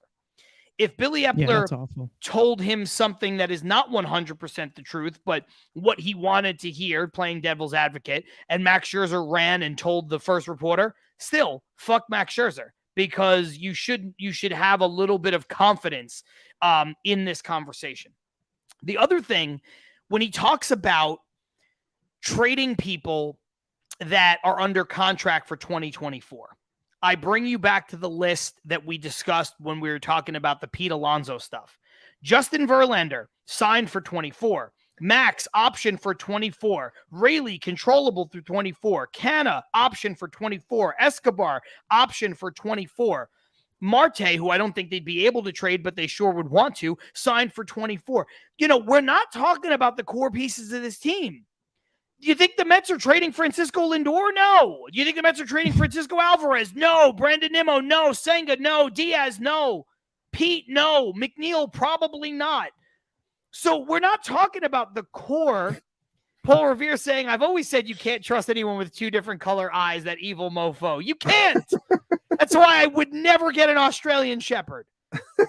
You don't know what they're fucking capable of. No, that's just unprofessional. That really is. But there are plenty of people who technically fit the description of what Scherzer is describing, right? That are signed through 2024, or at least on the payroll for 2024, that of course the Mets are going to want to trade. They're old and unproductive.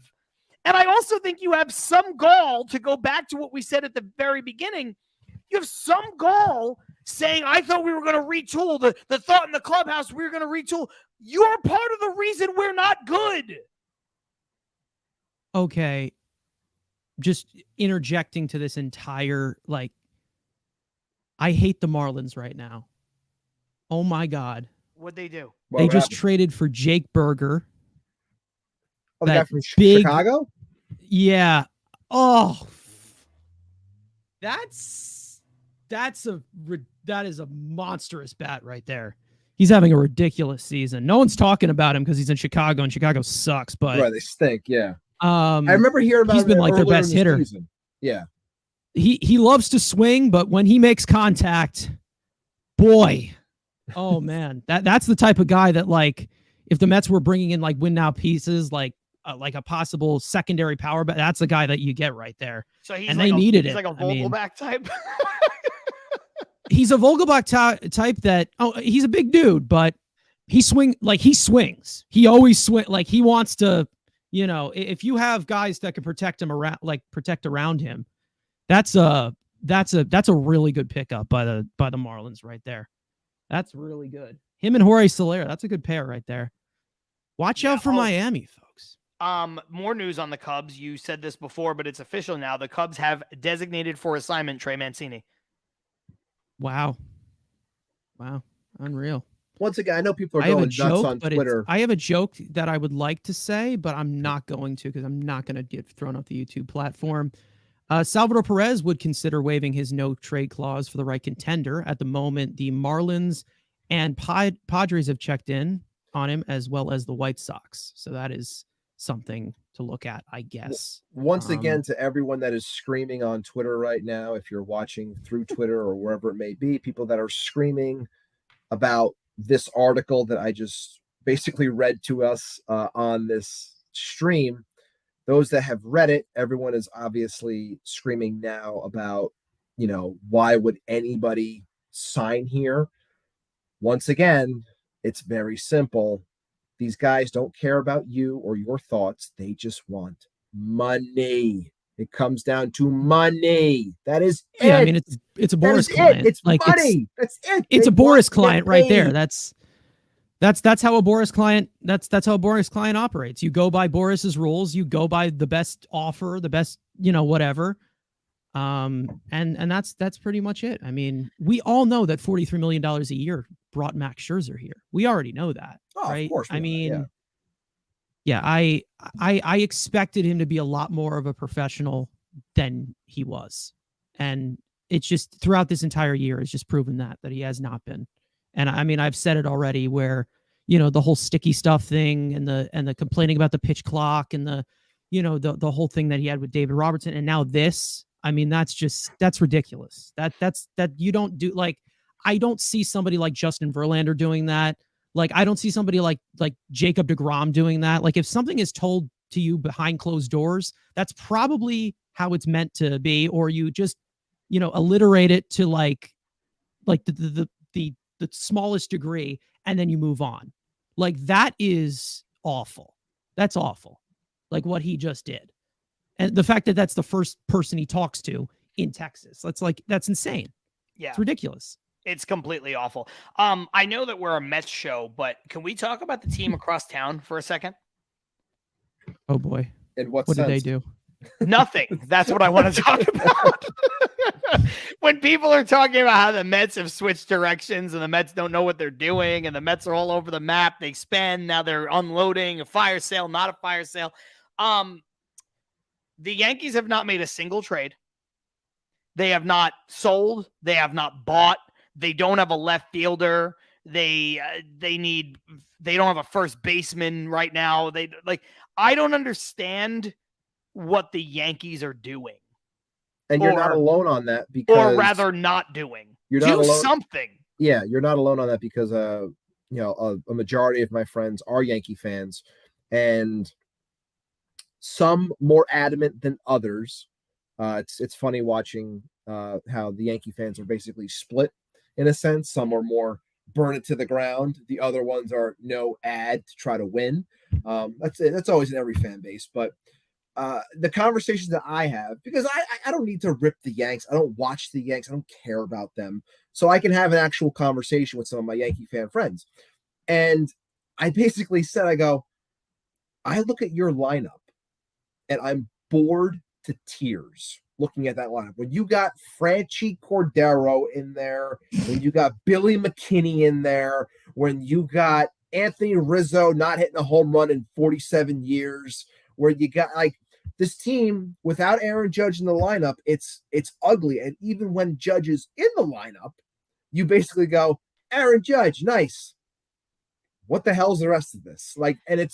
And that's a problem. Why even pitch to Judge when you see that lineup? Like, exactly. Let's be real. Yeah. Like, so when I see this team just refusing, and this is where I think that New York big-chested bravado of the Yankees, because it's the Yankees, it's the brand, it's the name. You're not allowed to sell off pieces. So we're going to be light buyers if they end up doing anything. Light buyers to show that we're not throwing in the towel because we're the New York Yankees. We don't do that. I think that is a dated thought process, a dated way of thinking, but it doesn't shock me because of the name and the moniker of the team that's, New York's team and this whole thing. They're never going to outright sell and burn it down like some of the Yankees fans want them to do, because it looks bad on the Yankee brand. That's why they won't do it. Sure, but my issue is this: when you think about the Yankees, you're 100% right in everything that you're saying and how you're articulating it, but the Yankees have shown under Hal Steinbrenner that they are not the same as they were under George Steinbrenner. So when George is like, we're not selling, we're not doing shit. If anything, we're going to buy. If we're bad, we're going to buy more. If we're good, we're going to buy everything. That was his mentality. And by and large, it worked. The Yankees now are no longer the Yankees that we all grew up watching and hating. They are a different breed. So I can't say that's a problem, but no, it's not a problem. Certainly, I don't care. I've got no love lost for them, but it's just they're not that anymore. They've developed this different kind of way of doing business, it seems, in every way except this one where they're like, oh, we're not going to sell. Do you know what I'm saying? To me, that's the crazy part of it, where they don't spend more money than everybody else anymore. They don't go and, eat contracts the way that they did anymore. They don't do any of that stuff, except they're like, oh, we couldn't possibly sell. We got to see if Josh Donaldson can figure it out. To me, that's what's weird. Yeah, I don't know. I think they've definitely lost their edge of what they had. I mean, that's basically just what you're seeing, and they don't want to change. They don't want to change it. And it starts with just the front office. Cashman should have been gone. Like, he should have been gone. I mean, every single year they do the same thing. They lose to the Astros every single year. That's the problem. He needs money to. I say this to my Yankee fan friends all the time. He needs money to spend and to help him do his job better. And he doesn't have that money anymore. They've adopted the thought process that the Mets had back in 2009, where it was like, we're going to get one piece here, and it's going to be the thing that helps us the most. And like, you need an outfielder, we're going to get Jason Bay, and that's going to be what puts us over the top. Or we needed a closer, it's like, we're going to get K-Rod, and it's going to be the thing that puts us over the top.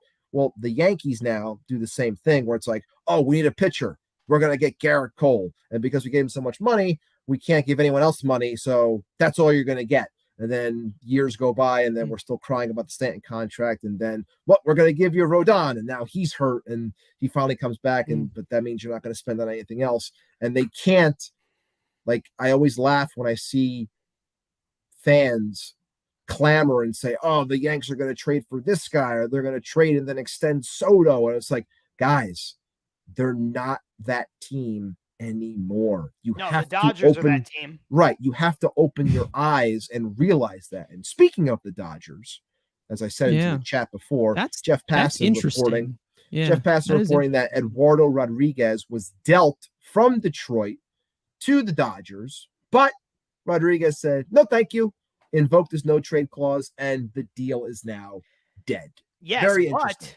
But Daniel Wexler quote tweeted that with a great point. Could be good news for the Mets. Quintana to the Dodgers makes a lot more sense now if they need a lefty starting pitcher. What makes sense more also with Eduardo Rodriguez, he could get dealt to Baltimore, because Baltimore still has not made any trades yet. That is in true. Terms of their pitching. So I did see. I don't know if anything came of it or if they're going to do anything, but I did mention in the chat what seems to be hours ago now. I did mention in the chat that the White Sox were taking offers on Dylan Cease, and then Jack Curry did put out a tweet a while back saying that the Orioles did put in an offer for Dylan Cease. So, they definitely have the farm system that could acquire Dylan Cease. The White Sox, I think, in my opinion, could really clean up if they choose to move him. But that's very interesting to see if the O's can pull that off. It'd be a huge coup for them because he's a 27-year-old ace, up and down year so far. But still, front end on that rotation for that team now would be great because he has some years left. But if that doesn't work out, it's another option for them to acquire someone like Rodriguez. We have a tweet from Evan Grant about Scherzer saying Scherzer talked with DeGrom about the Rangers and said DeGrom's words made it easier to put trust in the Rangers' vision. Okay, Max, Scherzer can suck my dick. Shut the fuck up. Oh my God, he could suck my dick. Stop talking. I hope that everybody that bought that Scherzer jersey. My God. Oh, so here's talking. Here's an interesting tweet. It's from Matt. I think it's Matt Zat. His handle is it's Matt Zat. And he says, I think I know you're talking about. Yeah. I don't think the average person is able to fully comprehend how much 1 billion is, let alone the estimated 16 billion Steve Cohen is worth. The 35 million he is set to pay Justin Verlander is the equivalent of about $130 for someone who makes $60,000 a year. That's insane. That's insane. I mean, the guy bought a shark, for God's sakes. Let's not be real. I mean, that is a great put it in perspective tweet. That's also good. That's why I think billionaires are unethical, but that's again for maybe a political show. But it is true. That is how much money how many times do we waste $130 on something? It's not a lot of money to him at all. And he makes more of it all the time. It's not like he's worth 16 or 17 billion dollars and that's it. He makes more all the time. He makes Yeah. hundreds of $1 million every few months. Like it's fine. We got news for the Cardinals here. It looks like Brendan Donovan is set to undergo season-ending surgery Wednesday. The Cardinals, Big utility player. if the Cardinals want Jeff McNeil, pick up the phone. That's all you got to do is ask. I mean, right there if you need him, but I don't think they're going to be competing. But no, they're selling. Danny pieces Mendick's off, also but- available. I'll make him available in trade talks. I know I'm not Billy Epler, but I'll do the same thing. A lot of people, the initial reaction, Ibby, to your article that you read from The Athletic on Twitter has been, like doom and gloom and the sky is falling. But there are a lot of people now that are saying, there's some funny things like Epler's out here lying like a liar. Yeah. Max Scherzer. Jolly Olive tweeted, lying to get Max Scherzer to waive his no trade clause is greater than everything. And I really do think some of that is probably the case. I really do. I think he Maybe. told Scherzer. I think they're honest about their vision of not being able, they're not going to guarantee the compete, but I don't think, also a lot of people have said, hey, some people in the chat too, like Steve Cohen's pivot after Max's agent lied to him was to go and sign Max Scherzer. What do you think he's going to do now that Max Scherzer outed the entire organization's plans? Yeah, that's another point. I mean, Yeah. I would laugh if it was like they were in like the head-to-head bidding war with the Dodgers for Shohei. It just would be hilarious. Like just basically lying to Max Scherzer, to be honest. I mean, I was lied to giving this dude $43 million thinking that he could actually come through for us, and he didn't. So shots fired. Go fuck yourself. We've got 1 hour to go, 59 minutes until We've really been sitting here for that long. Jeez. Yeah, we're approaching thumbs up for Payne for those of you watching. Yes, thumbs up. please Give us the thumbs up, hit please. the thumbs up button. Ibby, I know we Subscribe talked to our about channel too. Jeez. I know we talked about this off air, but I think at this point I cannot see a world where you and I do another Mets show tomorrow. I'm sorry. Yeah.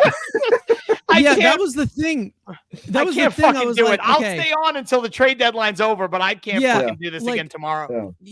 Yeah, that's the thing. I was gonna say, like, and I just like it got cut in the middle of it, but it was basic. It was my fault because I thought it ended at 4 because it usually does end at 4, and I was like, okay, I'm not gonna have us all go for 5 hours because obviously, sweating out Billy Epler's thought process, like that's a tough thing to do, and then also like the two of you have your show tomorrow on Wednesday, on Wednesday for tomorrow, which is Wednesday. And I'm like, I'm not trying to kill them, right? But like, we've already gone, deep into it here. I was surprised that the Verlander trade just went through that quick. I mean, it was in a pretty dead state last night, but it went quick. Yeah, thankfully. There was that first report, right, when we first went live. Also, wait, before I get into that, Keith Blacknick's quote is hilarious. Cohen is going to buy the Rangers now. That would be hilarious. Obviously can't do that, but that's fucking funny as hell. Hit the thumbs up, guys. If you haven't hit the thumbs up on whatever channel you're watching, it doesn't really matter. Just like Carson's channel, like mine, like Subway to Shea. It doesn't, just like the channel, whatever you're like watching. The channel, like the video, sub the channel, please. That'd be great. All of those things, because this is the longest live stream I have ever been a part of. Longest I've ever been a part of. So if you guys frequent Mets Weekly and you don't know us that well, just head on over to our channel, hit that sub. That'd be great. We would love it. Subway to Shea as well. He left early. Subway to Shea. He left. Sub his channel, sub all of us, because look, we're all similar in our thought processes, but also a little bit different. So if you ever want to just come in and chat with us, have some fun, we're on different nights of the week, so we can all continue to grow. As I always say, I love collaborating with all the different channels and meeting new people in that sense, talking Mets. So sub the channels, give the thumbs up. All the links are in the description. I don't know if I'm missing anything, but we've got, all the individual stuff for all of us individually on Twitter, all the podcasts on Twitter. And then, some, obviously their Spotify, the links to listen to their stuff as well. All of it is in the description. I'm making sure that I didn't. Thank forget you for any that. of it. You know, it's funny you said the Verlander thing happened so fast, but I think it was Ibby that brought it up right at the beginning of the show, saying, hey, you know, looked like there was a deal gaining traction last night, but then there was, you know, hard to agree on the players and all that stuff. And probably after, you know, sleeping on it, for lack of a better expression, it seemed like the Astros maybe looked into some other potential things, didn't see what they wanted. Maybe other guys were going to cost them more, or other guys didn't have the familiarity It's with. possible that sure what they were that getting. Erod had him on the no trade clause as well. It's possible. Also true. He has 10 teams, so yeah. On the Astro thing, on how, you know, it went dead for a little bit and then they slept on it, based off of the things that were said before, and I can't remember who tweeted it, but just saying how they were very reluctant to give up Clifford. That might have been the deal breaker. That I might can have been see where they why. say, That guy's good. I like him. So, you know, just the idea of like, well, we want Gilbert for sure, and they're like, all right, fine, we'll part with Gilbert. Maybe they had the thought process that, you know, many think that Gilbert's the one, but they were very high on Clifford. But then they're like, we want Clifford too. And they're like, oof. It seems like I they don't know if I wanna agreed on do the that. money pretty quickly, though. Yeah. Like it seemed like that was the situation. So, I mean, Hey, if we're You going to know, give you that's, $54 million to pay it down, you got to pay up. I think Like, it I'm works. giving you a lot. I fine. yeah. For a 40-year-old not having the best season, even though he's been better. I mean, again, it's the best that you're gonna do. I mean, and the lesson learned is don't sign aging veterans if you don't want to. If you don't want the Mets to rebuild, don't sign guys that are not going to be here long term. Like that's the thing. We've crossed 4 hours. Jeez. Wow. Also, I know. Like, I mean, when it's on paper and you read it, it's a little daunting for some fans where they, if the things that Billy Epler said is true, and they're like, oh, you know, transition year, looking at 25 maybe. Look, I'm also like, I'm different than everyone else in this sense, where when you give me a full breakdown and an attack and I see what's ahead, and if you basically said to me that, you know, they fill out the rotation next year with ideas of what Carson has said before, where it's like they fill it out with some twos, maybe threes and fours. And threes, yeah. Like if they go that route, and maybe the big sign next year, say they land Yamamoto, like that's the big sign, and then they fill out the rest here and there. It's like, okay, Yamamoto's how old? 25, 26? He will be 25 soon. 25. Okay, 5 years younger than Senga. So say like, so say that was their big sign next year. Okay, and then I don't think he's signing an extension anytime soon. I've always felt this way. We talked about this when we first started the show.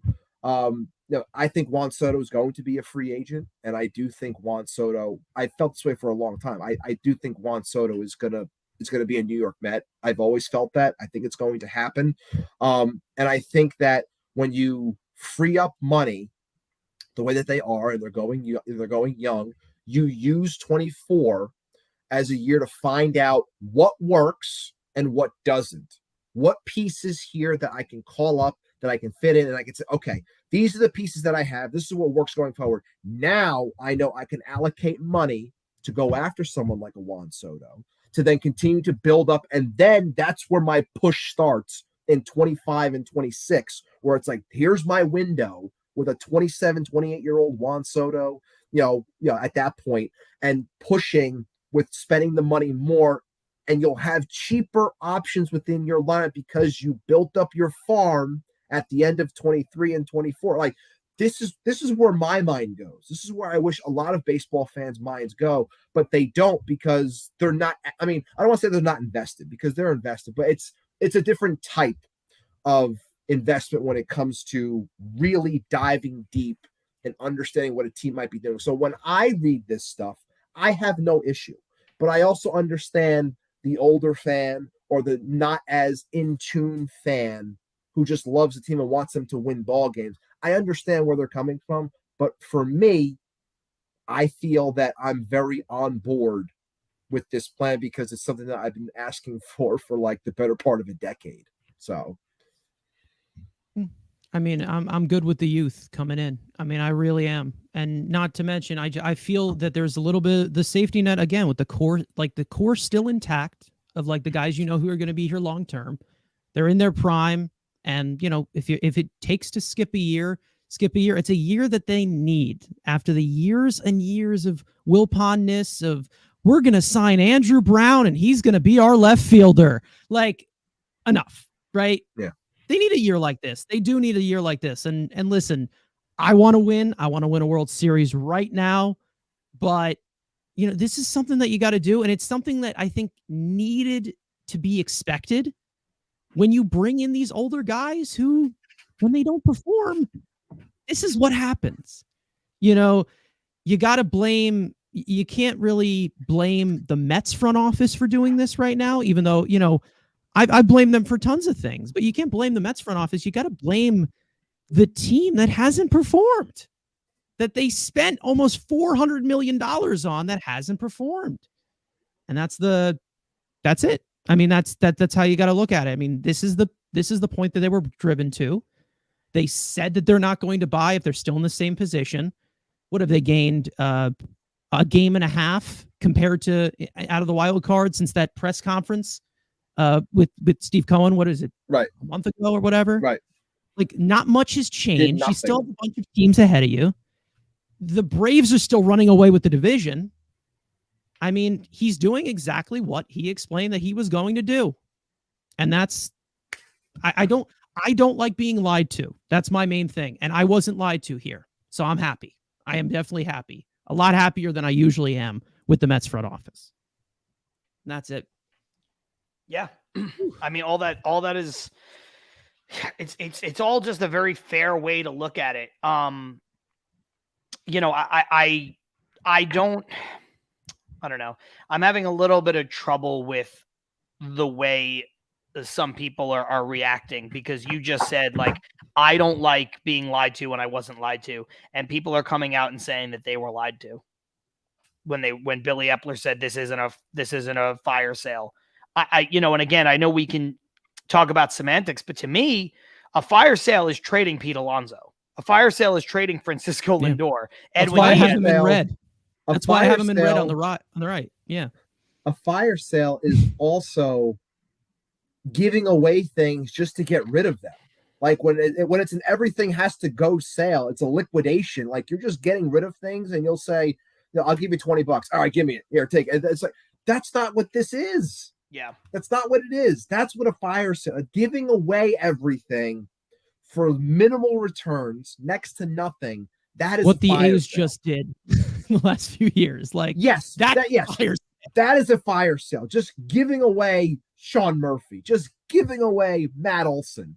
Like I can't get over my dad's a huge A's fan, and I go after him all the time. You just had to give them to the Braves. You had to do it. Of all the teams, just had to. But the thing I can't get over the most is Christian Patchy was like the guy in that deal for Olson to go to Oakland. Stupid. And then they got rid of him. Ridiculous. Like less than a year later. Oh, they don't care. Oakland doesn't care. That's a disaster. Philly. Like, that's a disaster. God. Oakland's a disaster. Yeah. Just a joke. From inside and out. Yeah. I go on and on for that. Jeez. Yeah, didn't they trade him to Dad's Philadelphia? a big A's fan, so he's in misery. Yeah. Yep. He went to Philly for like nothing. Like a bag of balls. Yeah. I mean, because he's kind of just not that good. So it's like he's not that good of a player. And it's like that was kind of what you saw, but they just trade guys to trade guys. That's literally it. I mean, I wouldn't be surprised. Brent Rooker traded in the next hour. Like, I wouldn't be surprised. Really wouldn't. But, I don't know. They don't have any, like, they're all just locked in that Vegas trip, like that move to Vegas, and hopefully it gets better from there. But that's not going to be for a while. So they're going to be doing this for a while. And I'm surprised the MLB hasn't stepped in, but they don't give a shit. Yeah, Steve Cohen spending all the money is a problem. The A's fucking forcing their way out of Oakland, a great baseball city, for basically nothing. That's that fun. Fan base is awesome. That A's fan base, they are awesome. Yeah. I've been to a lot of games up, not a lot. I've probably 3 or 4 games up there, but It's always fun. It's always fun. The stadium is dog shit. The fan base is unbelievable. The fan base is electric. When they're winning, good, I mean, they're awesome. Whew. I mean, Chatting on TV, I wish they didn't have like the bullpen on the side when this happened, but the Grant Balfour entrance when he was the closer there, like what was it, back in 2013 or whatever, stadium epic. It was just awesome. I mean, Oakland fans are they show out. I mean, I'm also a Raiders fan. Like those Raider fans are intense. Like they're devoted. You know, I get that from my dad, but I'm a Mets fan here. But yeah, it makes no sense. But yeah, it's awful what they're doing in Oakland. That you can do a whole other 5-hour stream on. Like it's a disaster. Is disgusting what they do. And Luis Angel Acuna is making his Mets system debut tonight, leading off for the AA Binghamton Rumble Ponies. So people in the comments asking, no news, what's going on? And no, I'm looking at Twitter right now. I haven't seen any anything really going right now. I think this is going to be one of those cases where we're going to hit the deadline and we're going to find out like 15 minutes later some things happened. Oh yeah, there's some flurries of moves that come out. Yeah. That are technically, like agreed upon, but they come in late. I'm starting to think that this market for Tommy Pham is a lot bigger than they're saying it is. Because like if he hasn't gotten moved yet, well, he's the only bat. There's no other bat that's really available. There was a possibility of Jock Peterson being available, but I guess not. I don't know what the return's going to end up being, but I think it's going to be better than we think it might be. Might be. Yeah.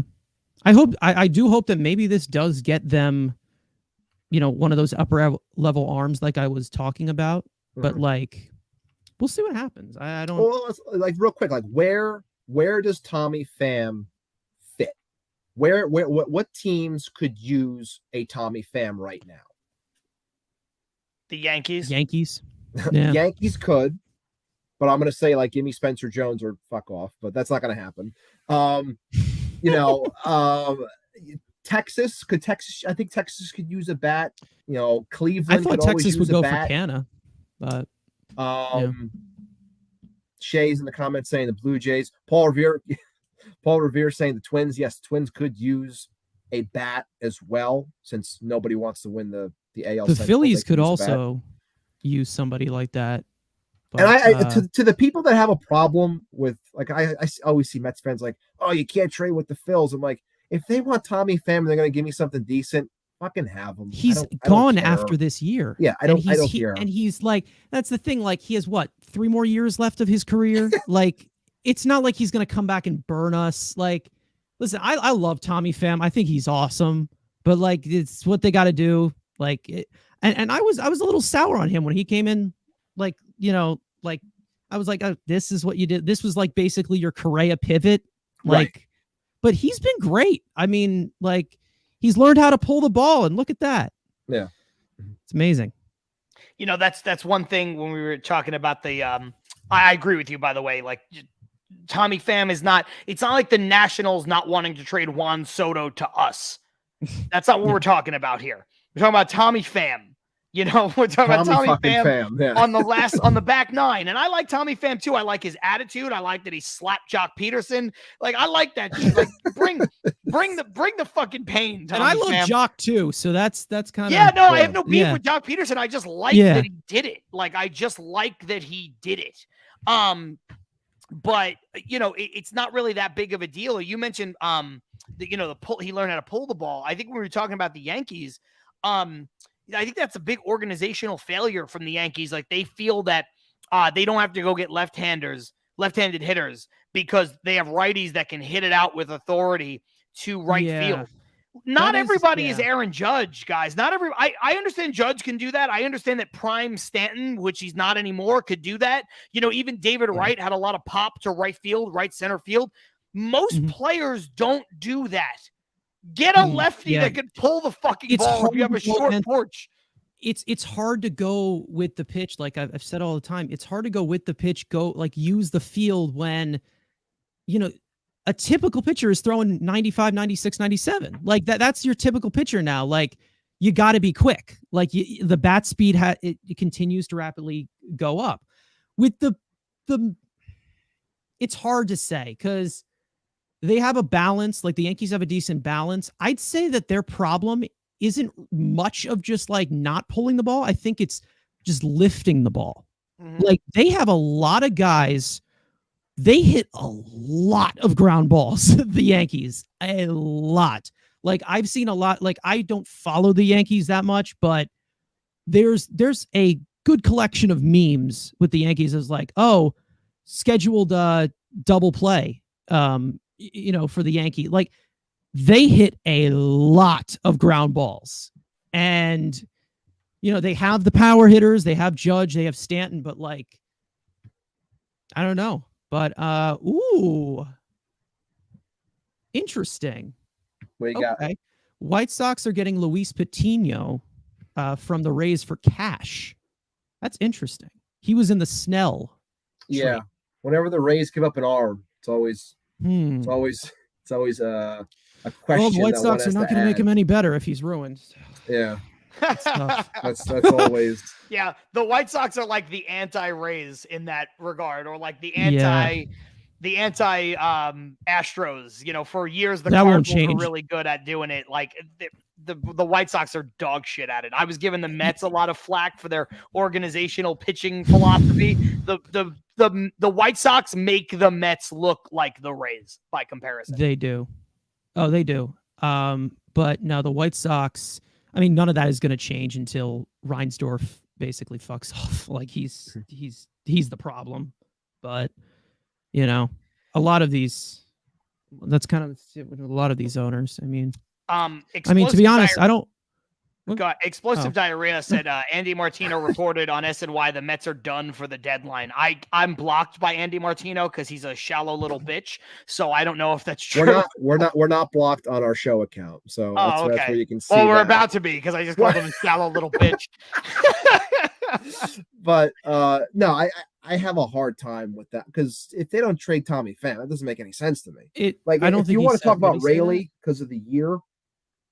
You might be getting fooled by that one parody account that's Marino, that says Marino NYC. It might be happening. I'm not gonna lie, because that I don't think that account's been taken yet. Yeah, or like any 45. But he had one thing of like, any 42-year-old man that looks like an 11-year-old boy also could pass for Andy Martino is possible. So because there's nothing on his actual Twitter. There's nothing on Twitter yet. Keith Blacknick saying, okay, no Martino at QBC now. If I keep this up, nobody associated with the Mets is going to be allowed at QBC. You do not want Martino at the QBC because there'd be riots as everyone's just trying to take the guy out. You don't want that there. That's true. Yeah, I've watched a lot of SNY. Detail. Yeah, I've seen a lot of SNY, and sometimes his camera cuts out Martino, and there's he always looks disheveled. There's a little sprinkle of silence, and you're like, oh, that's nice. He always looks like he never combs his hair. Like he always looks like he's just a big ball of shit. But that's just me. I tweeted out. Some of you guys have seen it already. I tweeted out what I was just saying that. The Mets core is Alonso, Lindor, Nimmo, Senga, Alvarez, Diaz, and to a lesser extent, McNeil and Beatty. They didn't trade them. Trading your core, trading players for very little, trading young players, etc. That's a fire sale. As some of you need to learn the difference, Mets Twitter. And that's when John gets into fights because that's the way he worded it. Yeah, well, yeah, because they need to learn the difference because they're dumb. And your boy, Toby Coughlin, who I like, he goes, Alonso, Nimmo, McNeil will most likely be traded in the offseason for next year's deadline. Sorry, man. Hold on. Come on. Is it because I mention him sometimes? Is that why he's been deemed my boy? Because you've been saying that a lot. You've been saying that a lot lately. You, him, and Howie Rose are boys. I just don't understand. Well, your boy, Todd Frazier, where's he at? He's still out on the show. Where the hell's he at? Where's your boy? Listen, I don't know what happened to Todd Frazier. Yeah, okay. Todd Frazier is my boy. I can call him right now, but he ain't going to answer. I'll tell you that. He's probably too busy doing the Yankees broadcast or whatever the hell. I love Todd Frazier, man. Todd Frazier is one of the nicest guys I ever met. Yeah, You can't see it. Speaking but of Todd Frazier, for along those my of you in the memory- chat, speaking of Todd Frazier, did you know he's from Toms River, New Jersey? I did not know First that. time. We're running out of content here, folks. We're 4 hours in.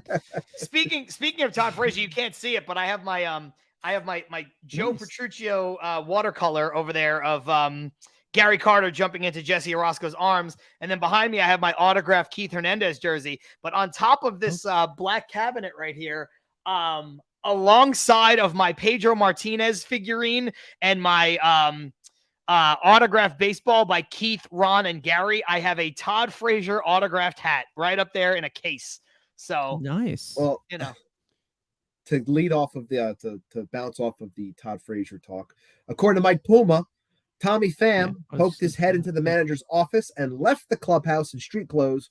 No word yet that he's been traded, but signs point that way. So once again, if Martino did say that, he's wrong again. yo, how funny would it be if that tweet was like, according to Mike Puma, Tommy Pham walks into the manager's office in street clothes and slaps the shit out of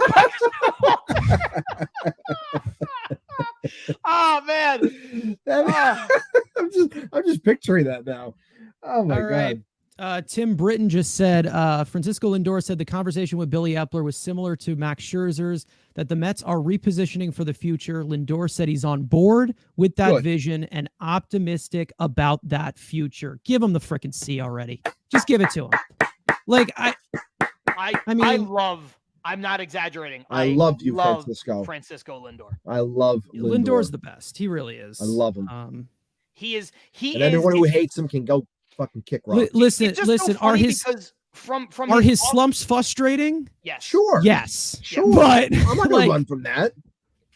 Because somebody who's as talented as Lindor, you would think wouldn't go into slumps that long. Somebody who's as athletic, and he's got a quick bat. He's fast on his feet. Literally, he's like you would think that he'd be able to bust out of slumps quicker. But for anybody who looks at Lindor, and they did it a lot that first year where he had that down year with us. Yeah. Anybody who looks at Lindor and says, I thought we were getting a superstar and doesn't realize that we got one in every single way is a goddamn fool.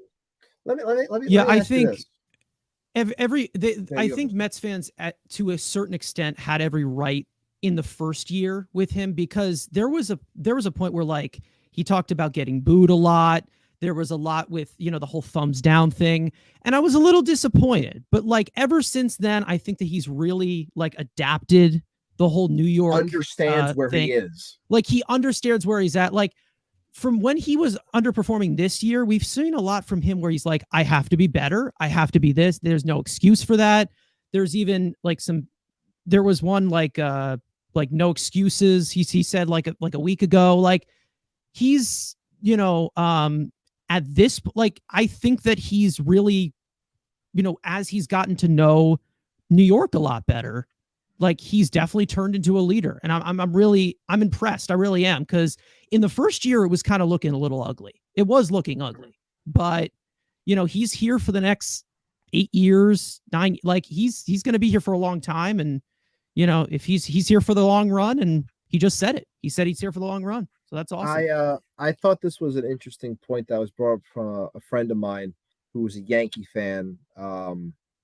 Might have been this season, might have been last season, but it was in the midst of one of Lindor's slumps. And he brought up a point I thought was interesting because I was a fan of this player as well. Now, I was a lot more of a fan of this guy prior to him becoming a Yankee, because once they become Yankees, they just die to me. But I was a fan, but this person got to watch him up close for a handful of years. And he said, do you think, and I'll ask you guys this too, I think I might ask you this before on our show, John, but Carson, maybe it's the first time you're hearing this. Do you think it's a fair comparison because of the streakiness, but then knowing what the numbers are at the end of the season, coupled with a strong glove and an understanding of how to speak to the media, is Francisco Lindor, granted different positions, is Francisco Lindor being comped to Mark Teixeira a fair one? I mean, I think it's decent. Yeah, it's a decent comparison. Yeah. I think, obviously Teixeira had more power. more of a power player. I think it was more so the streakiness, the glove, always being a deterrent sometimes from said streakiness, stuff like that. Well, I think the reason why I'm bringing up the power is that I think there are a lot of similarities for sure. But I think the fact that Teixeira had more pop, but the fact that, and he was a great fielder, but a great fielder at first base is not the same as a great fielder at shortstop. Correct. So I think that kind of offsets each other, right? Because, Teixeira's got the better bat in terms of the long ball, but, Lindor's no slouch there, but he's not going to hit 40 home runs every year like Teixeira was capable of doing.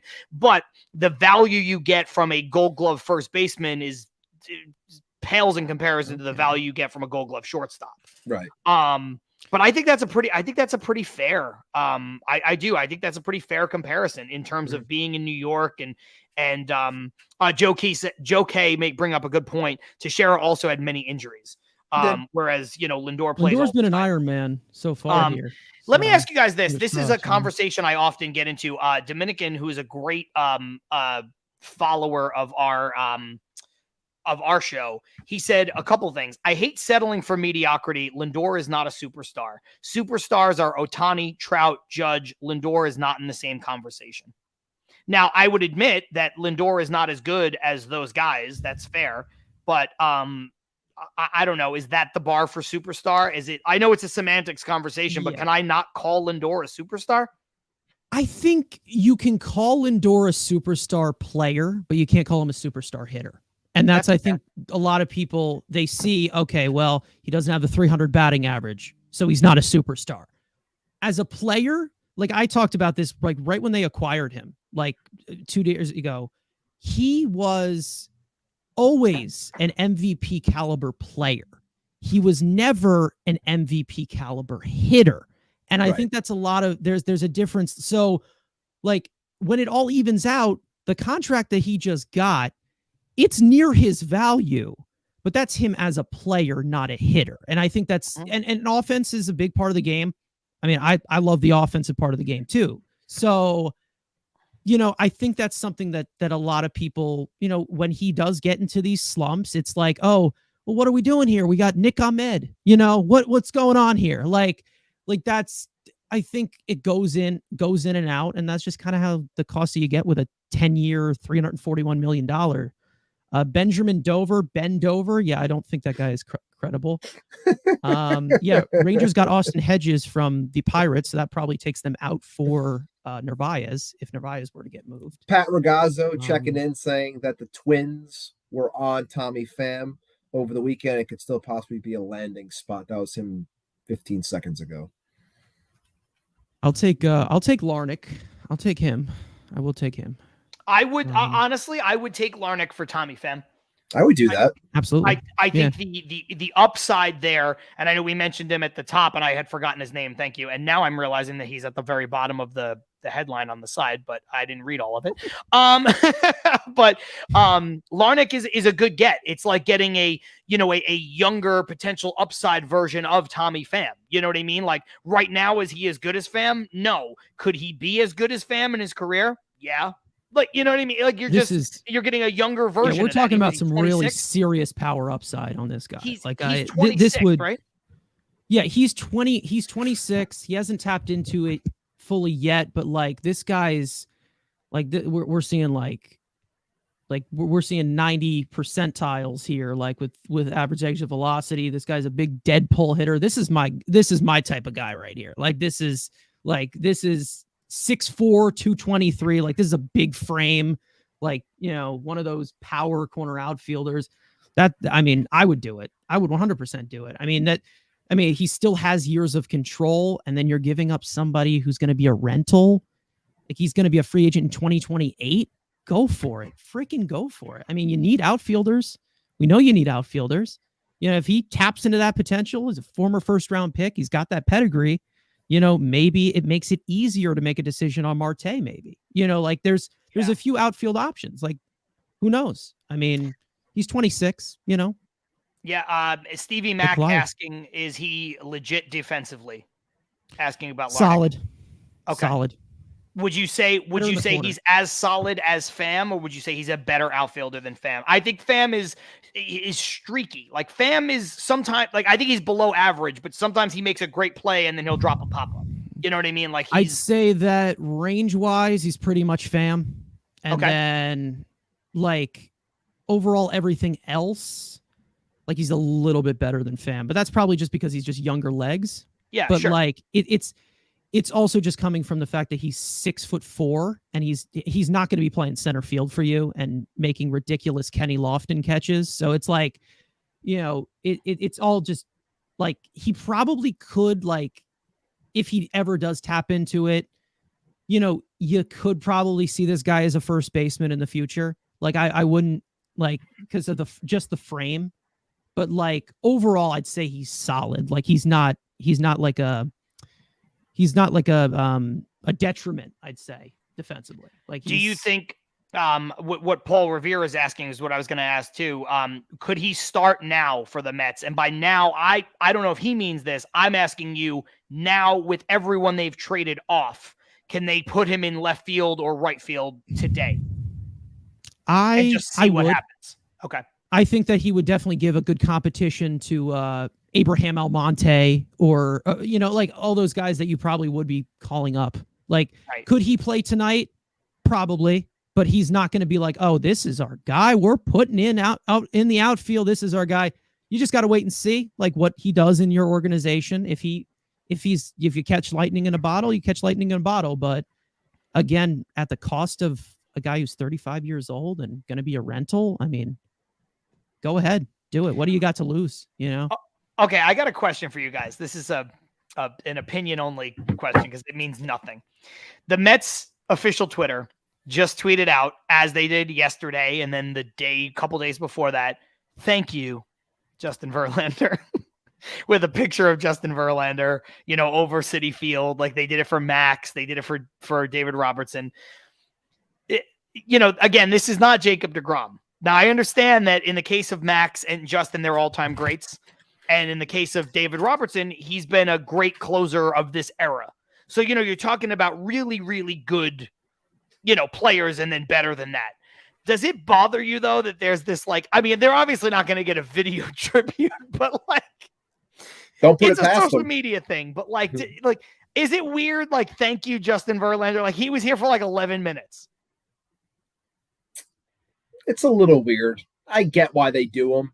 It's just all about getting engagement and likes and retweets and all this and just traction. But it is a little odd because, again, like I would understand Max more, as much as we all fucking hate him now. I understand Max more because he was here for a season and a half at least, so we've seen a lot and Max more. was also, you know, he was a co-ace of a team that won 101 games. I know it didn't end well, but like he had something to do with it. Like, what are we?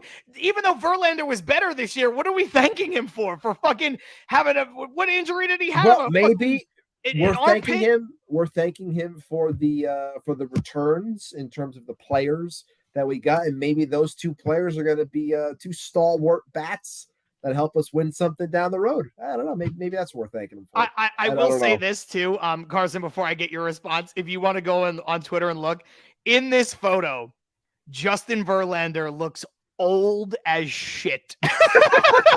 You're okay. Wait, hold on. on. On the Mets Twitter?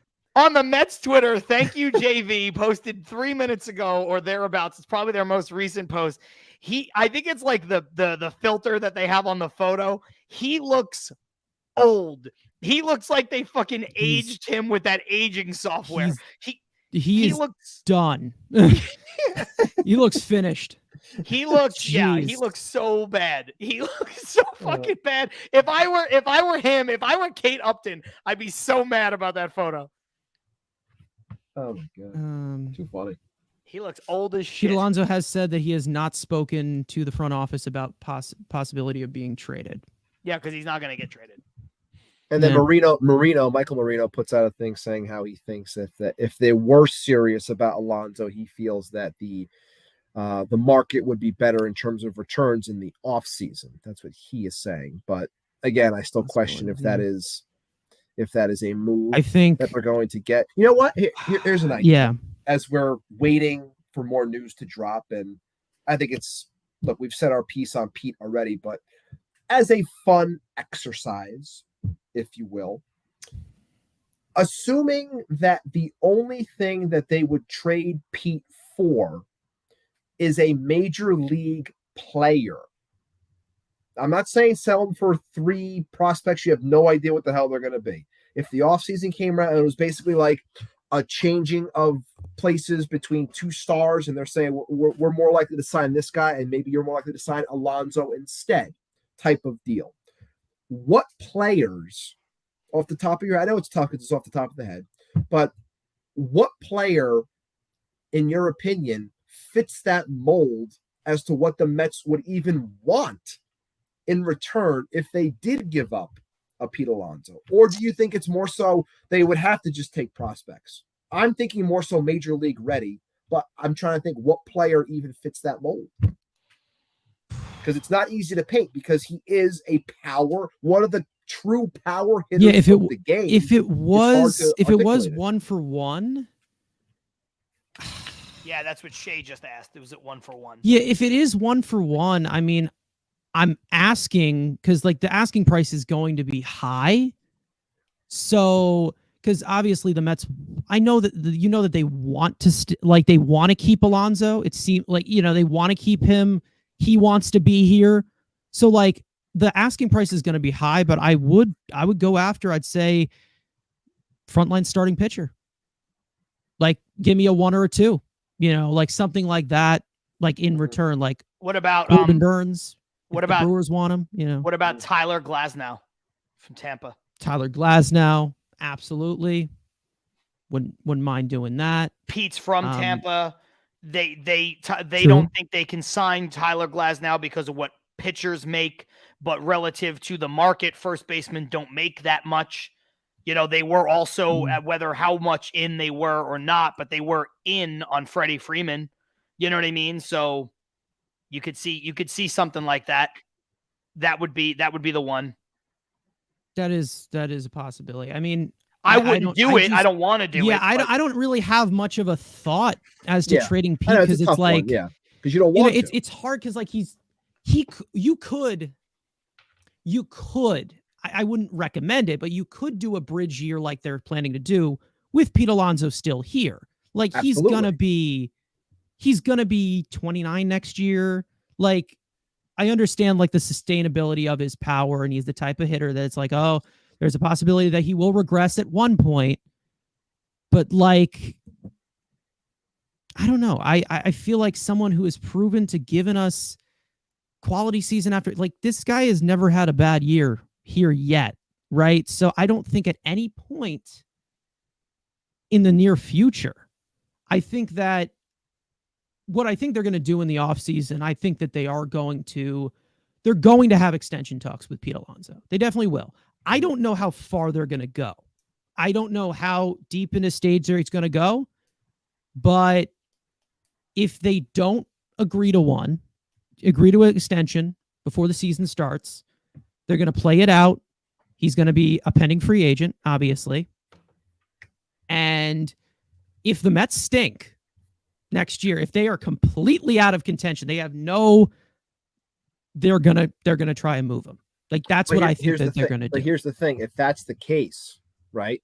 If you're talking, and we're talking about maximizing returns here, if that's the case, off-season rolls around coming up, you talk with him, you sit down and say, hey, we want to talk extension.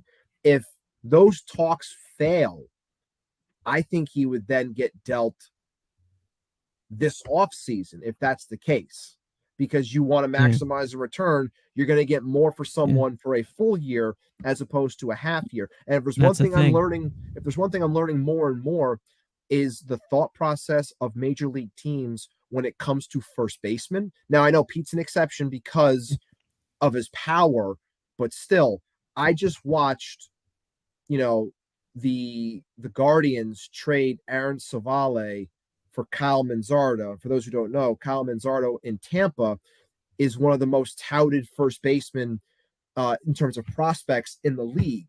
So when I see that, it tells me that a smart team like the Rays is taking one of the most touted first basemen and saying, I can find another first baseman.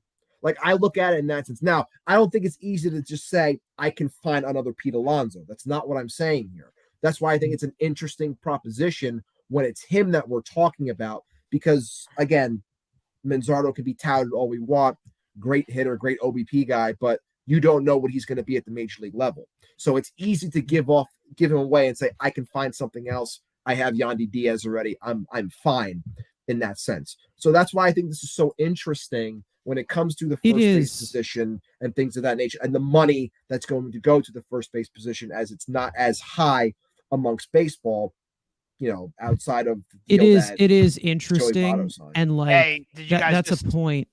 Did you guys see what Shea just posted in the chat per John Morosi? Mets active in negotiations on multiple players. Pham, Ottavino, Rayleigh, all could be moved in the next 20 minutes. Ottavino could be moved. Okay. I'm hoping that they put Ottavino in a cannon and shoot him into the ocean. Yeah. That's just, I mean, I have him on the right there, but like we heard his name like once or twice in like a Rosenthal article like a week ago or something. Like we haven't heard much on him. Yeah. So this conversation for Pete, like another thing that I would do if push came to shove. Now, I'm not saying this would happen. Obviously, I'm not a GM, but like I would look at a team where maybe you're trying to help alleviate something that they've already done. The person that I'm thinking of is Fernando Tatis Jr. Right? I understand he's like an absolute stud when he's healthy. But, they gave him a 14-year, $340 million contract. Now he doesn't really, I mean, he's a good right fielder, but, they replaced him positionally. Pete would theoretically be a cheaper option for them over a shorter period of time. If I was going to, I would be pushing for a player like that. And I don't think you could get him, it'd be a boon if you could, but you know what I'm saying? Like that would be the kind of thing like, hey, look, you've got long-term money committed to Machado, long-term money committed to Bogarts. He's the highest paid player of all the players that I just mentioned, the longest term contract. Sure, he's the youngest, but that would be the kind of thing I would try to do. Little bit of embarrassment there with the steroid stuff. I don't give a shit about that. That's never bothered me. To me, that would be the kind of like but that's how highly like Tatis is better than Pete because he's a better athlete. But that would be that's how highly I think of Pete. Like I would want a huge return. Give me Tatis. I'll take all Tatis's money. I'll take that whole contract. Because I know you're going to have to sign Pete to a big deal, but that's what I want. That's what I want to do. Yeah, I mean, it's weird because, like, we see with the Mets where, like, we've never seen them really, like, negotiate into deep conversations of actually, like, extending their own players. And it looks like we've got Pham to Arizona in the chat. I don't know if that's...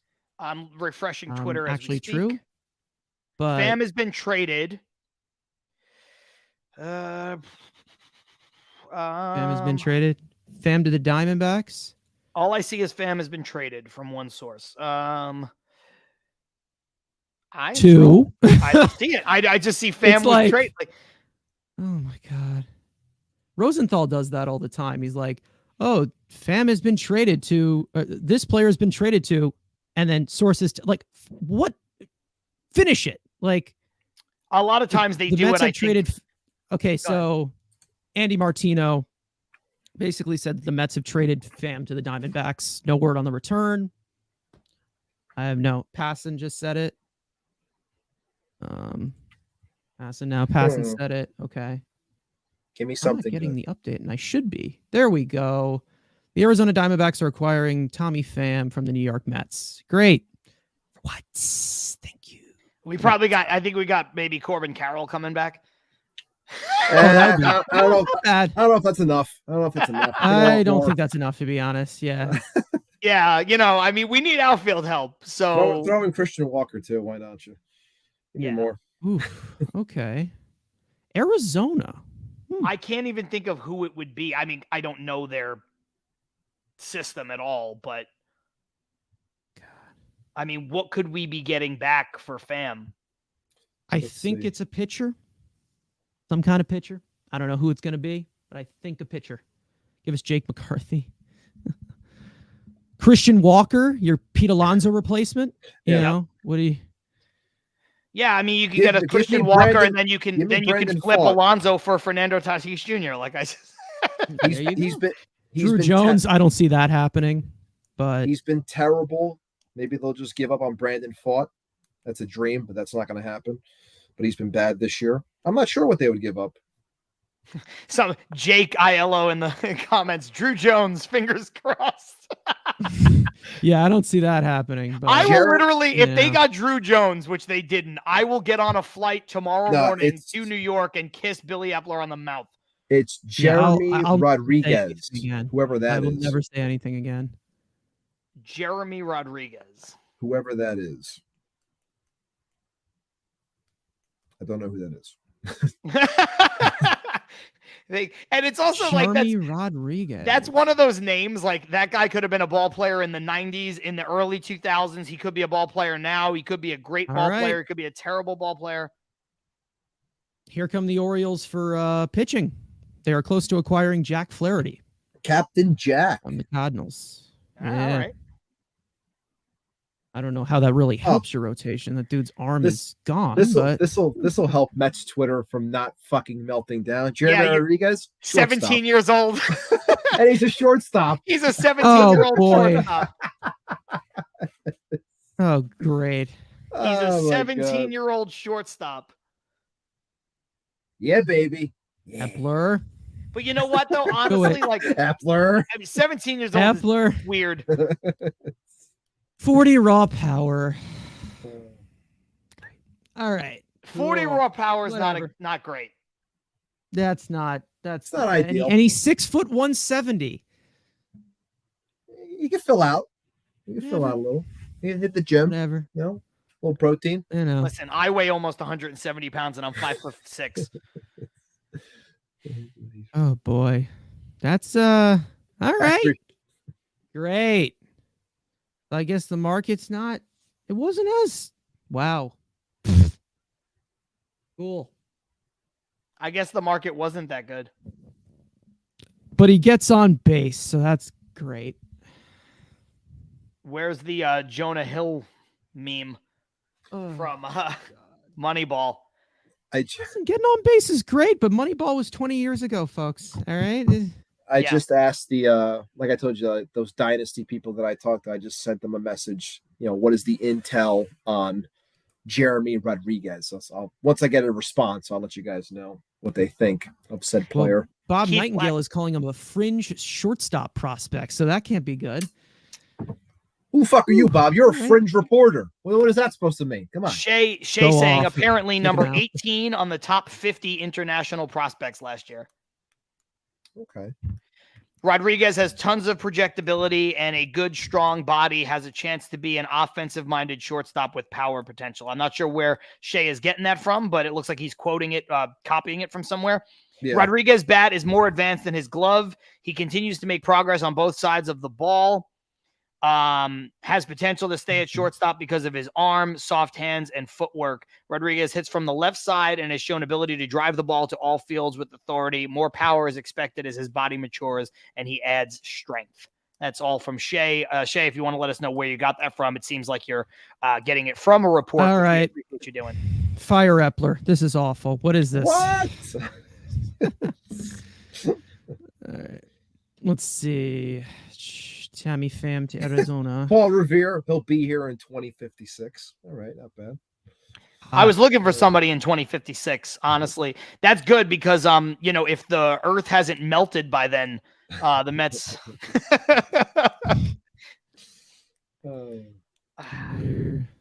gotta see how he projects to play on Mars after we colonize it, if his frame is good enough to play on Mars.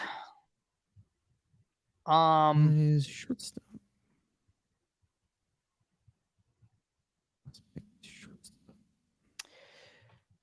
Ken Rosenthal, Dodgers talking to the Red Sox about James Paxton, still outside chance for Rodriguez, who would need to reverse his decision on the no trade, both considered long shots.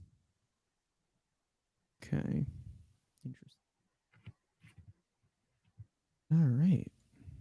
Well, he fammed the D-backs. We'll miss you, Tommy. Oh, we still got 5 minutes for Rayleigh. Come on. Come on. Jeez. Get rid of him. Shea sent me on Twitter the MLB.com article that he pulled that stuff from here in the chat that says D-backs land a pair of Dominican prospects is the headline. So that's where he got all that information from. All right. I mean, it's less about what he actually projects to be and more about the fact that he's, is 17 years old. Yeah. I mean, Daniel Wexler added a tweet with an excerpt from the same article, and it said Arizona signed Rodriguez for $1.25 million this past January. So he seems like he has legit upside, right? I mean,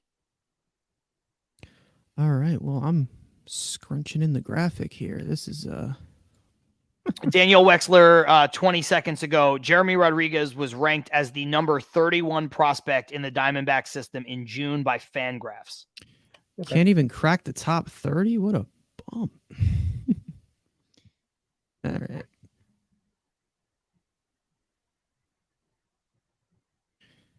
Oof. All right. Well, less than 5 minutes to go. Is the plan that we will, not that we haven't been on long enough, but that we will stay on till shortly past the deadline to just see. Yeah, I think we'll go things like an come in? extra 5 minits past the deadline, like 6:05, Okay. right? Yeah. And then I should mention to you guys, nobody cares about this, but I at 7:30 I have to go back on and do my Jets podcast. So oof. this has been a day. Hopefully sometime I'll be able to eat today. So the one response that I got from a person that I trust, Jeremy Rodriguez, young lefty bat, just turned 17, decent frame with room for growth, good plate skills. So there you go. See you in 6 years. All right. Yeah. Well, If he's even here, maybe packaged and brought something else. Again, I just told somebody to fuck off on Twitter. of course you did. It had been too long. we traded our best hitter this year, Tommy Pham, for this.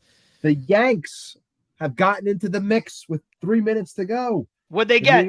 The New York Yankees are acquiring right-handed reliever something Middleton from the Chicago White Sox. Yeah. All K- right. Is Go off, Cashman. I like how, like, before you said it, you had to lean in closer. I was like, oh, this is going to be a guy no one's ever heard of. I don't know who he is. Oh Middleton? man, I don't know. Passon just trolling Yankee fans. Like, Passon does like the real moves, and he's doing this. Keenan Middleton? The fuck? Who? I don't know who that is, but great. Good for the Yankees. Go off, King. Yeah. Did you say King? There you go. Got the crown for him right there. There you go. There you go. Yeah. Good. Jeez.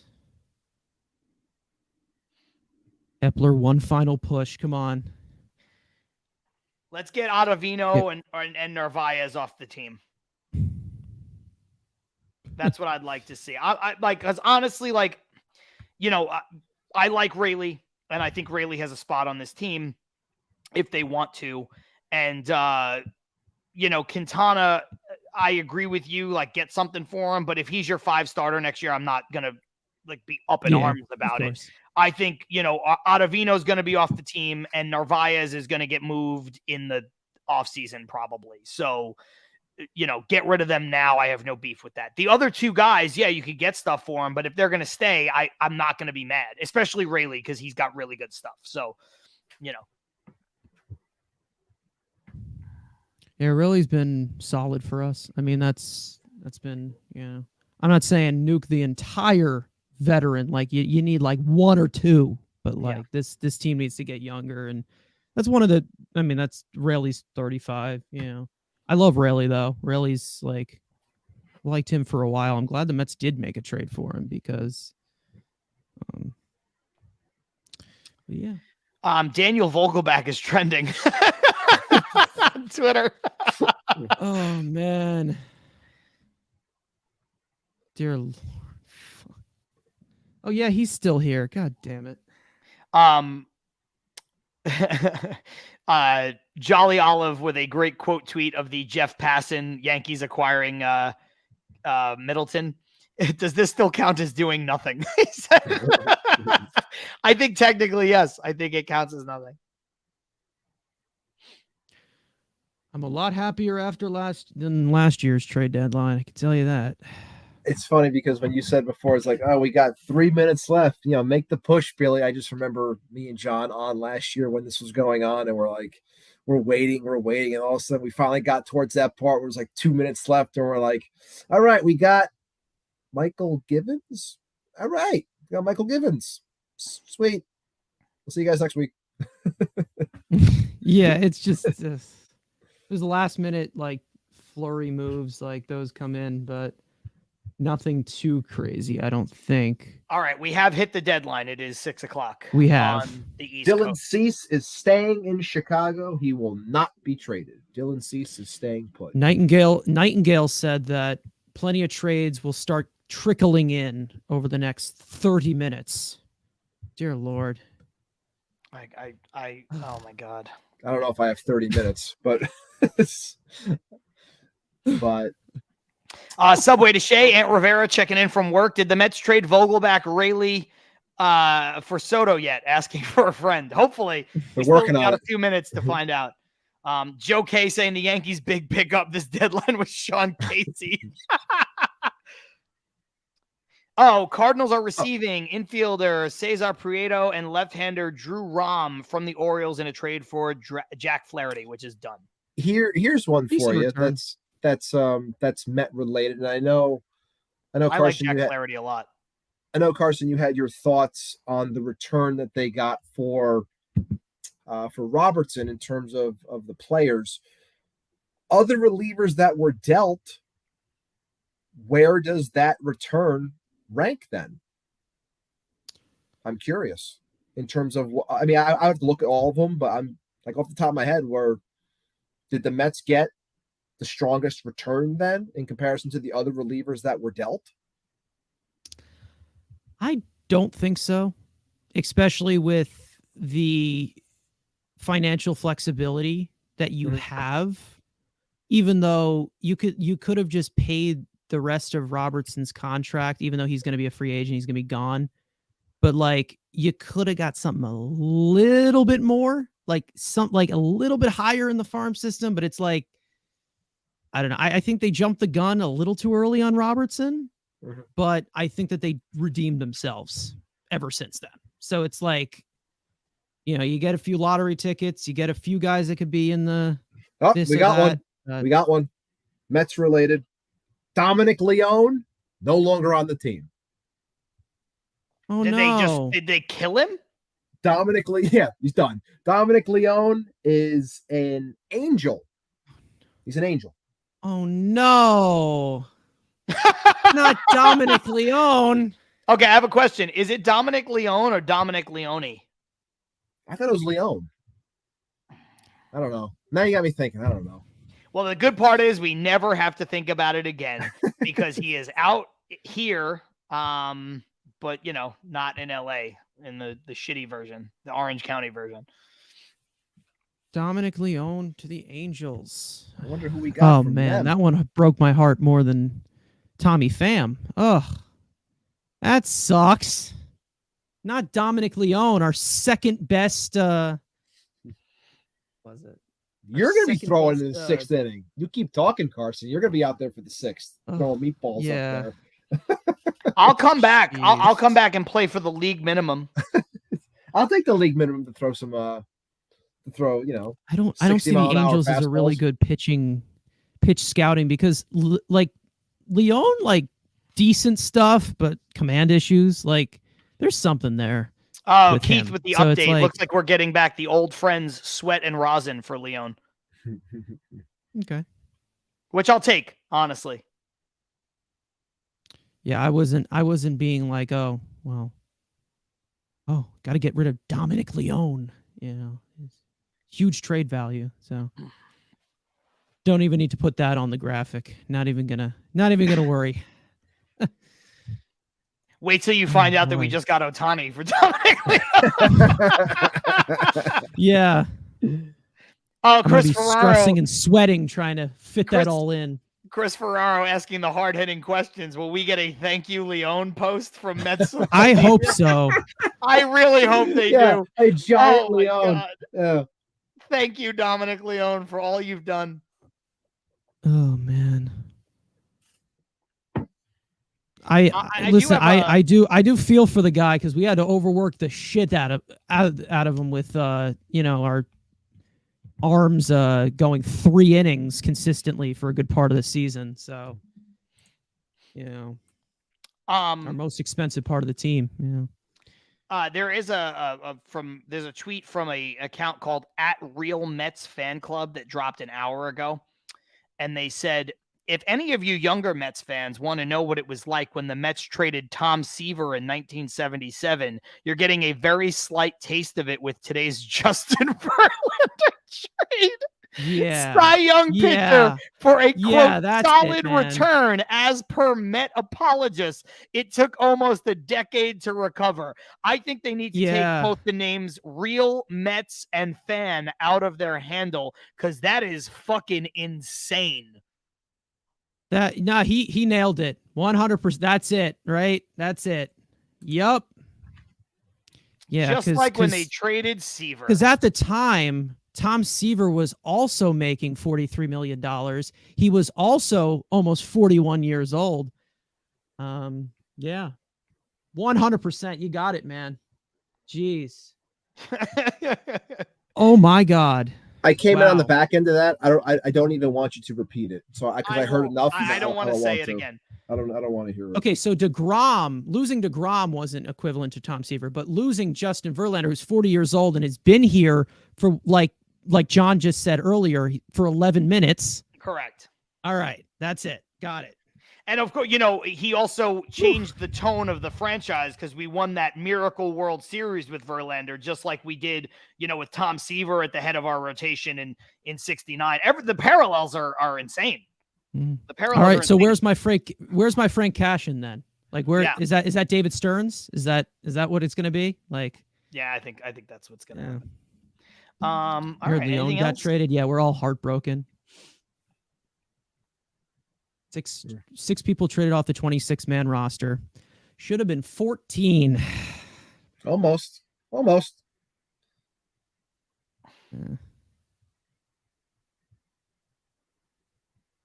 Yep. According to Anthony DiComo, those are the two final deadline deals: Tommy Pham and Dominic Leone. So I think we can put this thing to bed. All right. Unless you want to await the return for Dominic Leone in the hopes that it's Mike Trout. I mean, I am so intrigued. This has got to be a lot. Could be a big it's probably deal. Cash, right? It's got to be cash. It's There's no way. Like Jeremiah and Jackson. Who? Exactly. Okay. Great. Is he one of the Jackson 5? Let's find out. Angels prospects. Oh boy. Is he in the top 30? Let's find What out. a haul.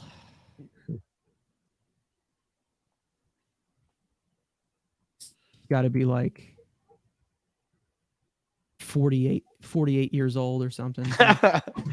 Well, according to MLB, again, this isn't an updated one just yet, but on theirs whenever this was posted, he was ranked 9th in their system. Do the Angels have the shocker, worst farm system known to man? Shocker, he is a shortstop. All right. Okay. Nice. Hey, you know what? You can do worse than trading for the most athletic position on the field over and over again. Wow. At the lower minors. Wow. How old is he? 12? No, it's his expected time in the bigs is next year. Okay. Oh, I was wondering if they traded for somebody from the Tom's River. Oh, so does that mean we're trading Lindor? Okay. Got it. Possibly. All right. Got it. He's got a 50 grade for power. Bednar and Keller remain with the Pirates. Looks like Lindara's gone confirmed. I mean, with the amount of shortstops they got in this farm system right now, he might be on his way out. 1 foot at the door. Keith Blacknick saying this is like when the Mets stocked up on second baseman. Only better. Yeah, more athletes. Yeah. I mean, wow. Wait, what is this? I think Hold on. The New York Mets are acquiring pitchers Phil Bickford and Adam Kolarek from the Dodgers, according to a source familiar with the deal. For who? Ooh. Could that be Those for are two Raley? upside arms. Could that that be Raley? Could be Quintana? I don't know. I logged off at say Twitter. anything. What are you doing? You don't do I that. thought we were done. No, we're never done. I This listened doesn't to end. Robert, Jesus Christ, they're gonna kill us. Okay, Robert Murray said it. Okay, huh? He's got followers. He's a Go guy. off, 64,000. Epler. Just go off. Go Phil off, man. Bickford. Phil Bickford was just DFA'd by the Dodgers. Solid Okay. last year, had a tough year this year. Adam Korolek, he is a funky side armor. I know him. He was on the A's. I knew him for a little bit. The Marlins got Josh Decent Bell upside. from Cleveland. wow, Marlins going The for Marlins it. Huh? get Josh Okay. Bell for Hey, they got their Segura power for protection.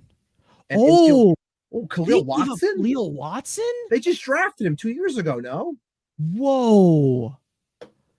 Kim Ang is not fooling around. Wow.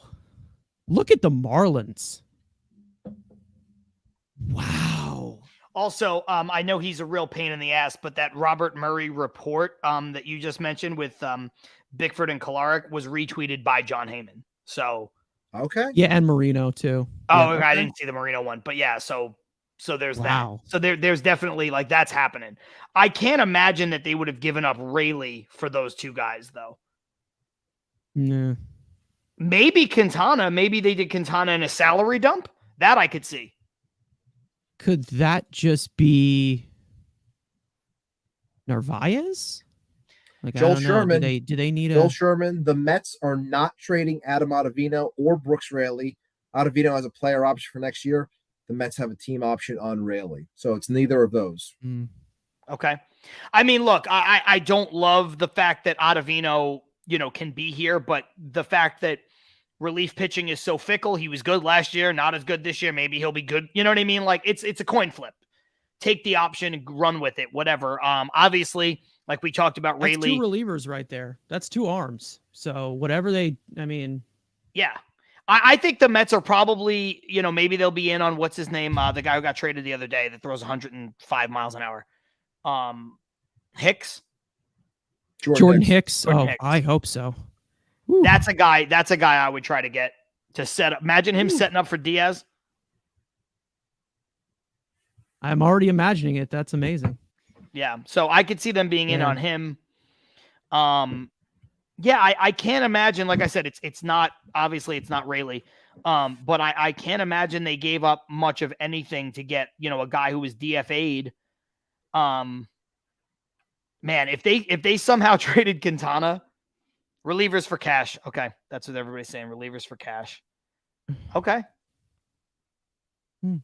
Are you sure the Mets have enough financial flexibility to do that? I don't know. I was told by a lot of people that they don't. So they're not going to try next year either. So. And my Raiders are restarting talks with Josh Jacobs. Thank you. All right. Let's see. So if it is cash, that's not awful. I mean,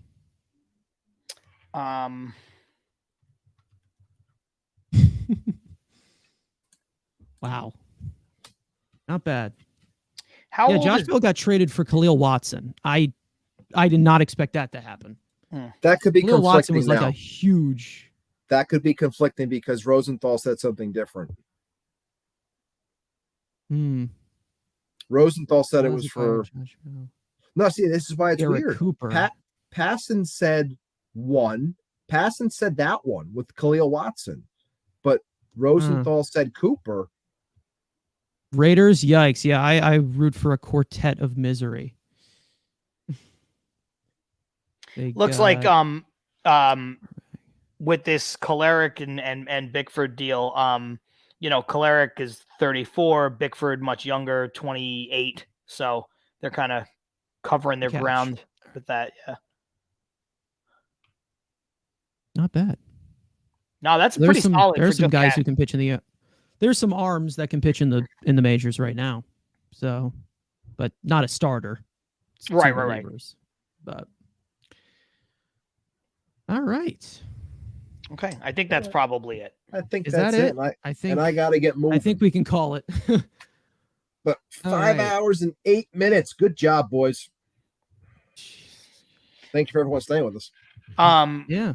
I'm gonna throw up because I've just been talking for too long. So we're gonna do this again tomorrow, Saponaro. I'm gonna force you to do it. 5-hour stream tomorrow as we recap everything we already talked about. We're gonna do it again. I think we can give Mets Twitter a break until next week. I think we can do our show next week. I think that's okay. Yeah. For those of you who tuned in towards the end, I mean, thank you. I don't know how you stayed here for 5 hours, but you're a real one for that. Thank you some to people did. Subway to Shea. I think Keith Blacknick was here for most of it. I think Shea was here. Shea, Chris Ferraro. I think there were a lot of people here for the whole thing. Wow. Love you guys. Appreciate you. And even if you're on in the background, thank you. A lot of people came through here. Thank you to Subway to Shea for joining us for the earlier part. All of the links are going to be in the description for everybody that is featured here. Probably as in terms of just Mets weekly stuff, we're probably going to do a recap of the trade deadline, more of an in-depth type of thing with that video of that maybe coming out towards the end of the week. That's a possibility.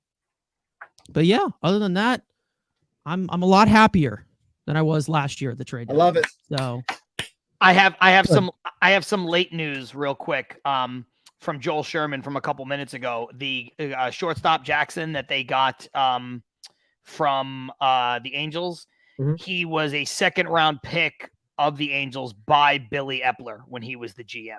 So somebody that he probably liked then and saw an opportunity to get him. That makes sense. Couldn't get Joe Adell, though. Couldn't get Joe Adell. But that's okay. Well, that's okay. Yeah, I think that pretty much wraps it up. Thank you to John Saponaro and Matt Ibanez for joining. Subway to Shea as well. He was here earlier. And yeah, that's pretty much it. I mean, I don't really have anything else. I think we just ended here. I don't think there's a big finish. Nope. Yeah, let's go Mets, I guess. Let's go Mets. Yeah. Oh, I know how to end it. Somebody asked a long time ago, and I think they're gone. They said, "Are you guys going to watch the game tonight?" Fuck yes, I am. Of course. I'm going to watch. I'm always going to watch the game because that's what we do. Yeah. And secondly, I would like to watch the game because I want to hear the comments from Gary, from Keith, from Ron. I want to hear them comment on all this too. So that's a part of it, right? So yeah, I think tonight's a great time to watch. I want to see who replaces the guys here. Yeah, exactly. Probably won't be Mauricio, but Nope. That guy doesn't exist. He's not yet. All right. And I mean, I also want to see Francisco Alvarez. I mean, who doesn't? I mean, come on. But yeah, that's pretty much it. Yeah. All right. We'll see you guys. See you guys. Later. Jeez.